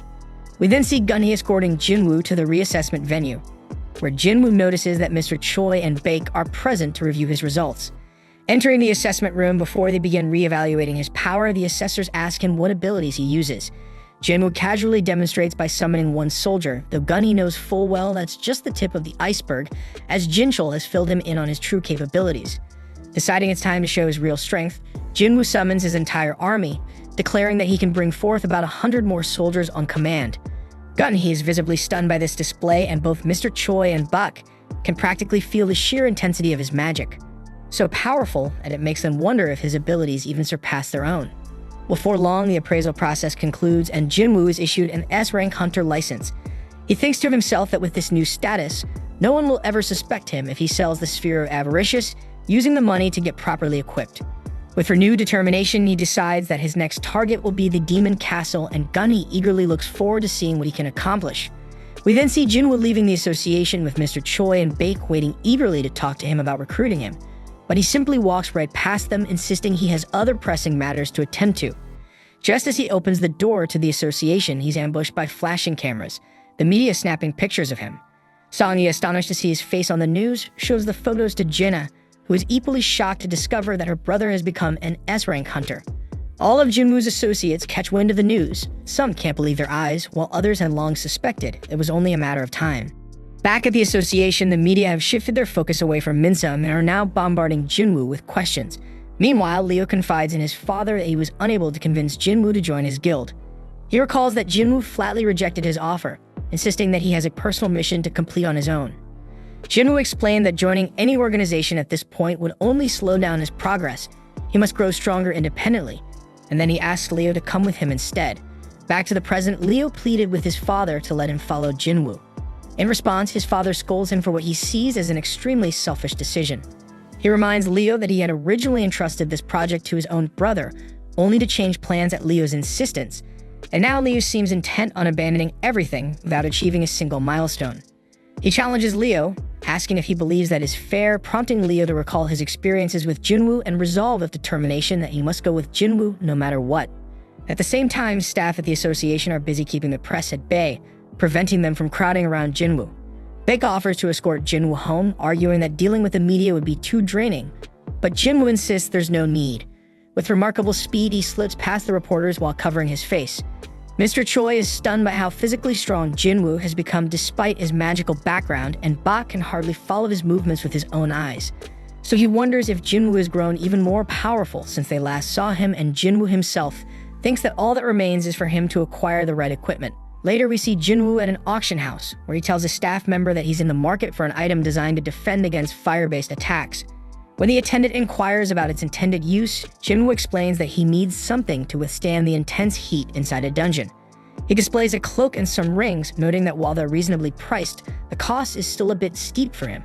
He wonders if a discount might be possible, but the staff informs him that prices are fixed. However, they add that if he manages to break the glass encasing their equipment, he might just walk away with it for free. Jinwoo is startled by the staff member's comment and readies himself to smash the glass. Just as he's about to throw a punch, the staff interjects, explaining that he was only joking, and that even a slight vibration would trigger an alarm due to the glass's remarkable strength. He apologizes for taking the joke too far, leaving Jinwoo feeling awkward. Frustrated, Jinwoo tells the staff that he'd rather see some proper weapons instead. The weapons specialist then leads him over to display a selection of short swords. As they walk, the armor specialist member points out that Jinwoo somehow managed to crack the glass, even though he never actually touched it. Meanwhile, a particularly hefty short sword is presented to Jinwoo, and he can hardly believe the outrageous price tag, especially since its strength barely matches that of Kasaka's venom fang at best. In response, Jinwoo pulls out the Kasaka dagger he recently purchased from his personal store and asks the staff how much it could fetch on the market.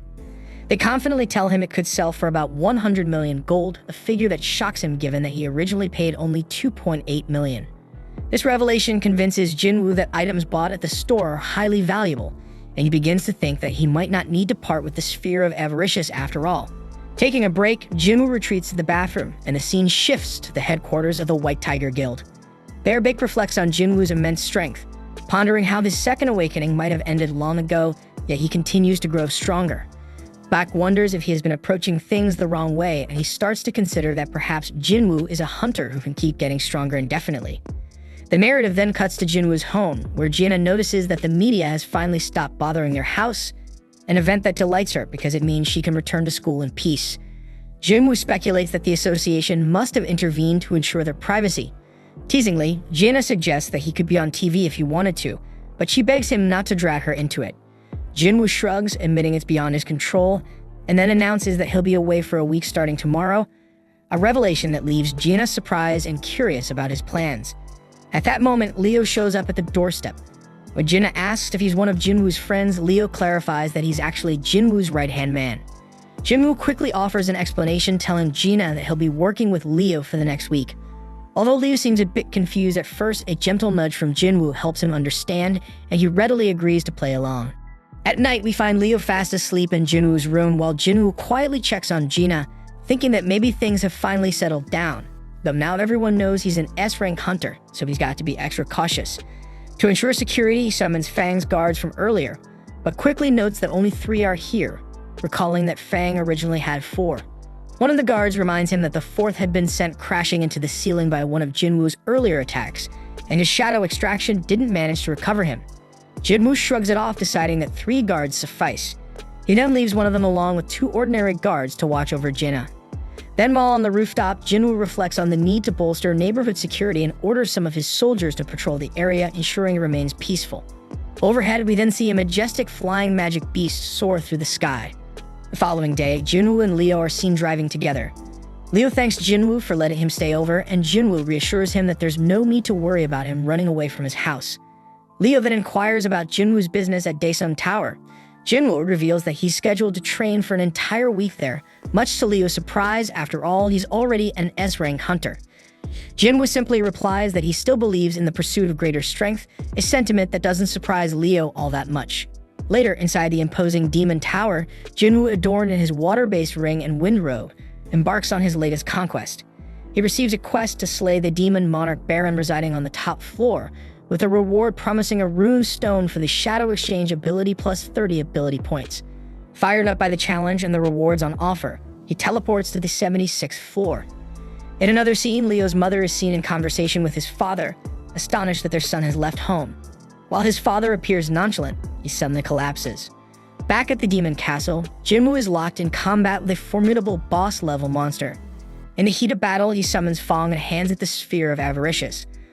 Fong retaliates by unleashing a powerful fire spell that reduces the monster to ashes. Impressed by the display, Jinwoo resolves to carefully consider when best to deploy Fong's abilities in the future. Later, we see Leo's father awake in the hospital, learning that Leo has come to visit him. His wife confesses that she lied about his collapse being due to overwork to Leo, and they recall the doctor's grim explanation. He has contracted the so-called eternal slumber disease, a condition where one is overwhelmed by sleepiness until they eventually falls into an unending slumber. Leo's father kept wondering why he had contracted this awful disease, and the doctor explained that people with low resistance to magic are especially prone to it if they're exposed for too long. The doctor even asked if any of his friends or relatives were hunters, which made both him and his wife think about their own son Leo, but the doctor admitted that the exact cause was still unconfirmed. Frustrated, Leo's father then began to wonder if perhaps he had been completely eliminated by this harsh world. Meanwhile, at the country's border, a squad of hunters was patrolling the area when they encountered that flying magic beast we saw earlier. They stopped in their tracks, all scratching their heads and wondering what the hell is that. Back in the Demon Castle, Jinwoo is leveled up after his recent battles. He explains that he's reorganized his soldiers into 6 separate teams, each operating on its own with 2 simple orders. First, to eliminate every visible enemy, and second, to alert him as soon as they find the permit.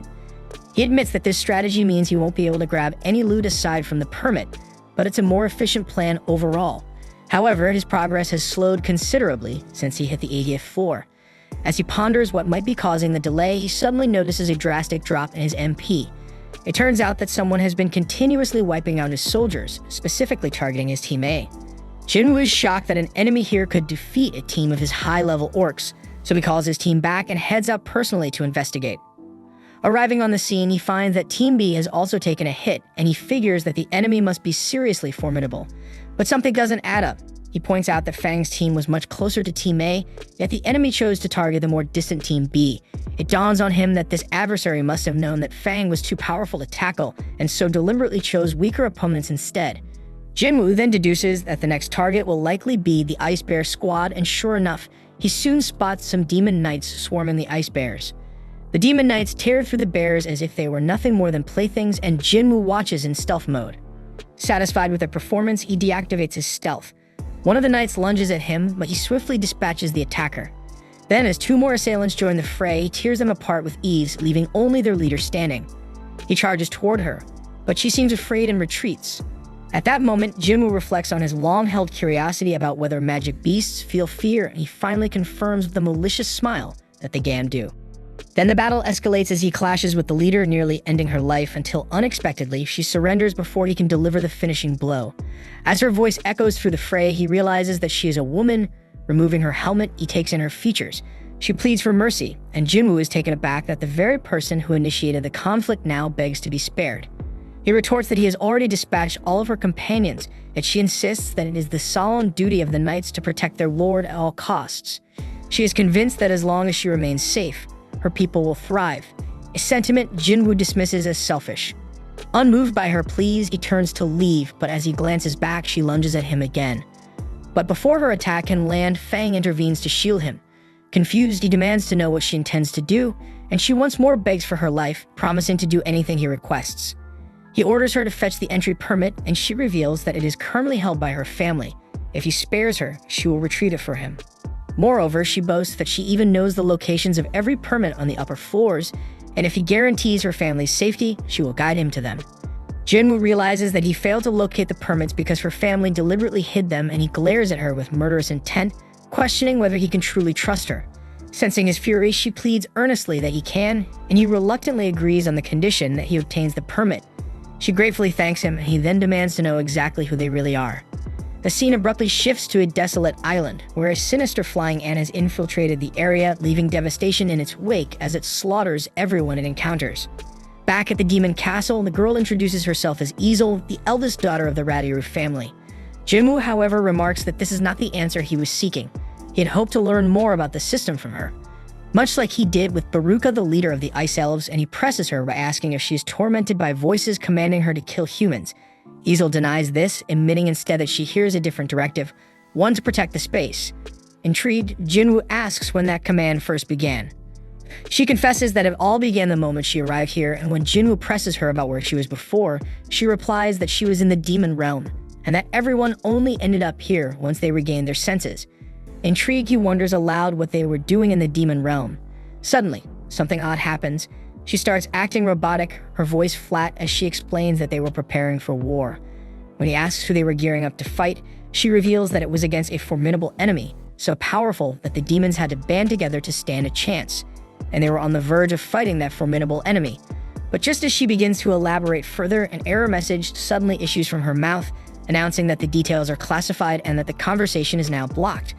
Before he can press for more, she faints and Jinwoo quickly catches her, realizing that he can no longer ask for any additional information. The scene then shifts to a meeting at the Hunter Association. Officials review photos from the recent flying ant attack on the Japanese outlying islands, and Jinchul reports that the assault caused a total of 294 casualties, with 108 hunters engaged in battle. Among the fallen were 4 E-rank hunters, 1 C-rank, and 1 B-rank hunter.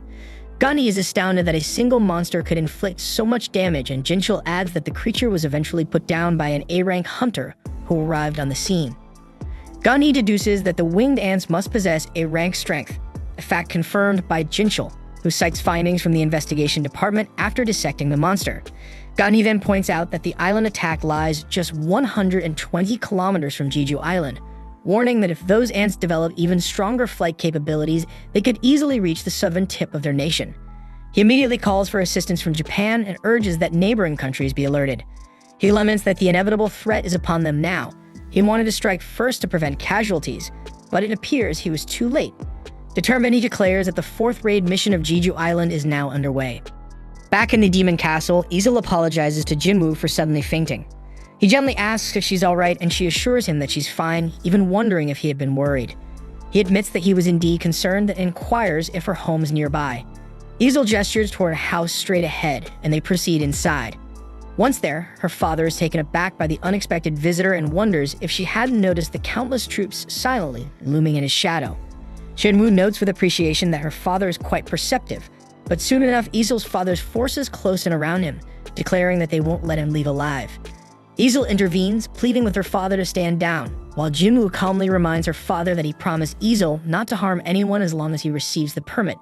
Having heard that Jinwoo had defeated both Vulcan and Metis, her father is convinced that Jinwoo isn't an opponent they can defeat. Reluctantly, he hands over the permit, ordering Jinwoo to leave. Then, with unexpected boldness, Jinwoo asks if he might borrow her daughter as well. Startled, her father demands an explanation, so Jinwoo explains that Easel had earlier mentioned she knew the locations of the permits on every floor. Her father then asks whether Jinwoo can guarantee his daughter's safety, to which he promises he can. Satisfied, her father permits the arrangement, prompting Jinwoo to ask Easel to guide him. Elsewhere, we see scientists are busy dissecting the flying ant, examining every detail with intense scrutiny. Back at the castle, Jinwoo continues his steady ascent through the floors, and soon he finds himself on the 89th floor. There he observes that both Aegis and Tank have leveled up, one now holding the title of Elite Knight, while the other is just a knight. He muses that one of them now rivals the strength of an S-ranked adventurer, while the other is comparable to a rank adventurer. Meanwhile, Easel has prepared an array of gifts for the nobles on the floors above, intending to negotiate permits through these offerings, but Jinwoo dismisses the need for such bribes. Isol then warns him that the floors above level 90 are managed by high-ranking nobles, on a completely different level from the low-level shits he's been fighting, so obtaining permits by mere conversation will be extremely difficult. Jinwoo agrees, remarking bluntly that no one bothers to talk to someone they consider weak. He recalls that her family is locked in fierce competition with other demon nobles and promises that he will elevate her family to become the most powerful in this realm. Isol then asks him why he spared her family, and Jinwoo replies bluntly that it's because he likes her, leaving her blushing and embarrassed. Jinwoo muses that he really does get along with simple-minded folks like her and Jinho, so he tells Isol to head back home now. He reminds her that she just warned him things would get tough from here on out, and he doesn't want to drag her into danger. But before she leaves, he asks her to disclose the locations of the permits. Nervously, she wonders if she's useless to him. But he reassures her that isn't the case. In fact, he believes it wouldn't be safe for her to go ahead with him. Still determined to follow him and witness his achievements, she insists on coming along, so he agrees, and together, they ascend to the 90th floor. There, Jinwoo battles the monsters advancing ahead, and he realizes that Isol was right. Both the strength and the sheer number of monsters in this area far exceed those on the lower levels. Nonetheless, he manages to push forward with little difficulty until he finally reaches the 97th floor. The scene then shifts to the Hunter Guild, where we learn that both Mr. Choi and Cha-ha have received a call for the 4th raid on Jeju Island. Mr. Choi reveals that all the S-rank hunters in the country have been mobilized, and Cha-ha wonders if this means Jinwoo will be involved as well. He then informs her that they will be cooperating with Japan this time, since the flying ants have also been threatening that region. Sheke asks when the raid will commence, but no exact time has been decided yet, though he believes it will start soon because the hunters from Japan's ultra-large guild are scheduled to arrive in their nation later today to discuss the situation. Meanwhile, we see Jinwoo on the 100th floor of the demon castle, where he spots a wyvern circling overhead. The creature lands, and riding it is none other than the demon lord Baron. Jinwoo is struck by the overwhelming aura emanating from Baron and wonders if he has any chance of defeating him. Isol freezes in fear at the sight of the demon monarch, and Jinwoo realizes he must bring Baron down from his ride first because fighting an opponent in the air would be far too challenging. Baron then soars upward, summoning demons to attack Jinwoo. Isol panics, unsure of what to do, and Jinwoo quickly summons his army, now enhanced by his monarch's domain. Together, they engage the summoned demons, wiping them out with ease, which leaves Isol in awe of Jinwoo's power. Still, she remains uncertain whether he can ultimately prevail against Baron, as he is merely an invader, and she wonders whose side she should ultimately choose. Baron then unleashes a torrent of lightning that cascades from the sky in a devastating area of effect attack, decimating Jinwoo's soldiers and sapping a large portion of his mana. Isol nearly gets caught in the storm, but Jinwoo quickly shields her. He realizes that this isn't ordinary lightning. It's a wide-range assault with a stunning effect. Though he knows his soldiers can be revived, repeated hits like this will rapidly sap his MP. Determined to act before his resources are completely depleted, he activates his dash and stealth skills to charge at Baron and target his wyvern. However, Baron effortlessly blocks his attack, and Jinwoo is taken aback that his stealth detection was penetrated. Baron then hurls Jinwoo forcefully to the ground and attacks with a homing lightning breath. Jinwoo dodges the attack, but is intercepted by Fang, who saves him at the last second. Just then, Eggers steps in and slices off the wyvern's head, bringing Baron crashing to the ground. Jinwoo breathes a sigh of relief, glad that the demon lord has been forced to the ground because he was growing weary of constantly looking skyward. The scene then shifts to the Hunter Association, where a meeting is underway with Goto Ryuji, the guild master of the Draw Sword Guild, accompanied by his interpreter, Hanakawa. Gunny explains that the Draw Sword Guild is one of the largest in Japan, boasting 11 ranked hunters and standing as the second largest guild in Asia. He comments that Gono exudes an inspiring aura and truly lives up to his legendary reputation. Hanakawa then thanks the association for accepting their proposal to form a joint assault team.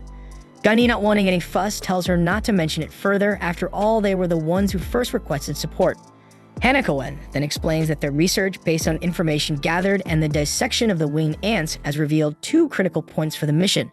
First, the flying ants grow rapidly after hatching but have a lifespan of only 1 year, meaning that if the queen is killed, the rest will perish within a year. The second key finding concerns the ants' behavior. Based on records from 3 previous raid missions, the researchers discovered that the ants are strongly attracted to potent magic power. Hanakawa remarks that this trait will be crucial in devising a strategy for the upcoming mission, and Gunny agrees, noting that they've analyzed the ants' movements with remarkable thoroughness.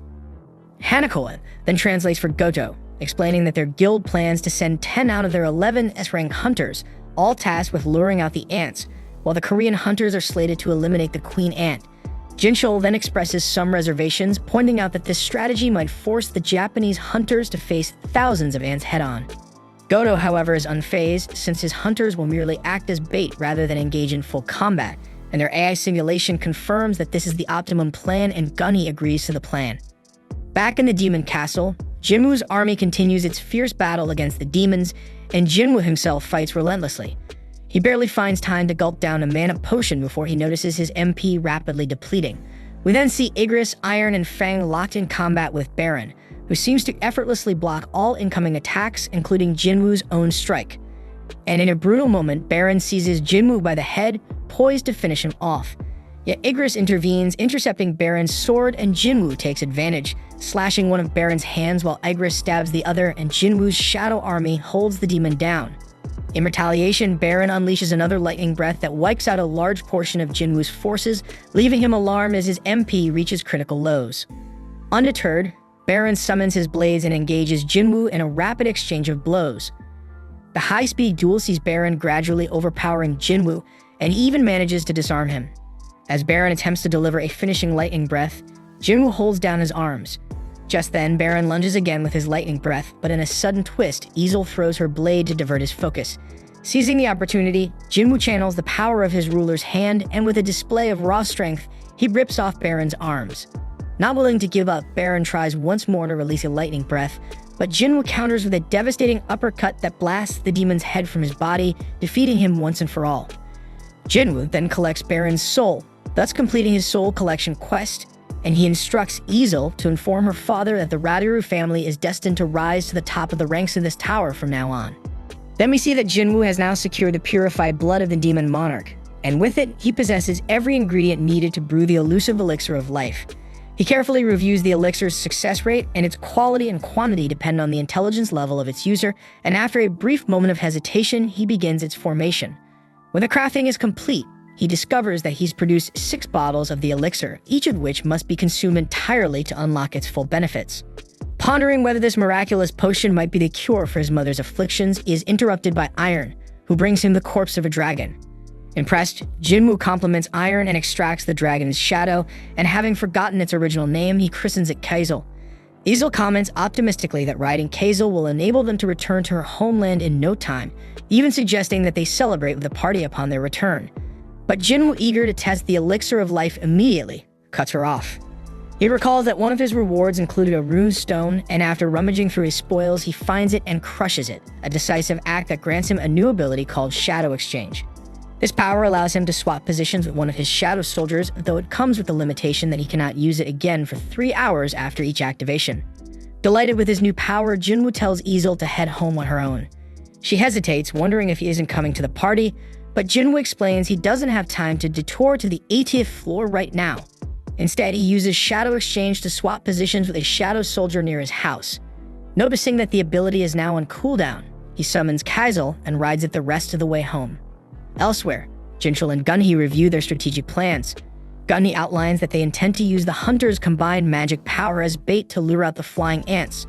Following that, they will deploy special interference waves designed to disrupt the ants' sensory communication. Seizing this window of opportunity, the special forces are set to infiltrate the nest and eliminate the queen. Jinchul remarks that the crucial challenge now is whether the interference waves will work as planned, and although Gunny shares some of his unease, he remains confident that the investigation's findings are solid and aligned with their conclusions.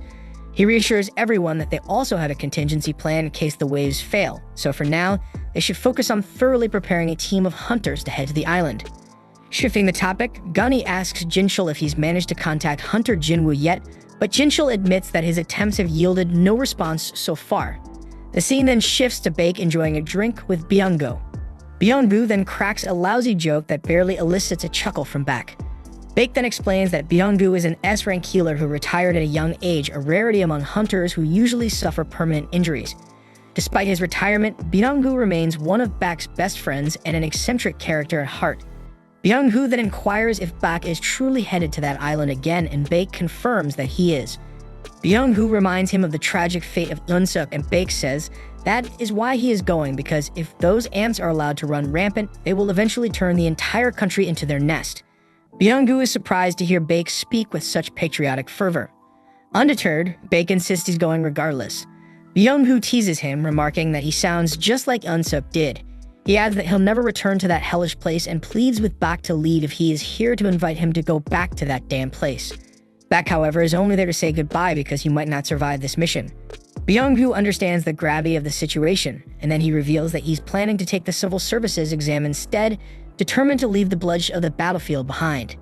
He admits that the exam will be tough, as he's only ever excelled at history thanks to watching countless historical dramas. He declares his intention to lead a normal life away from the chaos of battle, which Baek approves of, noting that it's the hunters who are anything but normal. Baek muses that some hunters even enjoyed fighting magic beasts and wonders if that very condition might be the spark needed for awakening.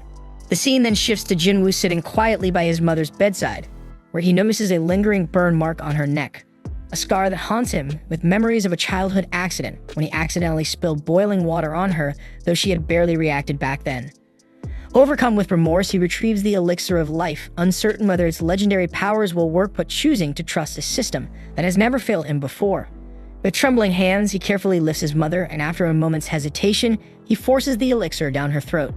Once she finishes the potion, he gently lays her back down. Slowly, the elixir begins its work, mending the burn on her neck and rejuvenating her frail body. With bated breath, Jinwoo watches over her, hoping that she will awaken soon, for this moment represents the culmination of all of his relentless efforts. Meanwhile, Juna, unable to focus on her studies, leaves her room to take a reflective walk. Later that night, as the soft glow of the moon bathes the hospital room, Jinwoo is startled to see his mother stir. With a warm smile, she asks if he is indeed her son, and he confirms. Curiously, she inquires how long she had been asleep, and with a heavy heart, Jinwoo reveals that she had been in an unbroken slumber for 4 long years. Concerned, she asks about Gina, and he reassures her that his sister is fine. Grateful for his care, she thanks him for keeping his promise and notices the wounds that mar his body, a testament to the hardships he has borne. Overwhelmed by emotion, Jinwoo breaks down in tears, insisting that he is all right despite the scars of his journey. The next day, a doctor informs the head physician that one of the patients suffering from the so-called eternal sleep disease has finally awakened, and her body shows no signs of abnormality. With her family eagerly requesting her discharge, Jana is later seen in the hospital room, sobbing uncontrollably as she embraces her newly awakened mother and apologizes for all the worry she has caused. Watching this poignant reunion, Jinwoo feels a deep sense of fulfillment, convinced that all his arduous efforts have finally borne fruit. Elsewhere, Gunny is hosting a press conference. He thanks everyone for coming and addresses the nationwide disasters caused by the winged ants from Jeju Island. He announces that in response, the Hunter Association will launch the 4th raid on Jeju Island, a massive operation that will deploy 10 S-rank hunters from Japan in addition to their domestic S-rank team. Meanwhile, hunters of rank A and below will focus on maritime surveillance and homeland defense to support the assault. He declares that they are determined to succeed this time, while Byung-gu watches the proceedings with quiet intensity. Recalling an earlier time before the 3rd raid on Jeju Island, we flash back to when Baek, Eun-suk, and Byung-gu had gathered. Back then, Baek had been passed out drunk, while Eun-suk and Byung-gu were visibly terrified. Eun-suk, recognizing that those who lack fighting ability would be even more paralyzed by fear, resolved to put an end to it. After all, it was up to them to overcome their terror. He stressed that they needed to keep a close eye on Baek during the raid, since his impulsiveness could jeopardize the mission, and reminded his companions that only the 2 of them were capable of managing him. The scene then shifts to Jinwoo and his family returning to their apartment.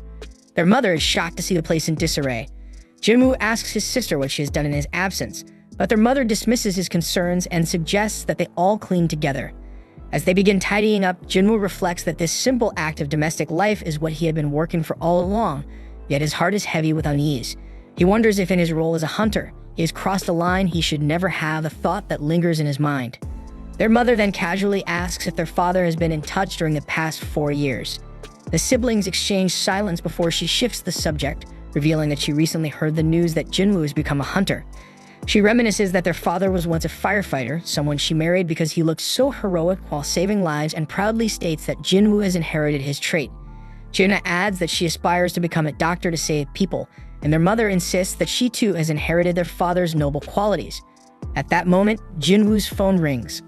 The scene then shifts to the Hunter Association, where Gunny has just wrapped up his press conference. He remarks that he didn't expect anyone to approach them so soon afterward, and it turns out they're talking about Thomas Andra, the renowned American S-rank authority hunter. Jinchul confesses that he had half expected Thomas to show up, given the timing of recent events, but Gunny is skeptical.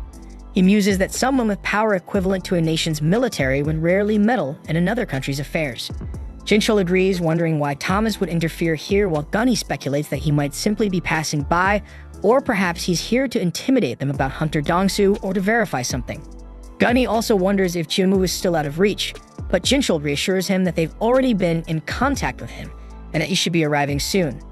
Shortly thereafter, Jinwoo appears at the association and learns that the raid on Jeju Island is set to depart in 4 days. Gunny inquires whether Jinwoo plans to lend his strength to the mission, and Jinwoo admits that it might be a good chance for him to level up since Jeju Island is practically an EXP farm, although he feels he has already achieved his major goals and sees little reason to keep fighting indefinitely.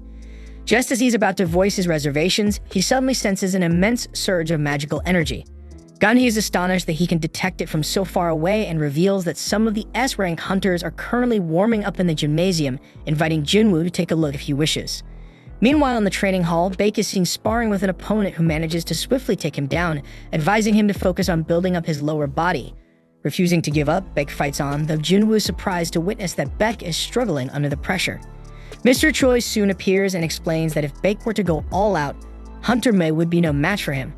But he then introduces Baek's opponent as Med Dongwook from the famed guild. Curious as to why Baek isn't unleashing his full strength against such a capable foe, Mr. Choi reveals that Baek prefers to hold back in front of a crowd. When he fights at full power, he transforms into something monstrous. Jinwoo can't help but think that the rumors about Baek being a transformation-type hunter might actually be true, and just then, hunters from Japan arrive on the scene. Their guild master Goto then spots Jinwoo in the stands and inquires about his identity. Hanako quickly identifies him as Jinwoo, a recently promoted S-rank hunter.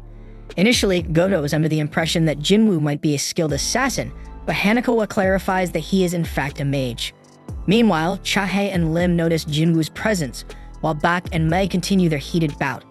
Watching the ongoing fights, Hanako grows increasingly disappointed with the level of strength displayed by the local hunters, remarking that they don't even resemble true S-rank fighters, perhaps a consequence of her constant exposure to Goto's battles. Not long after, Mr. Park Jong-soo, the guild master of the Knights Guild, overhears their comments. Although he struggles to understand the Japanese banter, he catches enough to feel insulted by their disparaging remarks. Hanako casually mentions she's never even heard of Mr. Park, to which they suggest that might be because he's only an A-rank hunter rather than an S-rank. Still, they remind everyone that his guild remains among the top 5. Chahae and Lim step in to prevent further squabbling, and Mr. Park is unwilling to let their comments go unchallenged. Seizing the moment, Goto proposes a friendly sparring match to test the prowess of Korean hunters, insisting that only S-rank fighters should participate, with the rules to be decided collectively. Gunny approves of the idea and emphasizes that mages should sit this one out, as their strength is notoriously difficult to gauge in combat. He also insists that only combat-oriented hunters join, dismissing the less battle-hardened ones. Baek then lays out the rules. Any participant who gets grabbed at the wrist, touched on the back, or forced to the ground will be deemed defeated. And rather than a one-on-one duel, the match is designed as a battle royale to mirror the chaos expected on the island. With the terms set, Goto nods in agreement, and the event is set to proceed. It is soon revealed that from the Korean side, the competitors will be Chahae, Lim, Ma, and Baek, while from Japan, the fighters are Tawada, Kumamoto, Hoshino, and Tanaka. Then we see Jinwoo watching their rivals assembled in the ring, noting with interest that Goto isn't fighting at all.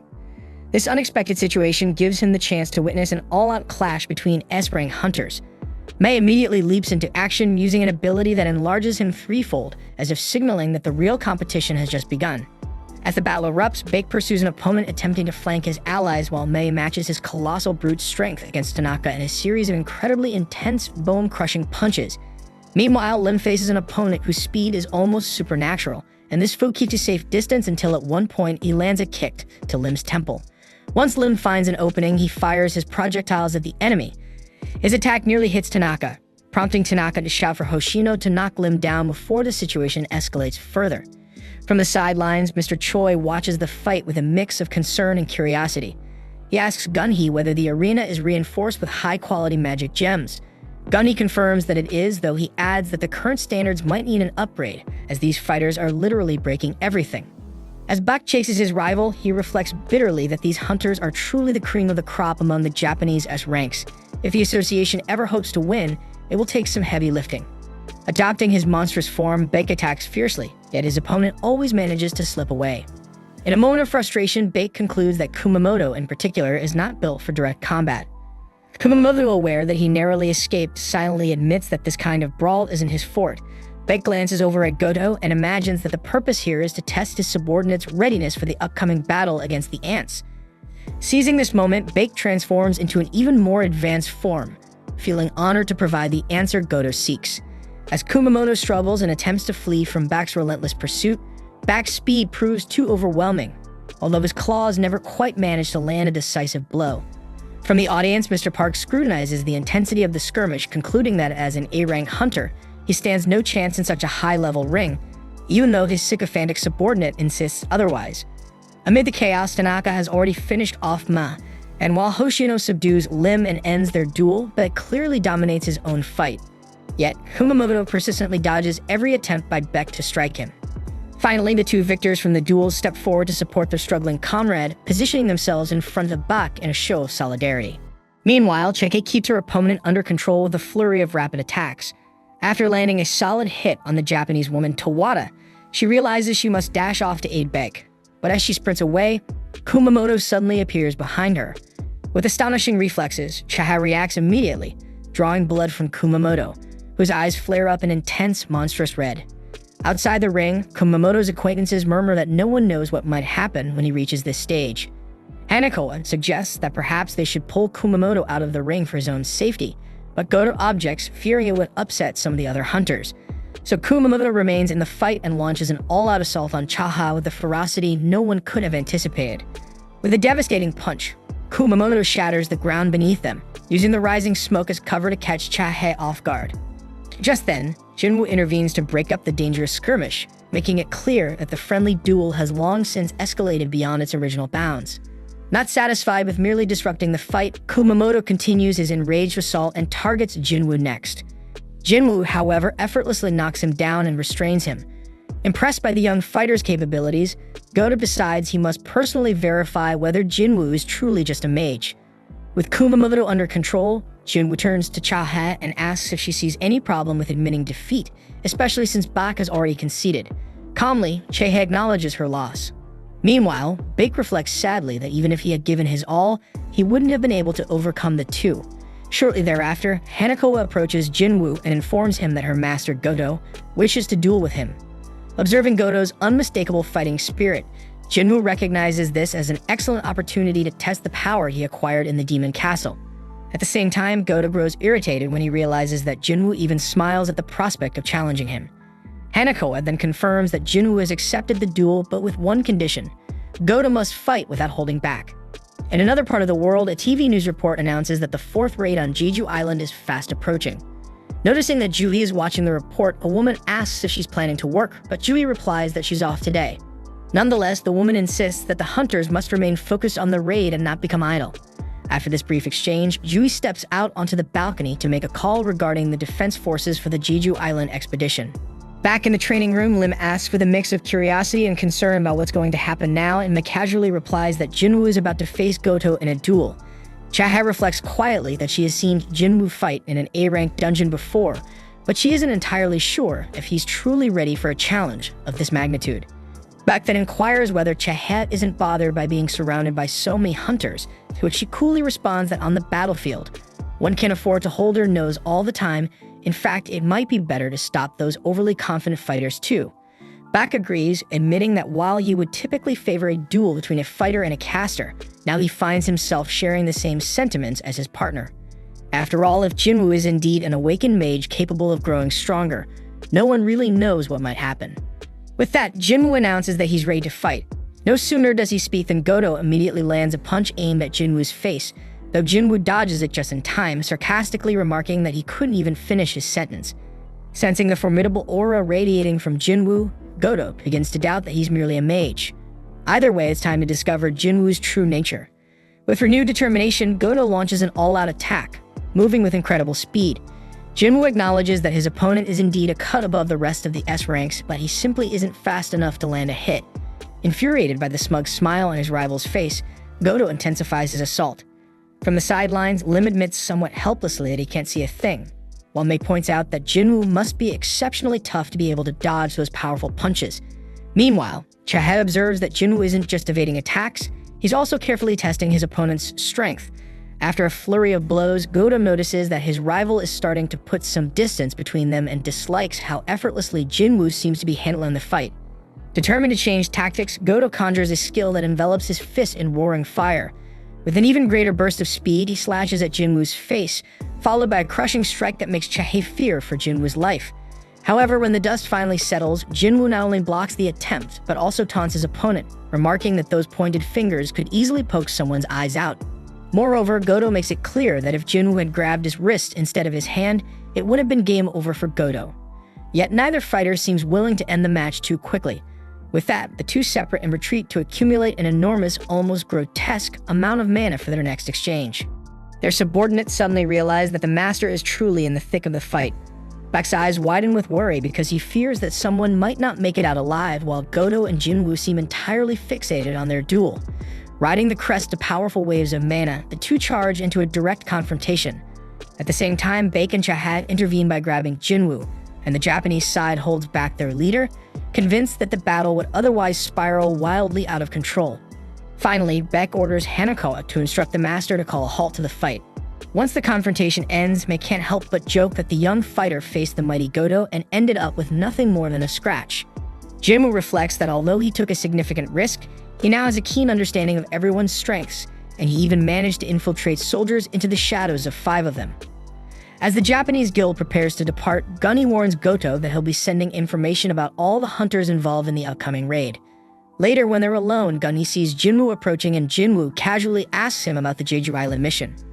At the same time, Goto calls a man named Ryuji and tells him about a very powerful hunter in the area whose name is Jinwoo, who has recently undergone a reawakening and been elevated to S rank. Ryuji finds it odd that this formidable hunter's name isn't on the raid list, a fact that also surprises Goto.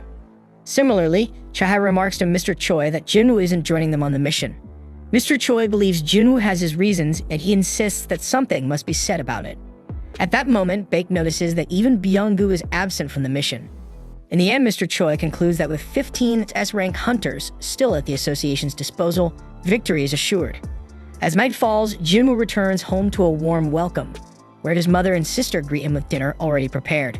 With a relieved smile, he announces his return. During the meal, he reflects on how his mother had awakened after 4 long years in a coma and admits that she needs him. For that reason, he has decided not to join the Jeju Island mission. At the same time, on that same island, the Queen Ant laments that her subjects have begun devouring one another due to a severe shortage of prey, a situation that simply cannot continue. The Queen herself knows that to leave the island, she must have an even stronger offspring capable of leading her kingdom. At that moment, the creature breaks free from its egg and undergoes a dramatic mutation, transforming its body and color to become more human-like with 2 arms and 2 legs. The Queen urges her offspring to grow stronger, and in response, the newly emerged creature lets out a disturbing, otherworldly scream that sends a surreal wave of mana rippling through the air. Back in the city the following day, the TV broadcasts alarming news. The flying ants are evolving at an unprecedented rate. Whereas during the 3rd raid on Jeju Island they had remained terrestrial, these new versions now exhibit humanoid traits and sport a pair of wings on their backs. As Byung-gu strolls through the streets, he passes by children imitating S-rank hunters, a vivid reminder of how deeply the phenomenon has captured the public's imagination. Nearby, in a bustling coffee shop, Leo is trying to persuade Han Song-ye to stay out of the defense force, arguing that she's still only E rank. Over the din of conversation, the city's sound system blares an announcement that hunters are being urgently recruited to safeguard Korea. At the same time, Jubi unexpectedly encounters none other than Song Chil, adding to the day's unfolding intrigue. As dusk approaches, Gun-hee eagerly awaits the start of tomorrow's raid on Jeju Island. When dawn finally breaks, fleets of ships begin arriving near the mission site. A member of the Knights Guild turns to the master, asks if they truly have what it takes to confront the ants. Mr. Park replies curtly that their capabilities will only be proven in battle, but assures him that they were dispatched as an emergency measure. Not far away, the famed guild makes its dramatic entrance by helicopter. But leader Mei bids farewell to the Vice Master as he sets off for war. Nearby, as always, Min Sung draws countless media clicks with his usual flair, while Lim demands that someone retrieve him immediately to prevent further chaos. Throughout the attack fleets and among the coastal guard, worried expressions can be seen on the faces of the hunters. In a meeting with Association President Gunhee, Jinchul reports that all units are fully prepared. Gunhee is visibly pleased to see so many volunteers ready to defend the country and is relieved when news comes in that a certain individual had reconsidered and decided to join the offensive. At that moment, Baek is startled to see Byung-woo approaching, and the two old friends greet each other warmly. Meanwhile, at the island's center, the elite Japanese group is split into 4 teams, each assuming strategic positions. As the hunters are airlifted to their mission zone, they notice that a team of cameramen has been dispatched by the board to broadcast the battle live. Ma inquires whether the cameraman is safe, and the man reassures him that he's accustomed to filming in hazardous conditions. Ma adds with a touch of weary hope that he wishes this would be the final S-rank raid on the island. After all, if these raids persist, the entire country might vanish. Baek silently agrees and muses that a national hero must emerge from this confrontation. Jinchul then informs Gunhee that the attack team is ready to move out. With that, Gunhee announces the commencement of the 4th raid on Jeju Island. In a parallel development, Goda orders his 4 diversionary forces to operate at full strength, unleashing an astonishing surge of mana that leaves Baek, high above in the helicopter, visibly impressed. Amidst the chaos, swarms of ants begin emerging from a nearby anthill. Mr. Choi strides to the rear exit of the cargo aircraft and with brutal efficiency, blows up the insects. Yet, as an endless stream of ants appears every second, he quickly realizes that he must push himself even harder. Once he finally manages to eradicate the threat, he asks if it's time to land. With the helicopter now grounded, Baek confidently asserts that the Japanese will be able to distract the ants for an hour, enough time for the Koreans to eliminate the queen. Back in the operations room, Ryuji gives the order to start interference. A powerful signal is transmitted to prevent the ants from receiving the queen's emergency call. In the heat of battle, Tawada warns that Kumamoto is in grave danger of dying if he remains paralyzed. Shimizu suggests that perhaps it would be better to wipe out all the ants at once, while a colleague shouts, asking where Tanaka is. Moments later, Tanaka is seen in another corner, gleefully smashing insects as if he were a child having fun. Elsewhere on the island, a Japanese man observes the thick smoke rising from Mr. Choi's explosive attack and asks his partner if he thinks he could take on that master in a duel, despite his own ice-based power. After sealing off the entrance to the ant nest, Mr. Choi leads his group forward. However, the labyrinthine network of tunnels proves confusing and Baek questions which direction they should take.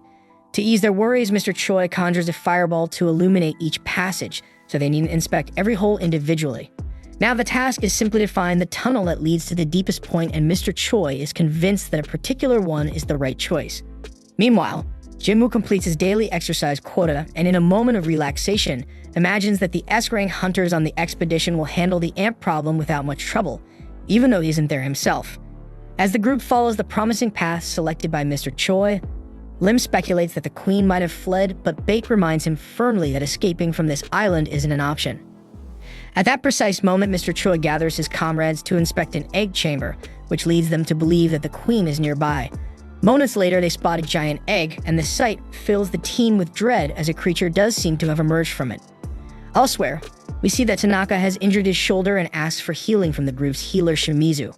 But instead of immediately tending to him, she teases him, demanding something in return. However, before anyone can react further, the Ant King suddenly appears and in a brutal twist rips Shimizu's head off and acts so shocking that it plunges the team into terror. And that shit seems like that Dan Hunter x Hunter Ant arc all over again. Tanaka and his fellow hunter quickly sense a formidable presence nearby and immediately raise their guard to prepare for combat. However, before they can react further, the monster strikes with lethal precision, decapitating Tanaka and doing the same to the other hunter on their team as if they are nothing.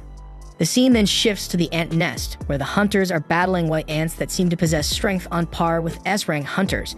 Despite their formidable power, the ants move in a monotonous, predictable fashion, making them easy targets for hunters employing diverse tactics. One by one, the white ants are taken down. Chai points out that the exoskeletons of these ants are extremely tough, yet Magdam-wook is relieved there aren't too many of them. Byung-woo reassures everyone that even if there are many, there's no need to worry because he will support the team from the rear. Baek is taken aback by Byung-woo's calm assurance, especially coming from someone who usually shies away from combat. In response, Byung-woo tells him to quit the sarcasm, reminding him that these ants can keep living even if their heads are chopped off, so the key is to cripple them instead. Baek takes his advice to heart and cripples one of the ants he just slayed by his foot. Dong-wook then observes that the enemies seem to grow stronger the deeper they venture into the cave, though they still haven't encountered any ants that walk on two legs. Mr. Choi speculates that these Baekdol ants must be guarding the queen. Lim chimes in, expressing concern that they have a long way to go and questioning whether they're on the right path. Mr. Choi reassures him that they likely are, and Chae concurs, remarking that she can even detect a strong scent of powerful magical beasts emanating from deep within the cave.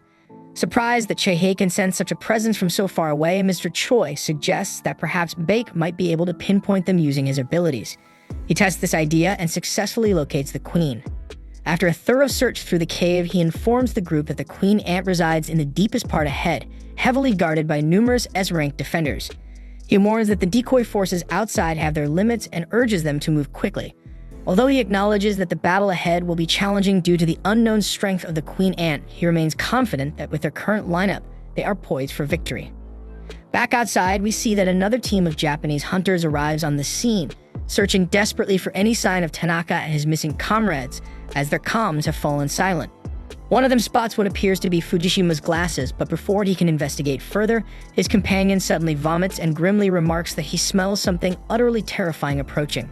He channels his ice magic toward the source of the stench, only to have his efforts rendered futile when the Ant King shatters the ice with him inside.